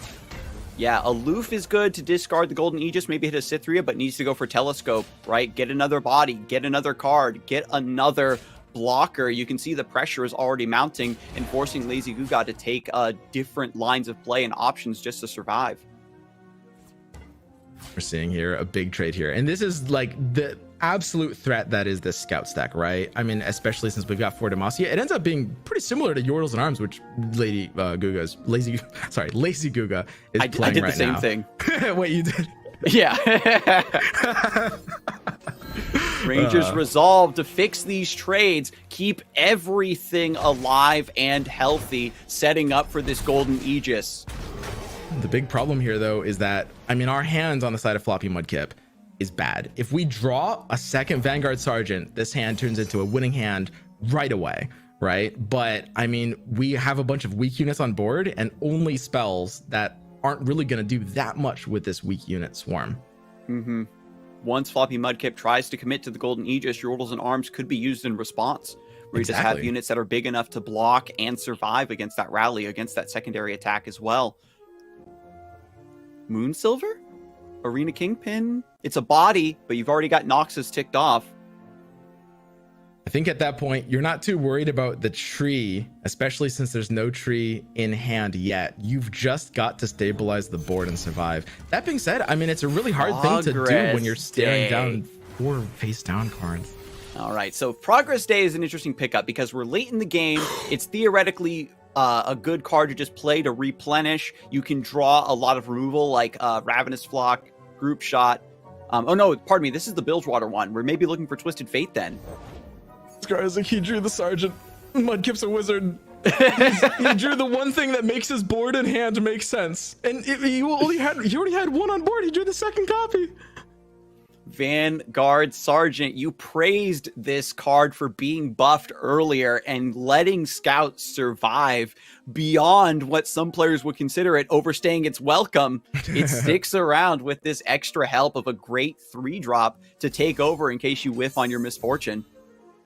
Yeah, this is honestly, at this point in time in the current meta, I think a lot of people realize that Vanguard Sergeant was being underrated before. I mean, obviously the 1 health matters. We can't pretend it doesn't, but man. Sorry, the Crimson Bloodletter. I forgot it would go off there. Caught me off guard. The Mirai Warden has been showing us just a greatest hits edition of 1-drops that don't normally see a lot of play. Yeah. And next turn, we have the mana for 4 Demacia and an Aegis. A double 4 Demacia attack. And that, I don't see any way LazyGooga is going to be able to survive that. That's just too ridiculous. Now, LazyGooga has an attack here. He's got the Yordle Ranger. I mean, it's buffing his unit's health. It won't matter too much. And I mean, FloppyMudkip's in a position where he can actually just let this damage through. He doesn't really mind. It's a bit ironic as well that LazyGooga doesn't have the pressure of Bandle Tree. You've been under so much pressure that you can't even think about playing it, and this is great because these Bandle City decks, as we've seen, once you have the Bandle Tree in hand, it becomes a dead card when you're under so much pressure. Yep. Mudkip is thinking about his mana. Next turn, he's going to a total of 11, which means he won't actually have enough mana to Sharp Sight next turn if he doesn't do it now. And off of that, he's going to make the Sharp Sight now. I like this play. Just making sure that the board is cleared down while you maintain all your units. You can't trade off the Hapless Aristocrat because you value the Scout keyword it has. So now as we head into the next round, FloppyMudkip has the 4 Demacia, has the Golden Aegis, going to try to fish for a lethal here. LazyGooga has 2 mana remaining for the Buster Shot to take down, what are you thinking, the Island Navigator? Do you get rid of the Sergeant now because it has Challenger? I mean, I think you just have to go for the Sergeant, right? You've got the Buster Shot, deal 3. It's basically the only thing that's worth removing, right? Takes down the Mirai Warden, the only card that's guaranteed against a second Sharp Sight. He knows that he has odds of drawing into a Flock, and so he wants to keep the damaged units alive. A Flock off of Progress Day would cost 0. LazyGooga's play looks really, really weird there, but I think it makes sense. That's the only damaged unit, and it's the only way of making a Flock top deck able to counter this. Rangers resolve to stop that group shot from killing the Aristocrat. I'm keeping my Scout, says FloppyMudkip, and now LazyGooga at 7 mana can't go for the Progress Day here. Oh man, that's so big. And this is part of why FloppyMudkip had to use the Sharp Sight last turn, because you have to keep the group shot from dealing 2 damage here, right? So FloppyMudkip calculated all the mana in advance and realized that he would have had to play around that, killing off an additional unit, and now he's got exactly enough mana for 2 attacks in. He's got a Scout attack on top of that. What is this, 12 attacks? 12 units worth of attacks. Yordles and Arms is the answer. Again, buffing up this board so that it can trade and stay alive and try to buy another turn. Right now, LazyGooga is at crazy. 7 out of 10 for the Bandle Tree. This is nuts. And I mean, the minions, LazyGooga is going to have 2 turns to play both minions here, because it goes attack on Mudkip, LazyGooga has a minion, then rally, then LazyGooga plays second minion. So he's got 2 more chumpers. I know picking these up has been such a huge just play for this list being able to defend itself. And the Progress Day, it looked like such an oddball choice down the road. But now that FloppyMudkip is winding down, being forced to put all of their resources in to try to close this game out, the Progress Day will allow you to completely flip the script and potentially jump out ahead. This, like every single game I think we've seen in the top 8, has always been a lot closer than it appears. I love that Progress Day pickup so much. And I mean, the Yordles and Arms here is kind of terrifying. I mean, the stat lines really, really, really favor LazyGooga here. The 6-8, the 6-7, and the 9-11, all 3 of these stat lines will do a really good job trading for one of these attackers on the side of FloppyMudkip. And FloppyMudkip, of course, has killed almost all of the rest of the board. So 2 attacks are going to go in here. But LazyGooga's got 14 health. He's not dying off this first swing. And the blockers are just going to wipe Mudkip's board. Mudkip can't do anything about that. He's going to lose these units, and the minion redevelops will actually keep LazyGooga alive through this. All of the manifests that have gone over the course of the game seem to be the correct choices over and over and over again. And this is something that a lot of players, similar to Targon, where you have to appreciate that even when you're manifesting a lot, it minimizes the impact of each individual choice. But the minion didn't have the second discount. I was wrong. There's only one minion blocker here. I forgot to take that into account. But FloppyMudkip does have the challenger on the Sergeant that he gave it 2 turns ago. Can kill off the Yordle Ranger, which is so huge here. And both of these attacks need to get blocked. So that leaves LazyGooga with just the Bandle City Mayor and at 3 health.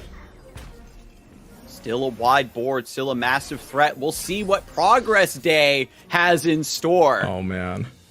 This is so wild. Progress Day needs to hit something pretty good here. I mean, if your but goes for the aloof instead. Goes for the aloof. Hits the golden Aegis. No rally now. Aloof heavy lifting. Another game where it snipes the opponent's key card that they were relying on to close out the game and pulls a Twisted Fate.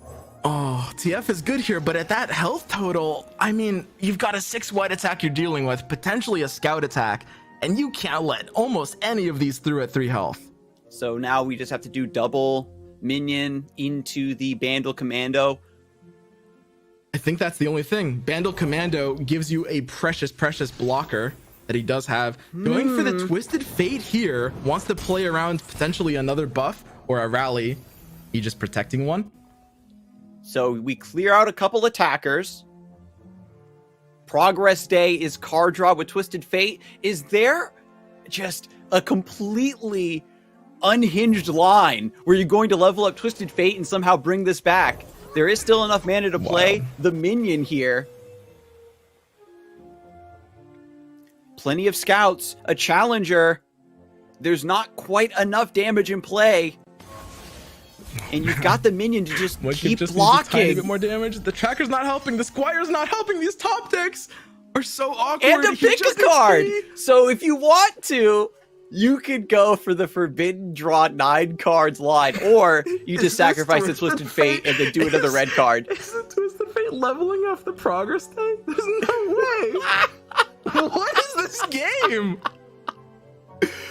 Welcome to Legends of Runeterra, where if you believe in the power of Bandle City and the motley crew of tiny creatures hanging together to overcome bigger enemies and overwhelming odds, you can find true enlightenment here, as LazyGooga has, by bringing triple Bandle Tree, which again is already a brilliant lineup for this tournament, this metagame, and has picked...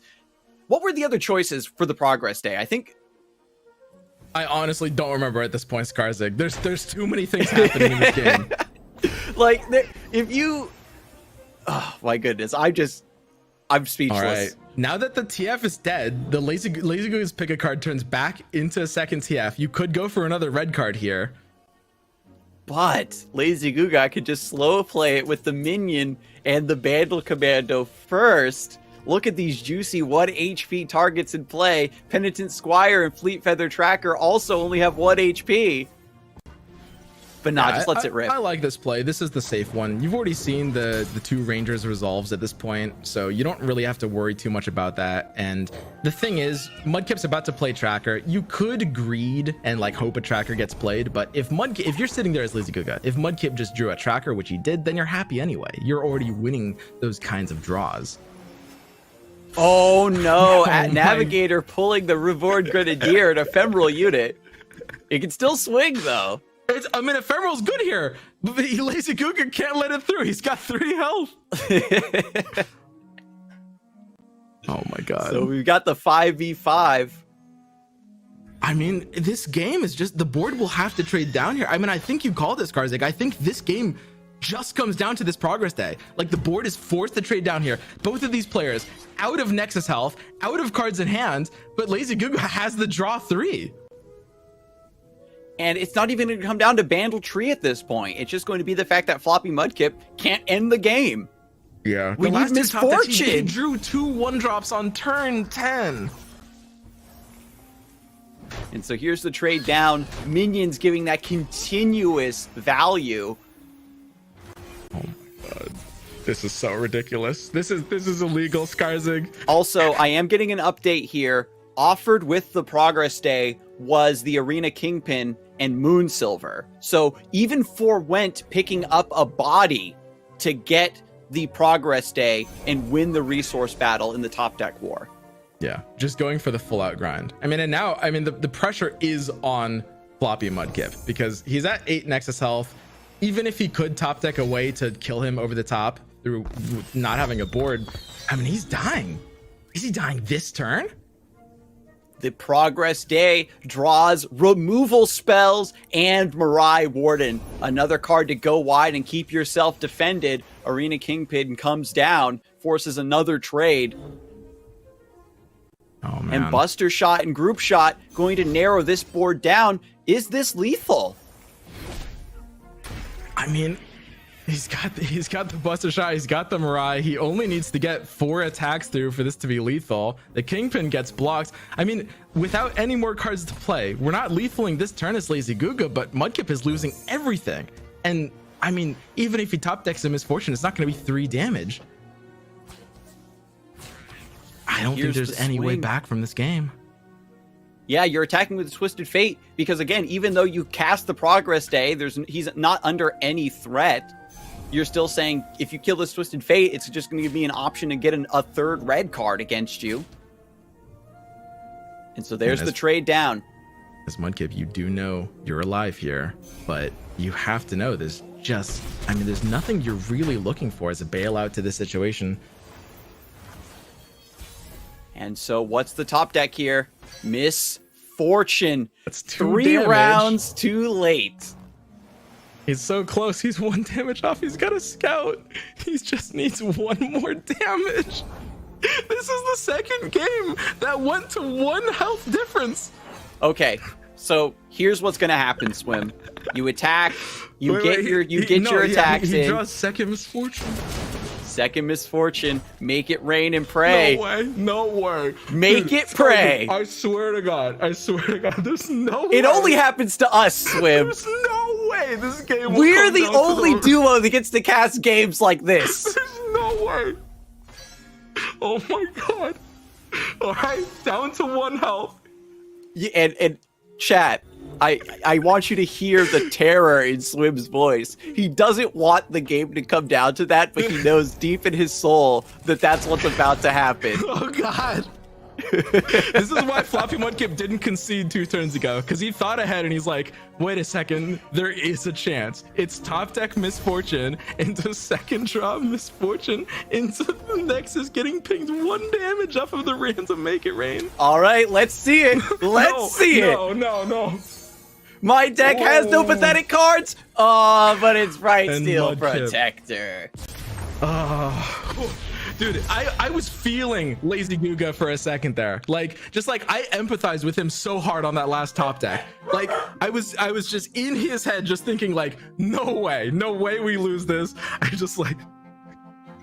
There's that brief moment of panic, just the sheer unlikelihood of it all.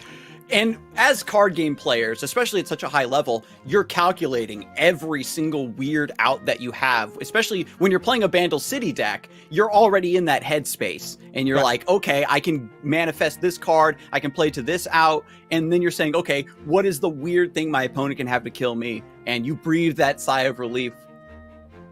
Dude, these games have been absolutely legendary today, Skarzig. As we get and into there's still game another 3, game in the set. Yeah, they're in game 3, baby. This is it. They're going to finals off of who wins this, and it's another Bandle Tree deck because of course LazyGooga brought 3. So we're running it back, Swim. Oh, we got the Bumble Gunge on turn 2 here, setting up for the Buster Shot.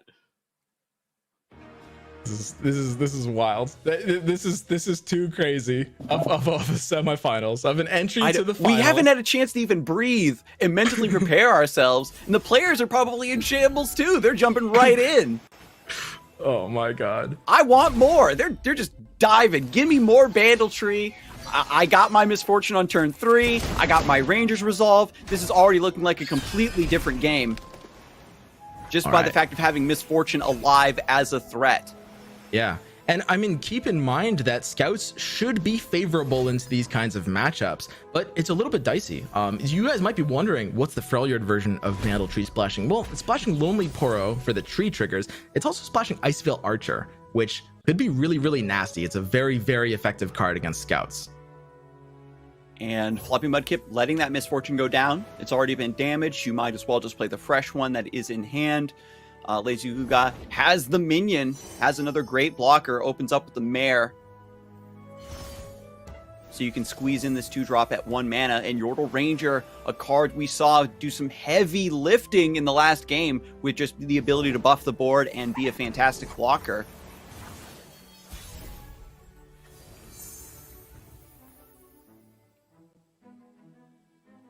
But now, LazyGooga has a lot of blockers in play, but still needs to find the key card to get this Misfortune off of the board. All spells in FloppyMudkip's hand. I'm sorry, I'm going through LazyGooga's Bandle Tree deck, just seeing how it's different and how it's going to compare. It's pretty similar. I mean, Googa's done a pretty great thing here. I think I went on the record saying I think his lineup is the most genius. He hit an unfortunate matchup here. I do think Floppy's Scouts deck should be pretty good into this, but LazyGooga might actually be able to play his way out of the situation, especially considering FloppyMudkip has a pretty bad hand for you.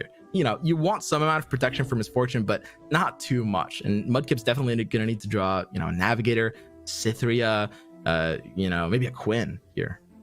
And yeah, FloppyMudkip really trying to look deeply into the line here, attacking Golden Aegis to rally. What are the odds of being able to pop the barrier, answer that card, etc. The Iceveil Archer is a wild card that's going to stifle potentially any other late game or wide swings. Notably, Iceveil Archer's ability goes through Spell Shield, so you're catching things like Pantheon. So it's a really fantastic tech, as you mentioned, Swim.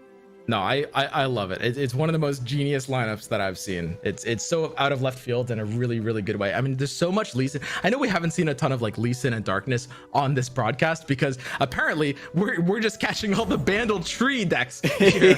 But there has been a lot of Lee Sin and Darkness. It was a really great meta call, and it took LazyGooga this far. All right, so your Freljord's already covered. Maybe you go for the Trickster just to get a 3/3, which is decent. The Elusive to chip in some damage. Star Spring is just, I think, a bit too much.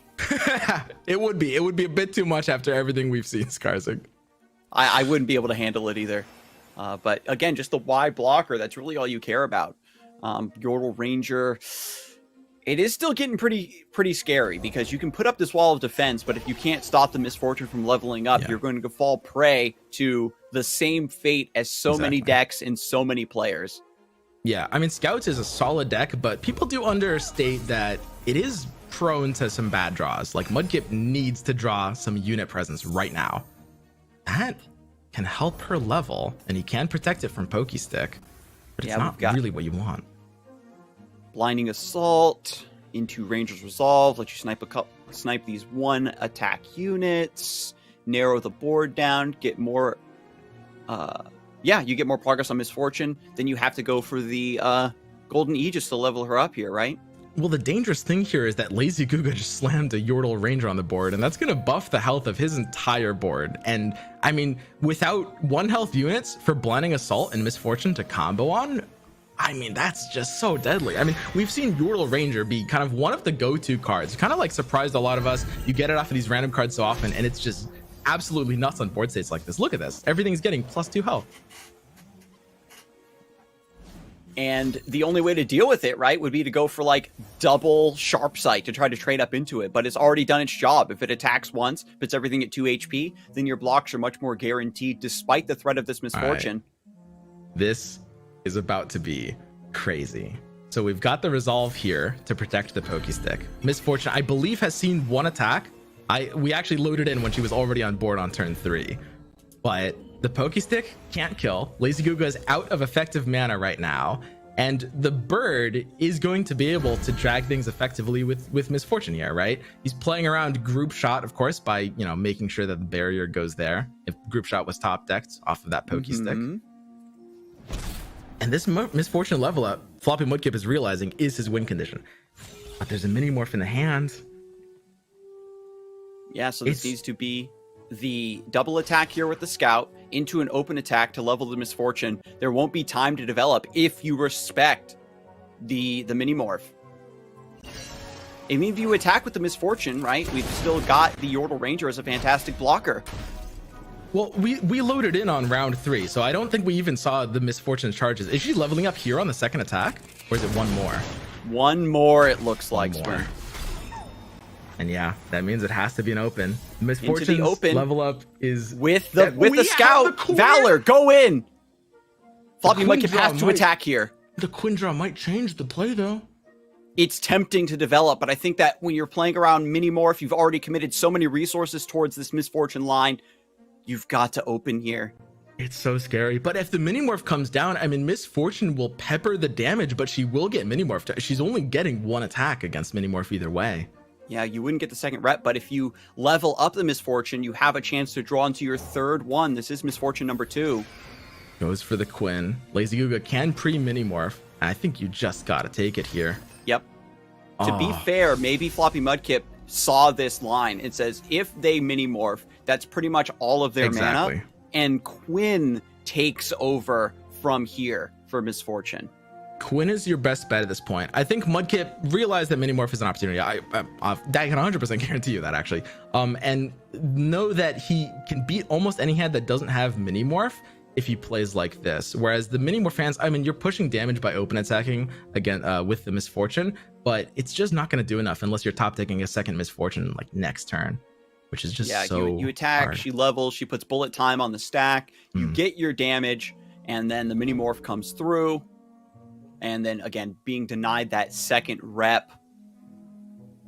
But Quinn is just, as much as Quinn is important to this deck and would have been great to have a couple turns ago, it's not what you want this late into the game against a board of high health units. This Yordle Ranger is actually taking over complete control of this game.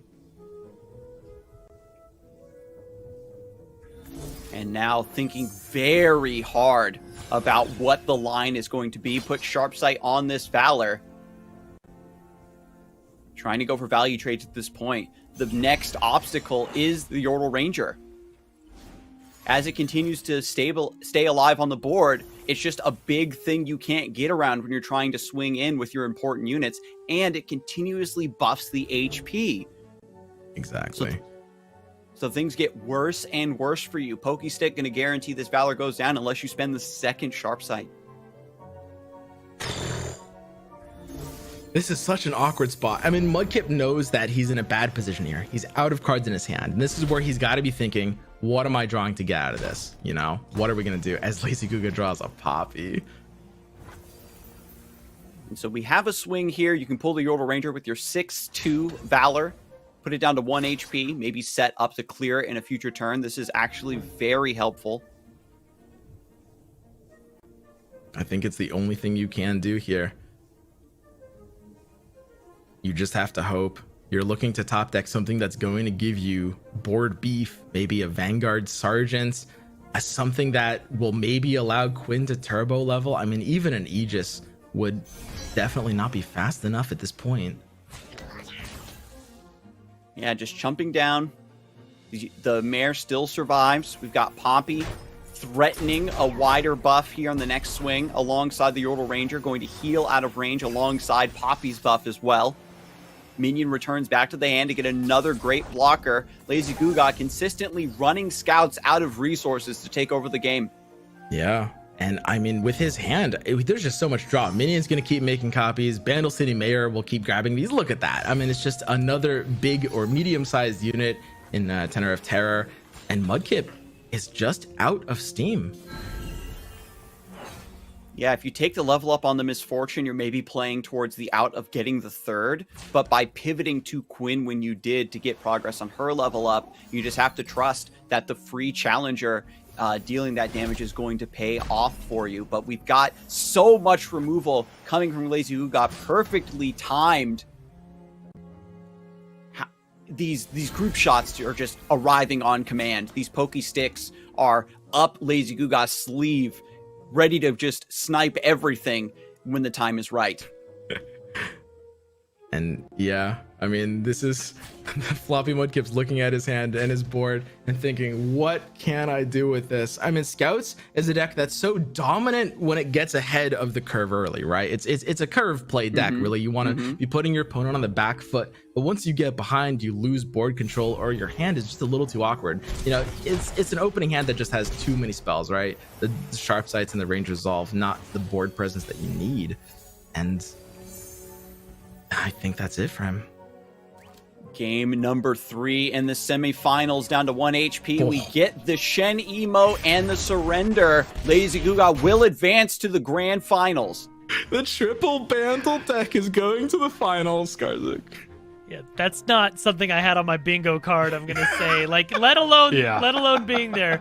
But the games went a little long. We do have to get to a break. We are gonna come back with the final match. It's gonna be Elder Senior versus you were saying Lady Googa earlier. Now that's in my head. LazyGooga. So it's gonna be a quick break, but don't go anywhere because we have the finals coming right up.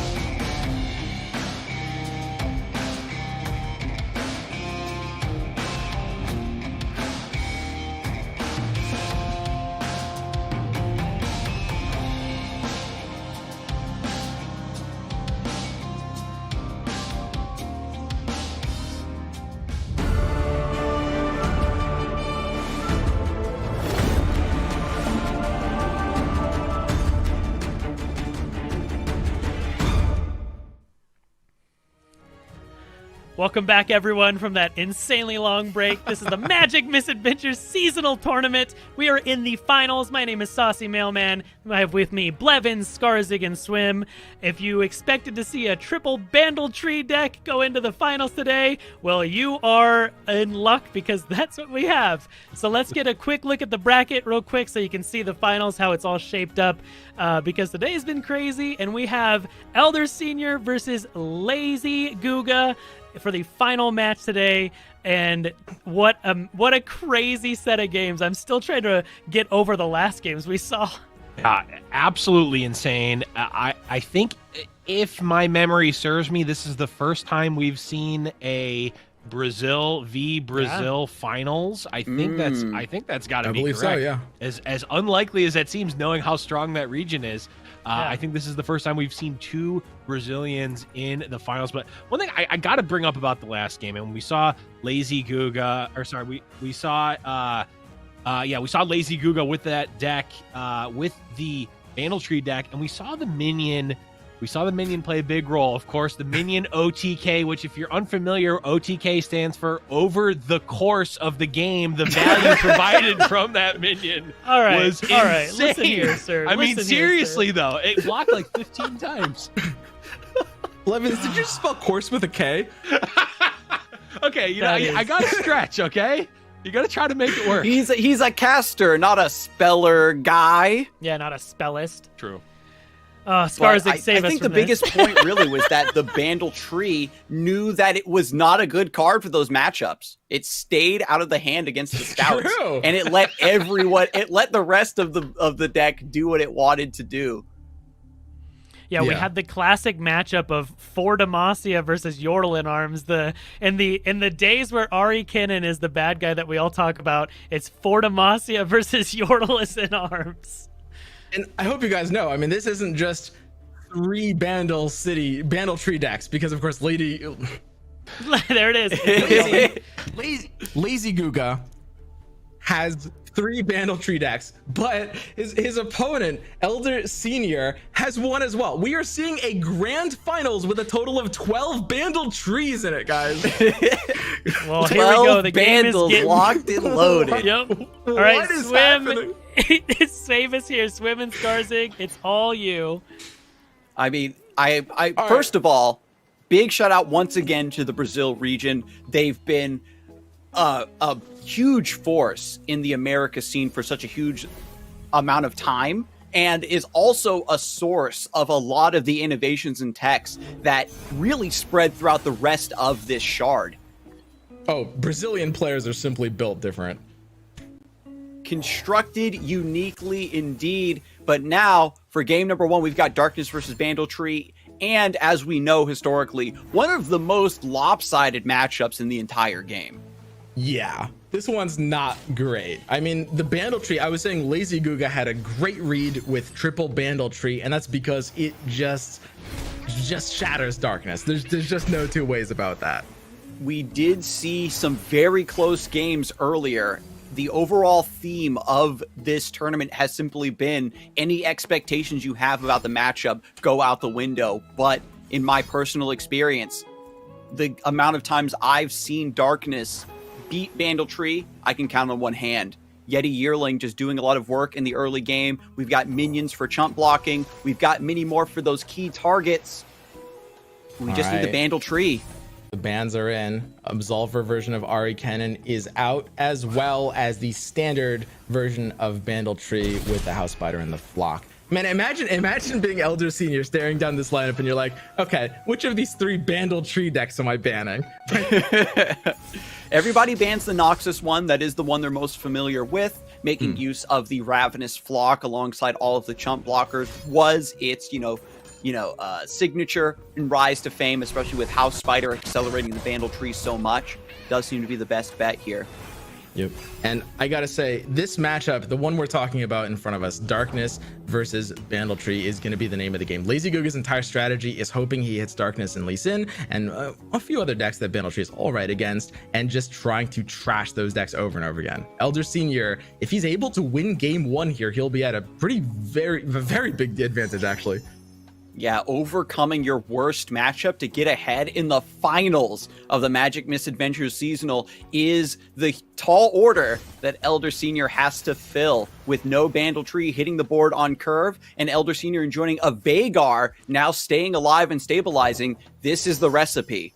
Right, and the scary thing is LazyGooga does need ways of removing these engines, right? And that's why the Bandle Tree does well against Darkness. Not just because there's not really a lot of answers to Bandle Tree, but Minimorph is a great way of just shutting down these tools. But LazyGooga doesn't have the Minimorph.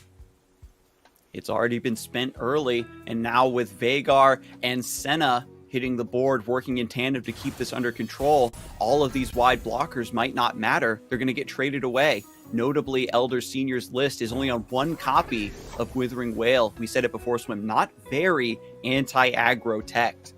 Yep. Looks like with a hand like this, LazyGooga is just going for an aggressive strategy. I mean, he's got an early aggressive Swarm hand. He's never going to run out of resources, especially with these minions. And that means he's just going to try to starve Elder Senior out of tools. With the card generation, it certainly is possible. These Darkness decks have moved away from Hidden Pathways. It was already a card that was narrowing itself down to 2 copies, 1 copy, and then eventually it was nerfed, and now you very rarely see it in these builds. And that means there is certainly a line for Googa to take here. Right. Exactly. I mean, take a look, guys, at what's happening in this game, right? Like LazyGooga, the reason this matchup is so favored is because not only do you have kind of like the late game because they don't have an answer to tree, but you also just have the pressure. Darkness is a control deck. When you just have re-up tools, your units just create more units when they played or when they died in the case of minions. You're just not going to run out of steam, and your opponent's spells will.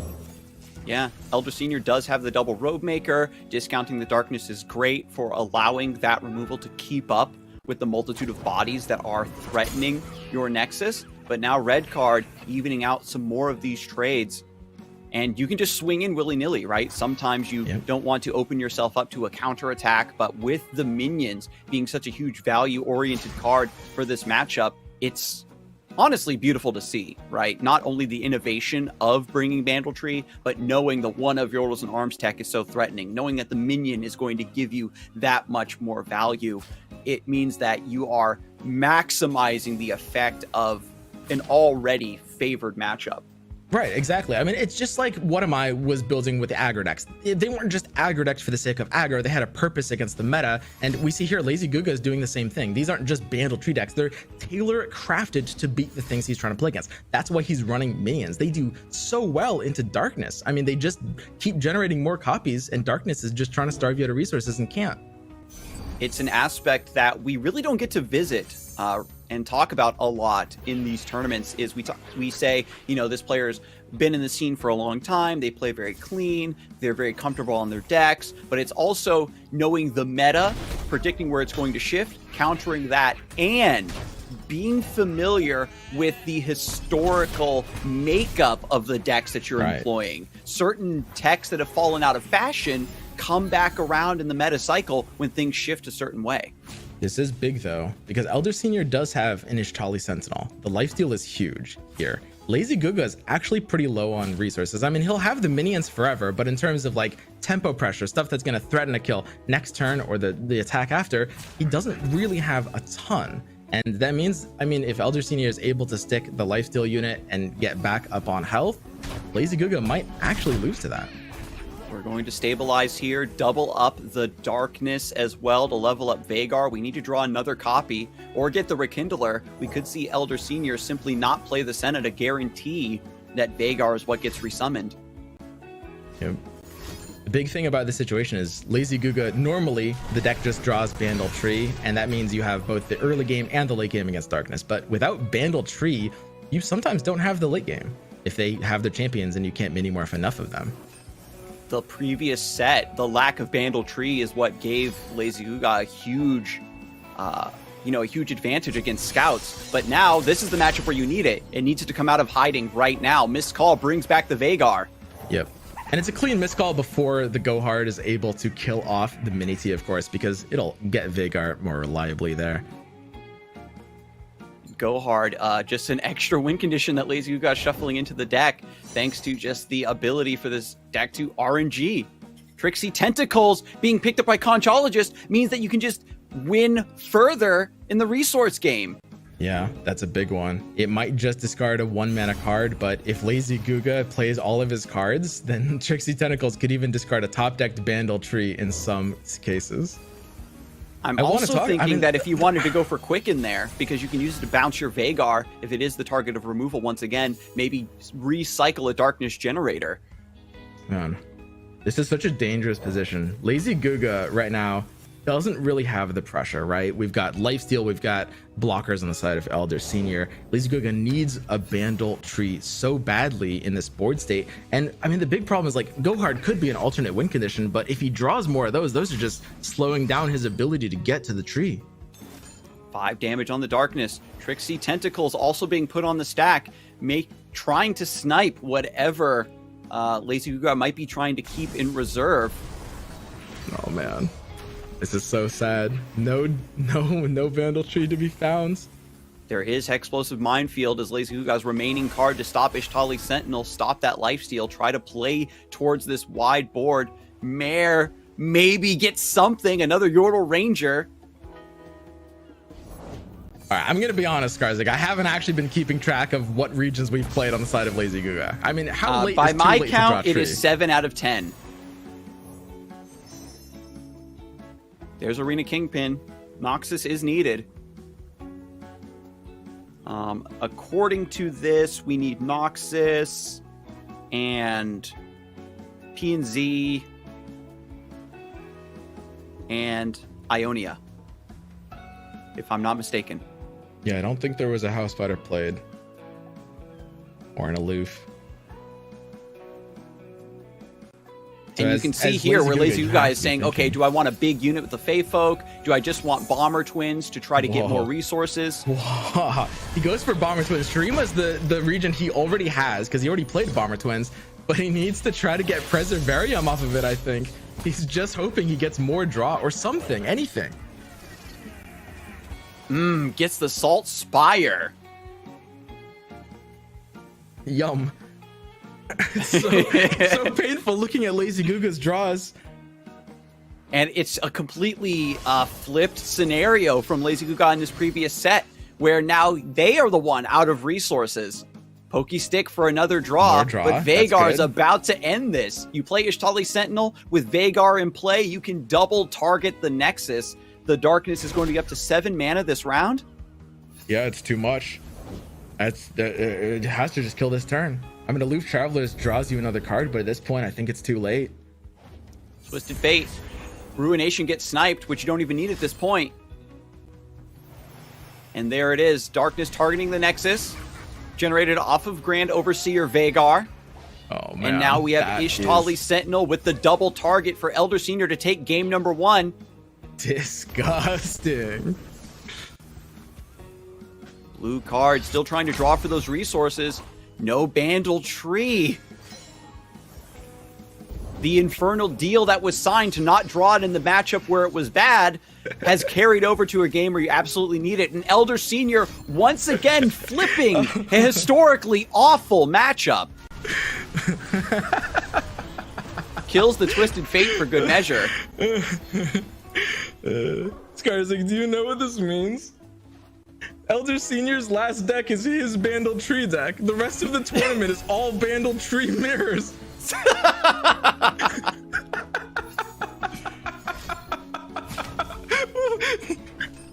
What is going on? And so it does take a couple of extra actions for that final Darkness to target. The Ishtali interaction of duplicating the target onto the Nexus is not one you see very often, but who knows what we could be playing around. At this point, anything goes. This is so wild. So not only did he get the Darkness through, he got the bad matchup out, and now he's a big favorite to win the game, but it's Bandle Tree mirrors all the way down from here on out. Okay, so chat, Swim and I are going to level with you. We aren't going to keep track of these regions. I was so surprised. I was like, wow, Skarsgård, damn, he's professional. I'm keeping track of them with one Bandle Tree, but in a mirror match, I don't know. I'll do the opponent, you do the point of view, okay? Okay. We can do it with our powers combined. With our powers combined, we will count these regions as we head into what is potentially the final game of the seasonal tournament.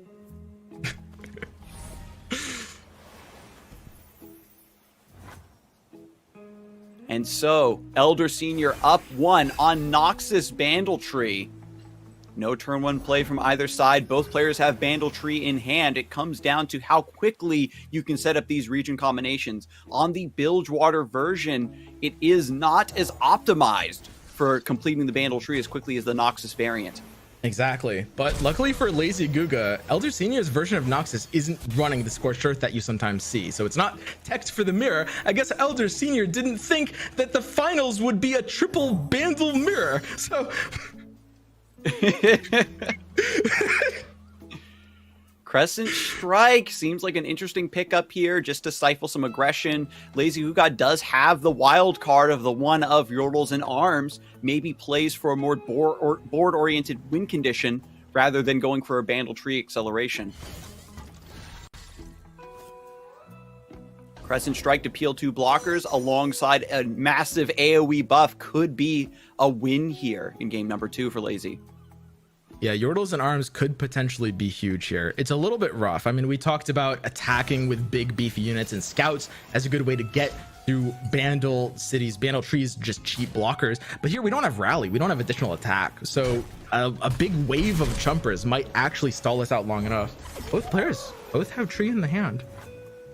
And so we might even just see the Tree v Tree. Just play them both on 5 and just go for the showdown.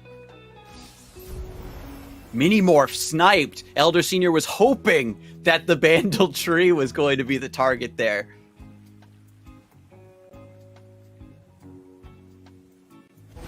Ball's back in LazyGooga's court. Plays Twisted Fate. Goes for a red card. red card. Pretty nice here. A way of just being able to deal with chump blockers. I think LazyGooga sees his hand and just wants to eliminate as many small things as possible, knowing that if he can gain control of this board with Yordles and Arms, he will just single-handedly win the game on the spot.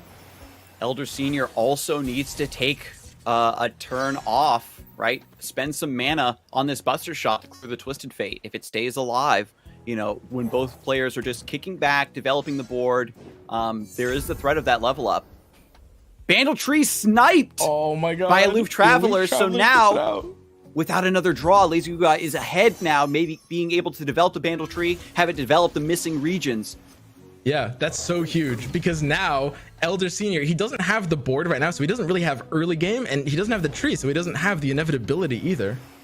LazyGooga's in a good spot now. And the Bandle Tree is 6 out of 10. Ionia, one of historically the hardest regions to hit for these Bandle Tree decks, is already been met thanks to the Sparring Student, who gets buffed up because this is a swarmy deck and is just doing so much work on attack and defense. And Elder Senior doesn't have the tree in hand. It got discarded. His is only at 5 out of 10, although the House Spider changes that. That actually gets him 2 more. 7 out of 10 for Elder Senior. I wouldn't be surprised if Elder Senior's tree is completed by the time he draws into his second one, but the other angle is still the board-based condition. Yordles and Arms and Crescent Strike lurking in the hand for LazyGooga. And the Buster Shot actually goes on Mare. Twisted Fate sitting here getting... I think I'm just traumatized, where when I see Twisted Fate alive for several turns, it makes me very nervous that he's going to level up and just take over the game. Listen, homie, at this point, anything could happen. Like, I wouldn't be surprised if we saw this TF just level from just the top decks alone. Like, Loping Telescope into Progress Day, leveling up the Twisted Fate, completely flipped the script on what we're expecting this matchup to go down like. Emperor's Deus, now we're channeling some ancient forbidden energy. With the Sparring Student, I guess it's like a infinite monkeys in a room with infinite typewriters. If you let them manifest enough, they just change into a completely different deck altogether. All right, LazyGooga has the Yordles and Arms here if he wants to use it, or he could just get the tree down early and start accumulating cards in hand. This is the pivotal play. Does he go for aggro or the slower game plan? Looks like he's setting up for Yordles and Arms. A wide swing indeed. It's very interesting because you can take the big risk of saying, I'm going to Yordles and Arms now, force my opponent to trade down, and then I enjoy a position of being able to just beat you up because you can't block my wide board any longer. And now this is LazyGooga saying, I have the read that the remaining cards in your hand can't develop a wide board.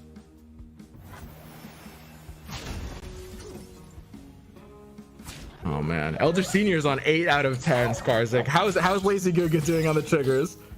7 out of 10 right now, even with the Shurima that was just played. Still a little bit more to go. Demacia, one of the other regions that's very hard to find in these Bandle Tree lists. Yeah, Elder Senior here only needs Shurima and Demacia, but he also needs to draw the tree. And that's what it's going to come down to. And as we said, you have to stay alive. We know the Bandle Tree is the win condition, but LazyGooga has built their decks to take advantage of the aggression and swarmy potential of the Bandle City region. LazyGooga literally out here mirror teching his triple Bandle Tree lineup. It's literally favored in the mirror, Scars. And there's Noxus. Even if somehow this all goes awry and the board condition doesn't matter, 8 out of 10. And that does mean that my calculations are still correct. And now that puts Elder Senior on a 2-turn clock to somehow flip this.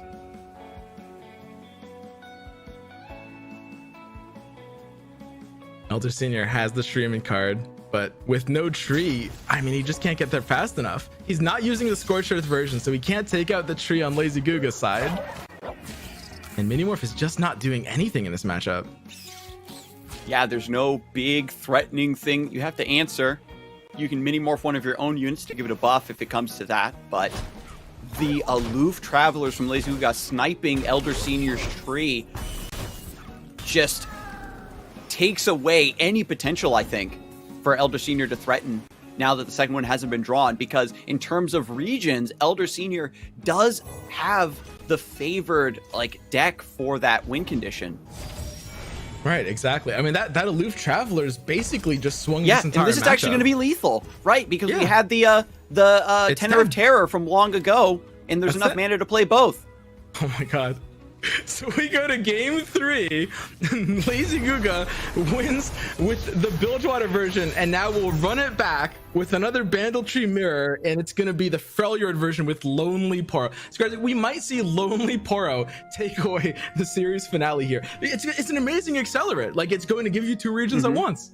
Yeah, it takes the place of House Spider, gets Freljord, one of, again, the regions that is so awkward for Bandletree to have access to, and if the Lonely Poro high rolls into Plucky Poro, and you get that Demacia right out of the gate, or even the Swift Poro, right, the quick attack one from Ionia, all of the awkward regions are out of the way. But now, as we head into game 3, Poppy being mulliganed away, Elder Senior just trying to focus purely on the Bandle City tree win condition, doesn't want to go for a Poppy board-based win condition. Both players are just racing to the tree. LazyGooga doesn't have it yet. We do have Freljord. Getting Shurima, unfortunately, not a great pickup. Targon on the side of Elder Senior. This We're just actually counting the regions that both of these players have. This is the way. I mean, this is like the next level, right? This is how they're racing to the end. It's an alternate win condition like aggro, where you're racing your opponent, but to get to the alternate win condition, this is a novelty, I think, is a mild way of putting it.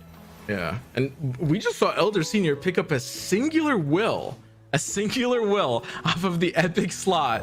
You can bounce Bandletree with this card, right? Singular will actually recalls landmarks. So I think that's why Elder Senior went for it, because he knows he's got Bandletree, and he knows his 2 lose conditions are Yordles and Arms, which Singular Will counters, and Bandletree, which Singular Will return to the hand. If we get another game like we saw before, where LazyGooga taps under to play the final 2 regions, and then you Singular Will to cancel out the Bandletree win for that turn, buy yourself 1 more round to summon and have your tree trigger first. In the Bandletree race, that's all that matters, just that 1 extra round. The Singular Will pick was genius. But Googa finds Poppy. The alternate win conditions, the extra avenues that this archetype can explore to find wins outside of that main one on full display here. Yeah, the biggest problem, of course, for Elder Senior here is just being behind on the board, right? I mean, that's kind of the win condition we have. Since LazyGooga picked up the Poppy and he doesn't have the tree yet, LazyGooga kind of has to go aggressive, especially since he's got the Yordles and Arms in his versions. Yeah, Buster Shot clearing the Poppy, crisis averted there, and now as the attack token comes back to Elder Senior, with not too much pressure in play, perfect opportunity to play the Bandletree. Yep, get it out fast. The Aloof Traveler's in LazyGooga's hand. He's not going to let LazyGooga do the same thing back to him. Snipes the Singular Will, however. Countering the forbidden manifested technology, covering all his avenues. I mean, the Singular Will was actually going to pay off there. That Aloof Traveler's actually hard countered Elder Senior's value here. We've got Shurima. All right, 5 regions already on the side of Elder Senior's Bandletree. This is looking bad for LazyGooga. With no Yordles and Arms, just a couple Poke Sticks for card draw, we could find something here, maybe a second Poppy.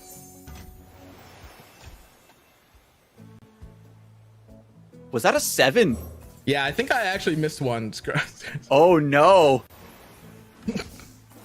So now that's the clock is ticking for this game number 3, the finals of the Magical Misadventures seasonal tournament, Bandletree mirror match. And The last game was wildly in LazyGooga's favor, and now Elder Senior able to get the Bandle Tree down. But Elder Senior is down to 7 health, and LazyGooga has Pokesticks, which can be used to delete 1 health blockers as well. And he just drew a second Poppy. He actually has an aggro win condition now. Mini Morph, not very helpful, but just get it out of the deck. We've got another top deck. There's mana for Poppy and this second Pokestick, keeping the board narrow. Can we get a Yordles and Arms? Another Mini Morph. Oh man, and this is so deadly because Elder Senior has the attack token. That means he can get the Owlcat this turn. The Commando's giving him Ionia right away. I mean, LazyGooga has 1 more attack to end the game. 1 more shot. Is there a way, even with the Poppy in play? Can Loping Telescope find a rally? That's 9. He only needs, I think, Demacia at this point. And here it goes. It creates the final card. It is Demacia, Towering Stonehorn. Oh no. And LazyGooga with a 3rd brick. The Bandle Tree, not enough. Even as we praised LazyGooga for being teched for the mirror, once you're playing against the fully optimized build of the archetype you're trying to exploit to counter the metagame, it just seems to not be enough. This has to be the craziest finals that we have ever seen in a seasonals. And the greatest part too is that it's been so dynamic. We aren't just kicking back and saying, "Oh, Bandle Tree GG's." There's been so many different factors at play for both sides, trying to make things happen for them. LazyGooga throws out the Shen emote. Bandle Tree does trigger, letting the animation go through, letting it rock. And that's it. Elder Senior takes it down, beating the Bandle Tree, the triple Bandle Tree master himself, LazyGooga, in the grand finals. This is not something you were expecting to play against in the finals. Bandle Tree is the sort of deck that you want to counter, and the big factor there was Darkness being able to somehow find a win in one of its worst matchups. Yeah, I mean, we talked about earlier, did anyone have on their bingo card seeing a triple Bandle Tree lineup? Probably not. Did anyone have the finals of the seasonal being a Bandle Tree mirror on their bingo card? Probably not. And did anyone have Darkness beating Bandle Tree on the first shot of the finals on their bingo card? No, I think the bingo card players are in shambles, even though I think it might just be Boulevard that I have another bingo card one for you. This is a sentence that was said today. Okay. Aloof travelers sniping singular will. That is a sentence that was said. Relevant. That was relevant in the finals of the seasonal today, friends. It's just, again, big congratulations to Elder Senior. Took down some heavy hitters, Filthy Gamer Weave and WhatAmI, finding some crazy outs. The set between Elder Senior and WhatAmI specifically was just so poetic. Both sides playing to meticulous outs and still finding that victory. Oh, and to piggyback off of that, Skarsig, I gotta say, and maybe it was just the matches we saw, but every single match, or at least a majority of them, were like by the narrowest of margins. Oh, yeah. It was, if maybe there was 1 health missed here, maybe there was a decision to play a little more conservative that ends up like not panning out like 6 turns later because you missed 1 damage. Like, that end up mattering in so many matches. The level of play we saw today was just phenomenal. Yep. WhatAmI and FloppyMudkip both got eliminated to 1 health nexuses that they just needed to push 1 more damage in both of their sets. It was absolutely insane. And if we go back and we analyze those games, I'm not confident that we would find some alternate line where you could be able to find 1 more damage. It was still played perfectly. You got, welcome to high level Runeterra, where the matchups just don't matter anymore. The players are just making everything we thought we knew just fly out the window. I mean, yeah, like you said, there's so many matches that went to just 1 HP or 1 turn even. Like the Darkness matches that we're going to, Vigar on 1 turn earlier would have secured the game, or you know, just like 1 more point of damage from Darkness. It was crazy. Everything was so tight, and the lineups were like, they were just so incredible. We even saw a couple, the Ari Kinnan mirrors, is, you know, the big joke about Ari Kinnan, but seeing how skillful those mirrors can be, where it comes down to like using a recall instead of a Nopify, just being able to get, you know, 1 less point off of Go Hard. It's all of those very small, minuscule things that just kind of lead you to the crazy high level play that makes, you know, Runeterra and card games in general just so fun to watch. Yeah, well, absolutely high level play, and to even you know, react to what you said, Skarzig, like we could go back and analyze those matches, and if, you know, with perfect future knowledge, we could say, oh well, if they would have attacked here, then they would have, you know, they would have gotten that extra damage. But that does not mean that it is the correct play in the time, right? Yeah. Like, you know, maybe WhatAmI could have sacrificed some units and shipped 3 extra damage than 1 with a Decimate. But then also maybe they would have lost to an open attack or something like that. Or they would have lost to a card that opponent could have possibly had. They could have made a worse play and won, but that's not the point, right? Yeah. It's making the correct play consistently. Sometimes it works out and sometimes it doesn't. Right. Yeah, I want to make a point. I mean, okay. So like, yeah, go for it. I want to talk. Like, my favorite part of today, and there were so many to choose from, but probably the most understated one was when it was Elder Senior. Sorry, so much is going through my brain now. When Elder Senior was able to win with the Shark Trainer, WhatAmI had exact lethal over WhatAmI. He was down to 1 effective health, and the exact lethal was necessary there. Otherwise, WhatAmI would have had guaranteed lethal right after. It was absolutely insane. Yeah, no, I mean, absolutely crazy good games we saw today. But we actually had some winning moments from other regions as well that we wanted to show you, because there were some crazy games there as well. Yeah, we're getting to see Salty Simon. You might have been able to touch on this already. Listen, Salty Simon played in the European tournament Fight Night EU with the similar lineup and said, I'm going to get all my bad RNG out of the way now in preparation for the seasonal. Smart. That's 5-head. And I gotta say, Salty Simon was a player, obviously high level. I actually found him just in his stream randomly. I messaged him, said, hey, do you want to play in some tournaments? He's like, no, I don't do tournaments. And then a couple days later, he's like, you know what, I'll do tournaments. And now here we are, seeing him win the EU finals. We're looking here. This is Yamato, actually. With player that big shout out to Nocturne. Yeah, Nocturne getting it there. Yamato, you may recognize from Worlds, taking it down in APAC. He's so good at this game, and just he just has such a soft spot in my heart for bringing Darkness to Worlds, because at the time it was still kind of on its rise to being a prominent tournament deck, and so he just was channeling this underdog energy the entire time, and that's why I love seeing Darkness in tournaments, because it's always the underdog. It seems to be the case. No, absolutely. It's crazy, like how many games we came back to me being literally speechless. Blevins and I sitting here in the background, like trying to make sense of some of these things that happened today. Bandle Tree being the topic of the day is not the Bandle roller coaster. Yeah, it was crazy. It was so insane. I'm gonna open up to you guys real quick. Swim, any final closing thoughts before we get out of here? Anything that you wanted to kind of say?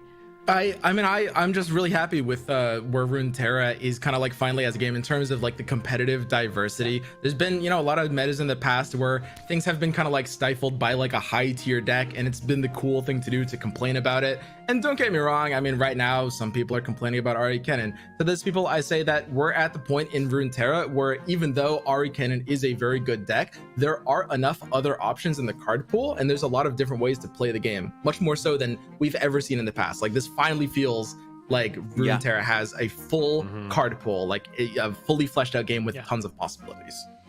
Yeah, I agree. Skarzig, any closing final thoughts for you?